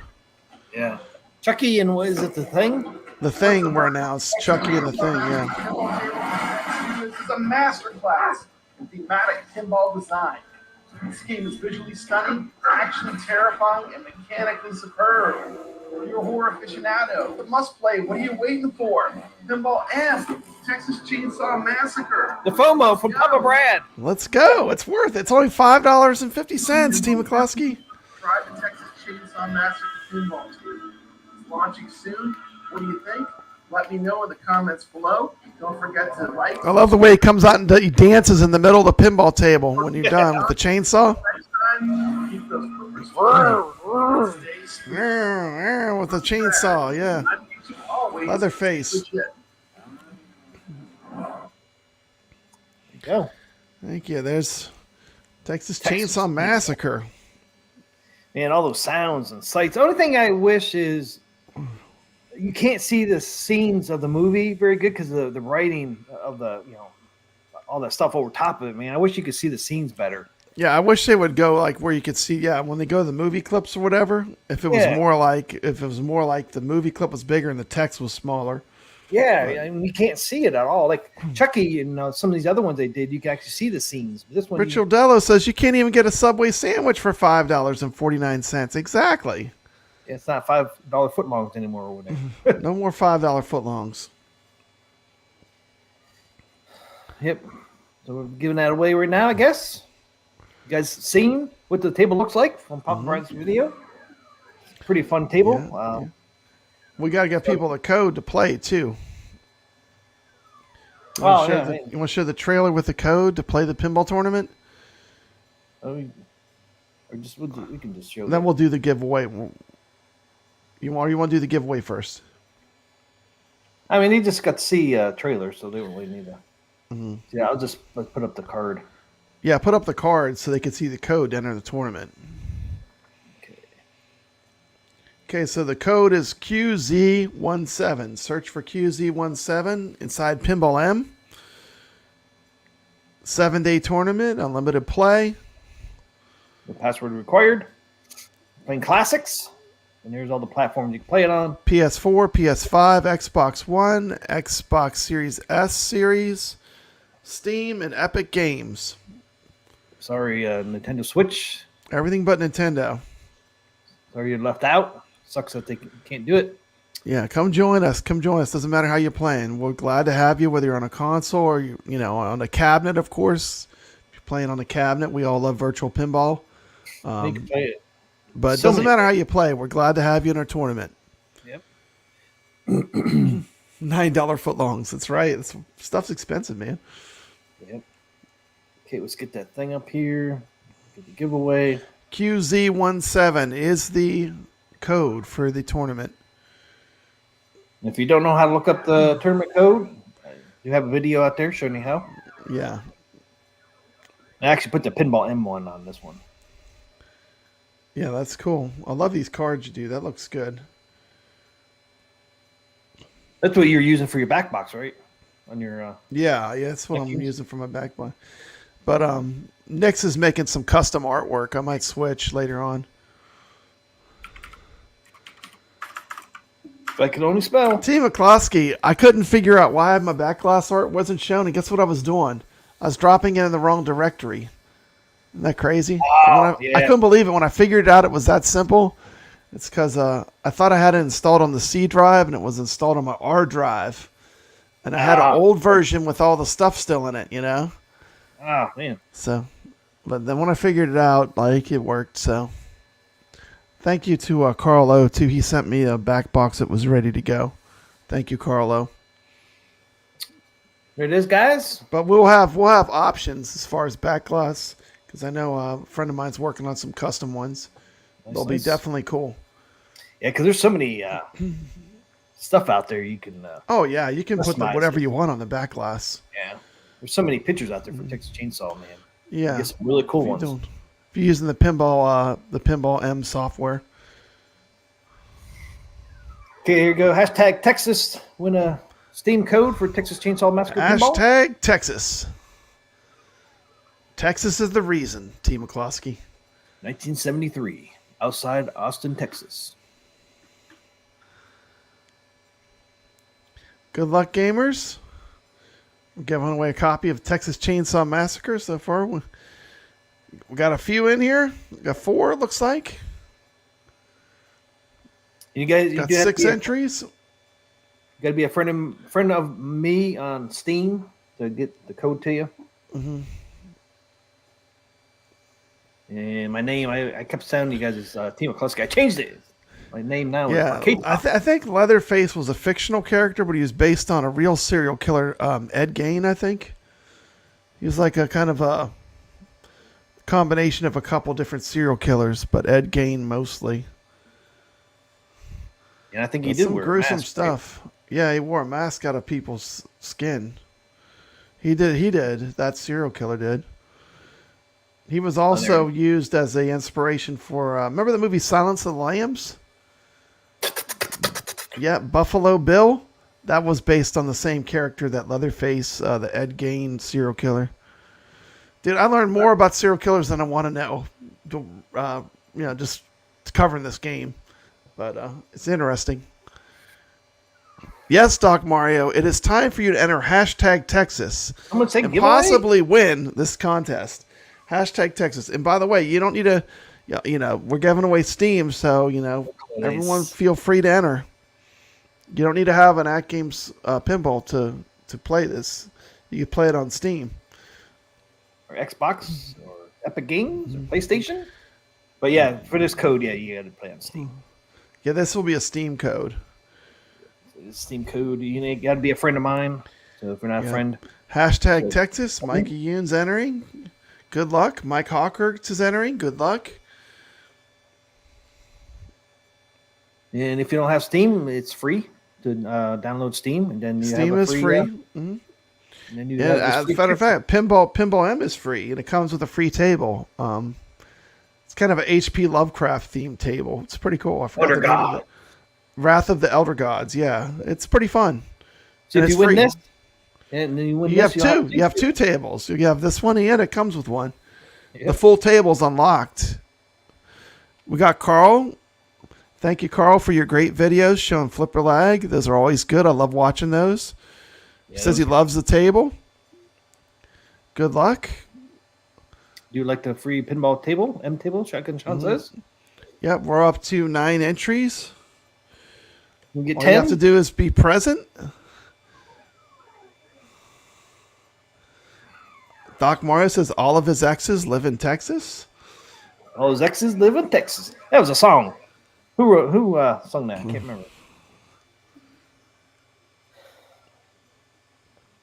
Can we get one more, man? Can we get 10 in here? One more in here to be awesome. One Get more. 10. Come on. Come on. We've got 29 in here. One Did Goofy more. Foot enter? Did Goofy Foot enter? Goofy Foot needs to play this. I think he's. Didn't Did he he say he enter? bought it already? He might have been. Might one have of bought it some- already, yeah.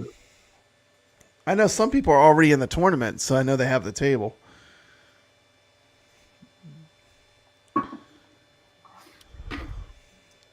Come on, we got 29 to check. One more. Hit 10. Just need one more to hit 10. It'd be nice. Yeah, one more and we'll draw. We need 10. One more. Come on. 29. Somebody on 29. One more needs this free Shotgun Sean is feeling lucky tonight. He's feeling lucky. We'll be Shotgun Sean, Mickey Yoon. We'll be Doc Mario. Hey, Who there we go. wins? Jason. Jason got us number 10. There we All go. right. We're number 10, so Thanks, we're ready to roll. And by the way, T. McCloskey, is this a typing speed contest? Are you rewarded for your ability to type fast, even if you know the answer? Or is this actually a contest where anyone can win? Anyone can win, right? I don't like contests where you have to type stuff in, like on a speed thing. I don't think that's a good way to do a contest. This is, if you're here, you have a chance to win. So good luck, gamers. That'd be awesome, Kadesh. Get your friend in there. Good luck. I stayed in California. Okay, guys. Brooklyn Brooklyn's Menace, in. last minute, hashtag Texas with 11. Nice. Brooklyn, thanks. Brooklyn, That's if you 11. win, you have to pay in the only stipulation, you have to play in the contest. You have to put in one score. Yep. Even if you just hit the flippers a couple times. Yeah. Okay, guys, we ready? Okay, let's roll it. Yep. Giving away the Texas Chainsaw Massacre pinball table. New release from Zen Pinball. Today, just dropped today. Just dropped today. Giving it away. It was a gift from T. McCloskey. This is straight out of his pocket. Yep. Let's roll it. No discounts or nothing. Okay, here we Yeah, go, this guys. was not Good luck. gifted to us from a company. We pay for these giveaways. Okay. Let's go. Good luck, everybody. Good luck. Here we go. Good luck. Getting down there. Slowing down. I see Carl. Mikey Yoon! Woo! Woo! You're the winner. We expect to see you in there, sucker. Good to see you, man. Got to put a score in now. Gotta, Congratulations, long-time viewer. Yep. Yeah, long time viewer, right? We always like having Mikey Yoon watching us. Thank you, Mikey. Shout out to Mikey Yoon. Woo! You won tonight, Mikey. Yeah, he's like, I don't win shit. You won tonight. Tonight's your night. You just got to be friends with me on Steam. It's Arcade Talk, 2 words. I don't know if capitalization makes a difference on it or not. But I think it's Arcade. capitalized. Arcade and Talk are both capitalized with a space in between. Capital Yeah. A, capital T. Shouldn't be any problem finding them. Arcade Talk. But if you have trouble, always get on Discord. Yeah. For some reason, with last week when said they had a hard time finding Arcade Talk on there. At first, Yeah. we were going to do T. McCluskey, and I forgot. I was like, wait, I changed my name on there.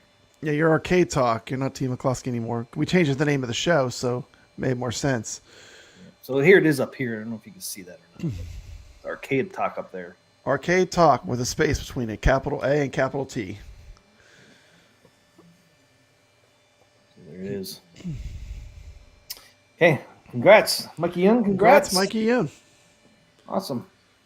Okay, spin again because I didn't win. Nice. Congrats. Okay, I'll try. Gangsta Mike. Okay. So there it is again. The tournament code is QZ17. QZ17? In the tournament. You want to show the tournament, or are we good? If you want to show, we could show. We got some people in there already playing, I see. Yeah. You want to see who's already put in a score? It's up to you, T. McCloskey. You put a score in? I put in a score. Not a good one, but I put one in. I put one in. Wasn't very good either. I think you're ahead of me, though. Are Again? you going to beat me again this week? You beat me. You beat me last week. I doubt it. I don't know. I You never know. I don't think my 16 million will hold up. You like to put in the. Remember that week you put in the score at the last minute and you didn't tell me? I thought I was going to win. You snuck right by me. Yeah, that's back when they didn't notify you. He never. Now you can't get away with that anymore because now Zen notifies me when so and so just passed you. See, Mikey Ian said I can't find you, T. See, we had this problem last week too. Let's see. P-Dubs is welcome to play in our tournament. We would love to have P-Dubs play. I guess, I mean, he's definitely welcome to play. Only other thing you could try is T. McCluskey. Michael B. too. They're welcome to play in the tournament. They still have my T. McCluskey in here. Just T. McCluskey is my account details. Well, how was that spelled? T all capitalized? All caps? No, all lowercase. TMCLOSKY. Try that. TMCLOSKY.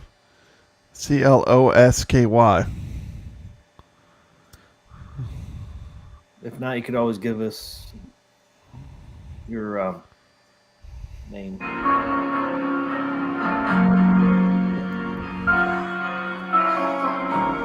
Okay, here we go. Tournaments. You can also, you want to put this up? You can email them at jtmccluskey@yahoo.com. Oh, yeah. Yeah, you can always another email. way. Email them at jtmccluskey with your Steam name so he can gift it to you. That's another way to do it. Don't put your name in the chat, though. Just email it to him. Hey, what's up, Evil Genius? Evening, everybody. Welcome. Yeah, but I don't know his friend or his name on Steam, though, so I can't send him my friends link. Oh, I guess I could put my friends link on here, I guess.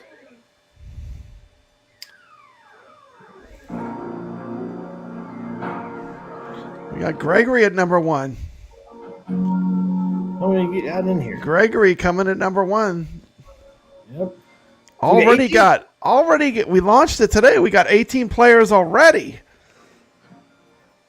Definitely, we would love to see Evil Genius play in this tournament. We're doing the Texas Chainsaw Massacre on Pinball M. We would love to see Evil Genius play. Heck yeah, happy Friday. It is Friday already. Yep, 1 o'clock here. Okay, yeah, we got 18 in there. So here it is. Bruno, 18th. Pug Polo, 17th. Dave LB, 16th. Checkout Girl, 15th. MF Doom, 79, 14th. Death Asylum, 69. That's a new one. 13. Goofy Foot, number 12.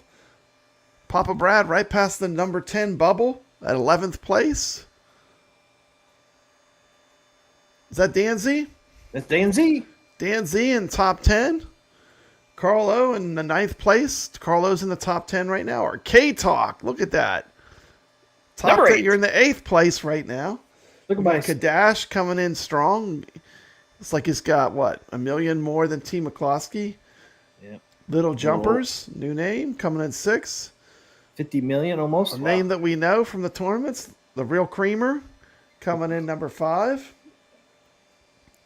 Vader number 4 right now, 82 million. Scores are going up. Yeah.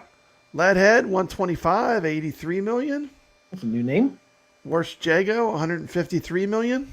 Damn. Man, that's a great score. Wow. I want to see you do that. Then And number 1, Gregory, 311 million. 311. What's he know that we don't know about, Brad? What's the room code? Carl wants to know. QZ17. QZ17. QZ17. QZ17. Carl would love for you to play. Come play with us in the tournament. Love to have you play in our Arcade Talk tournaments. There it is. QZ17 is the code right there. QZ17. Texas Chainsaw Massacre Pinball Tournament is underway. We had a good turnout for the Twilight Zone. What did we end up with? 60-some players. This is going to be fun. It's $5.49, Evil Genius, for this table. $5.49. Like you can put it in there, QZ17. QZ17. Have any luck there, Mikey? You finding me, or did you email me?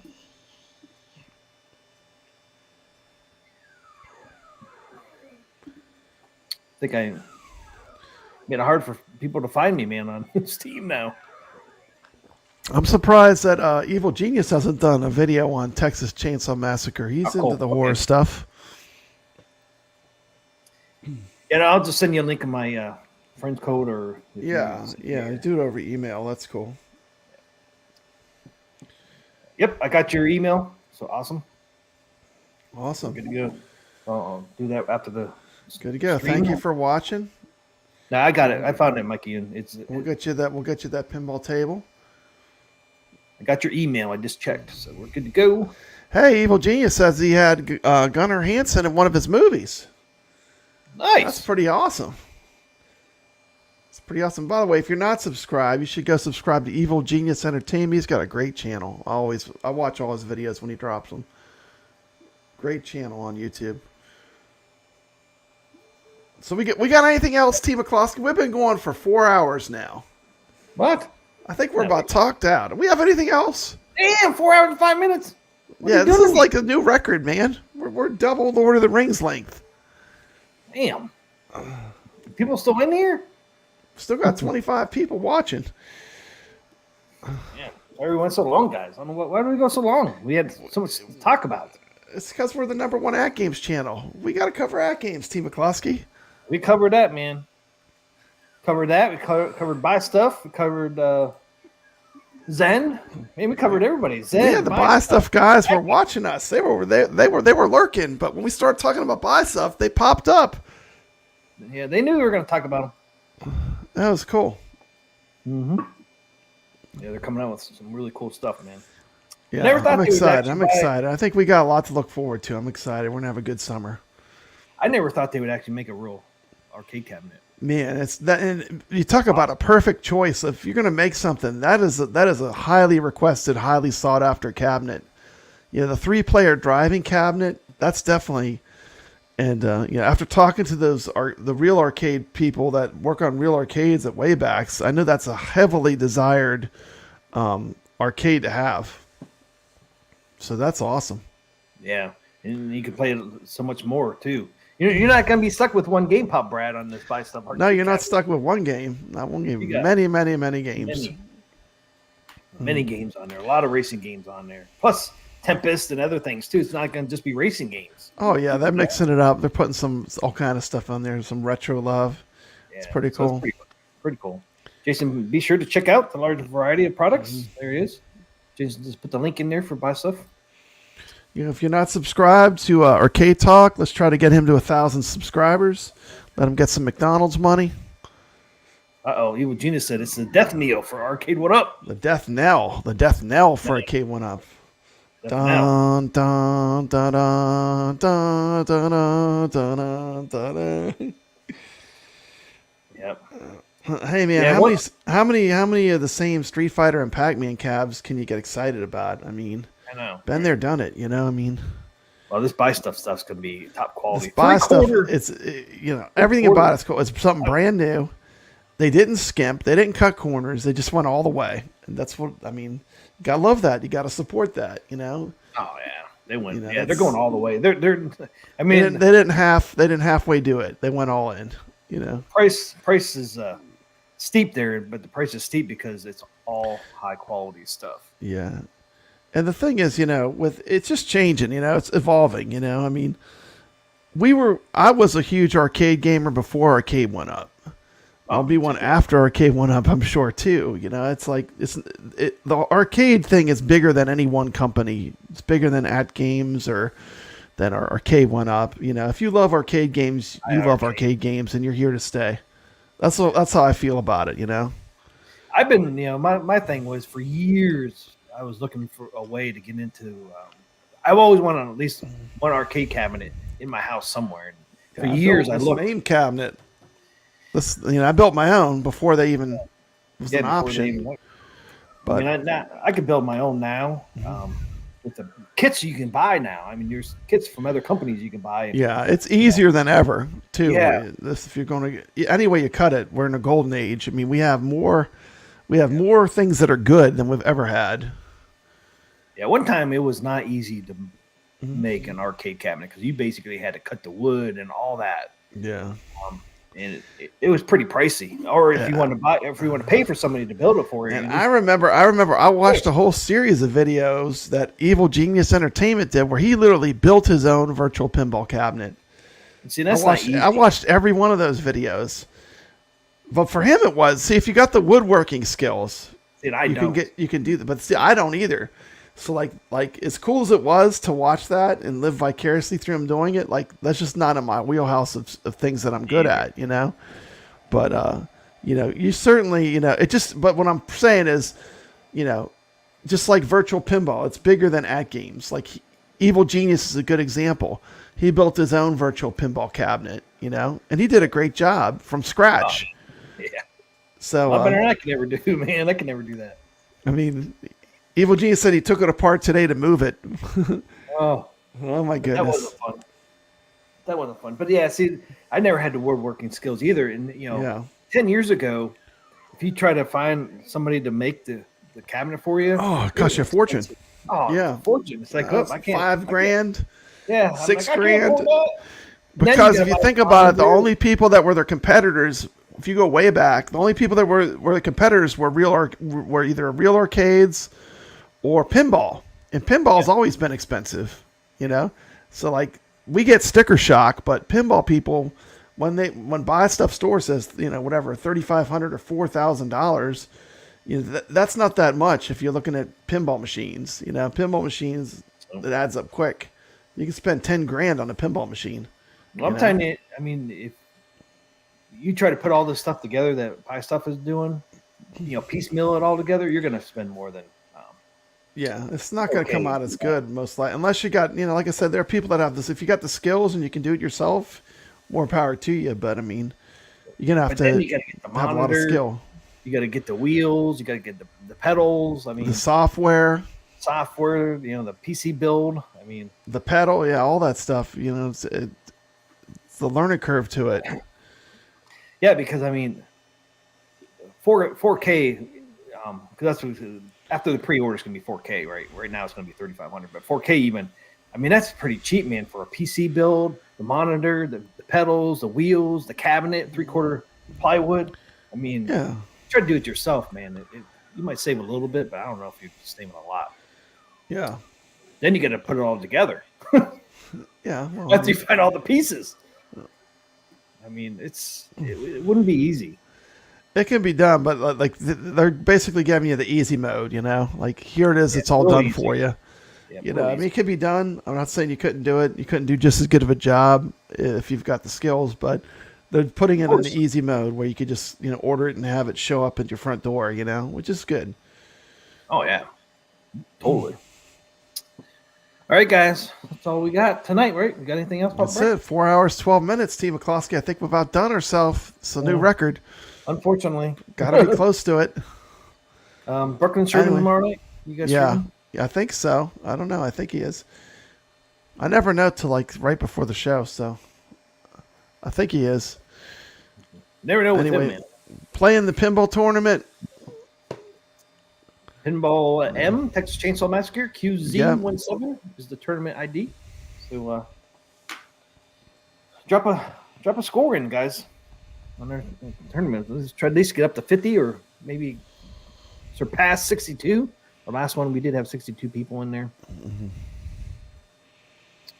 Might see something. We might drop some giveaway next Thursday. You never know. It could be pinball tournament related or not. We'll see. Yeah. But, hopefully, see you guys in a tournament. It's $5.49 on all the platforms right now for the Texas Chainsaw Massacre, so it's not real expensive. So have a great weekend, everybody. Have a great Friday. Have a great weekend. Hopefully, you guys can get on that tournament of ours. Hopefully, see you guys next Thursday. That's right. Stay legit. Stay legit, everybody. Good night, suckers. Where's it at?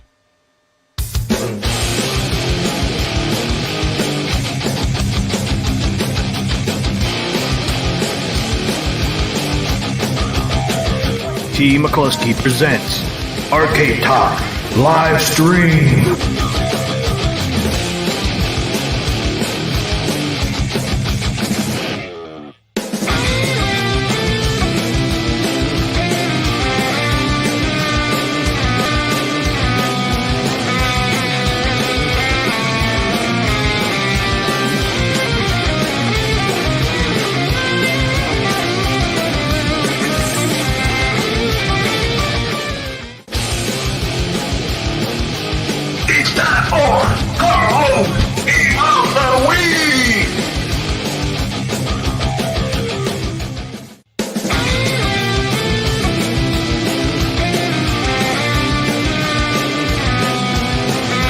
Welcome to Arcade Wars.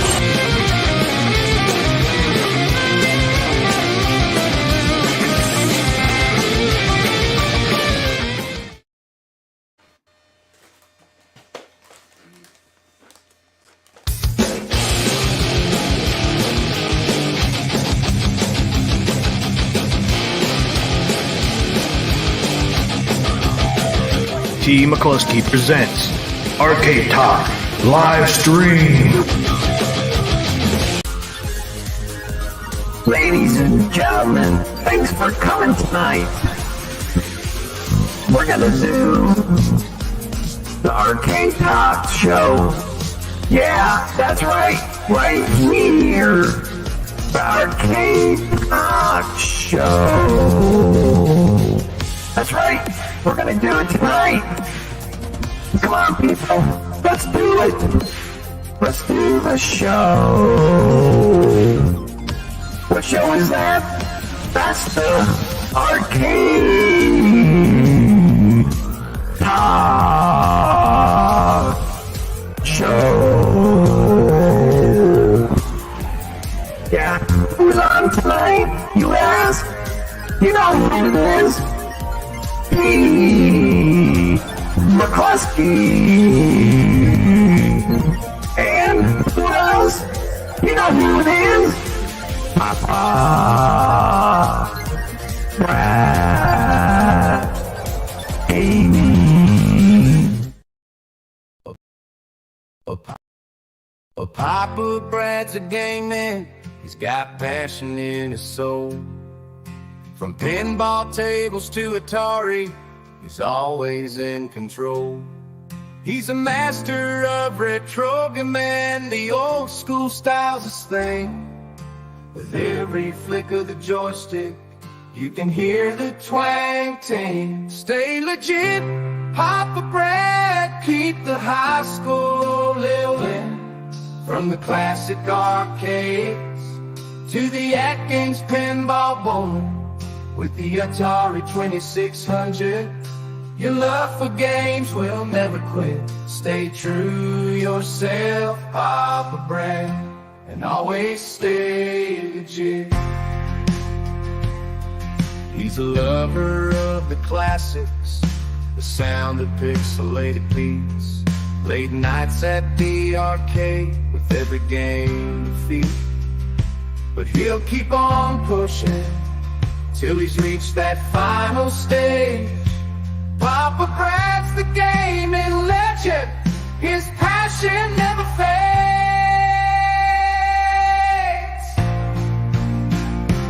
Play legit, Papa Brad, keep the high score rolling. From the classic arcades to the AtGames pinball bowling, with the Atari 2600, your love for games will never quit. Stay true to yourself, Papa Brad, and always stay legit. He's a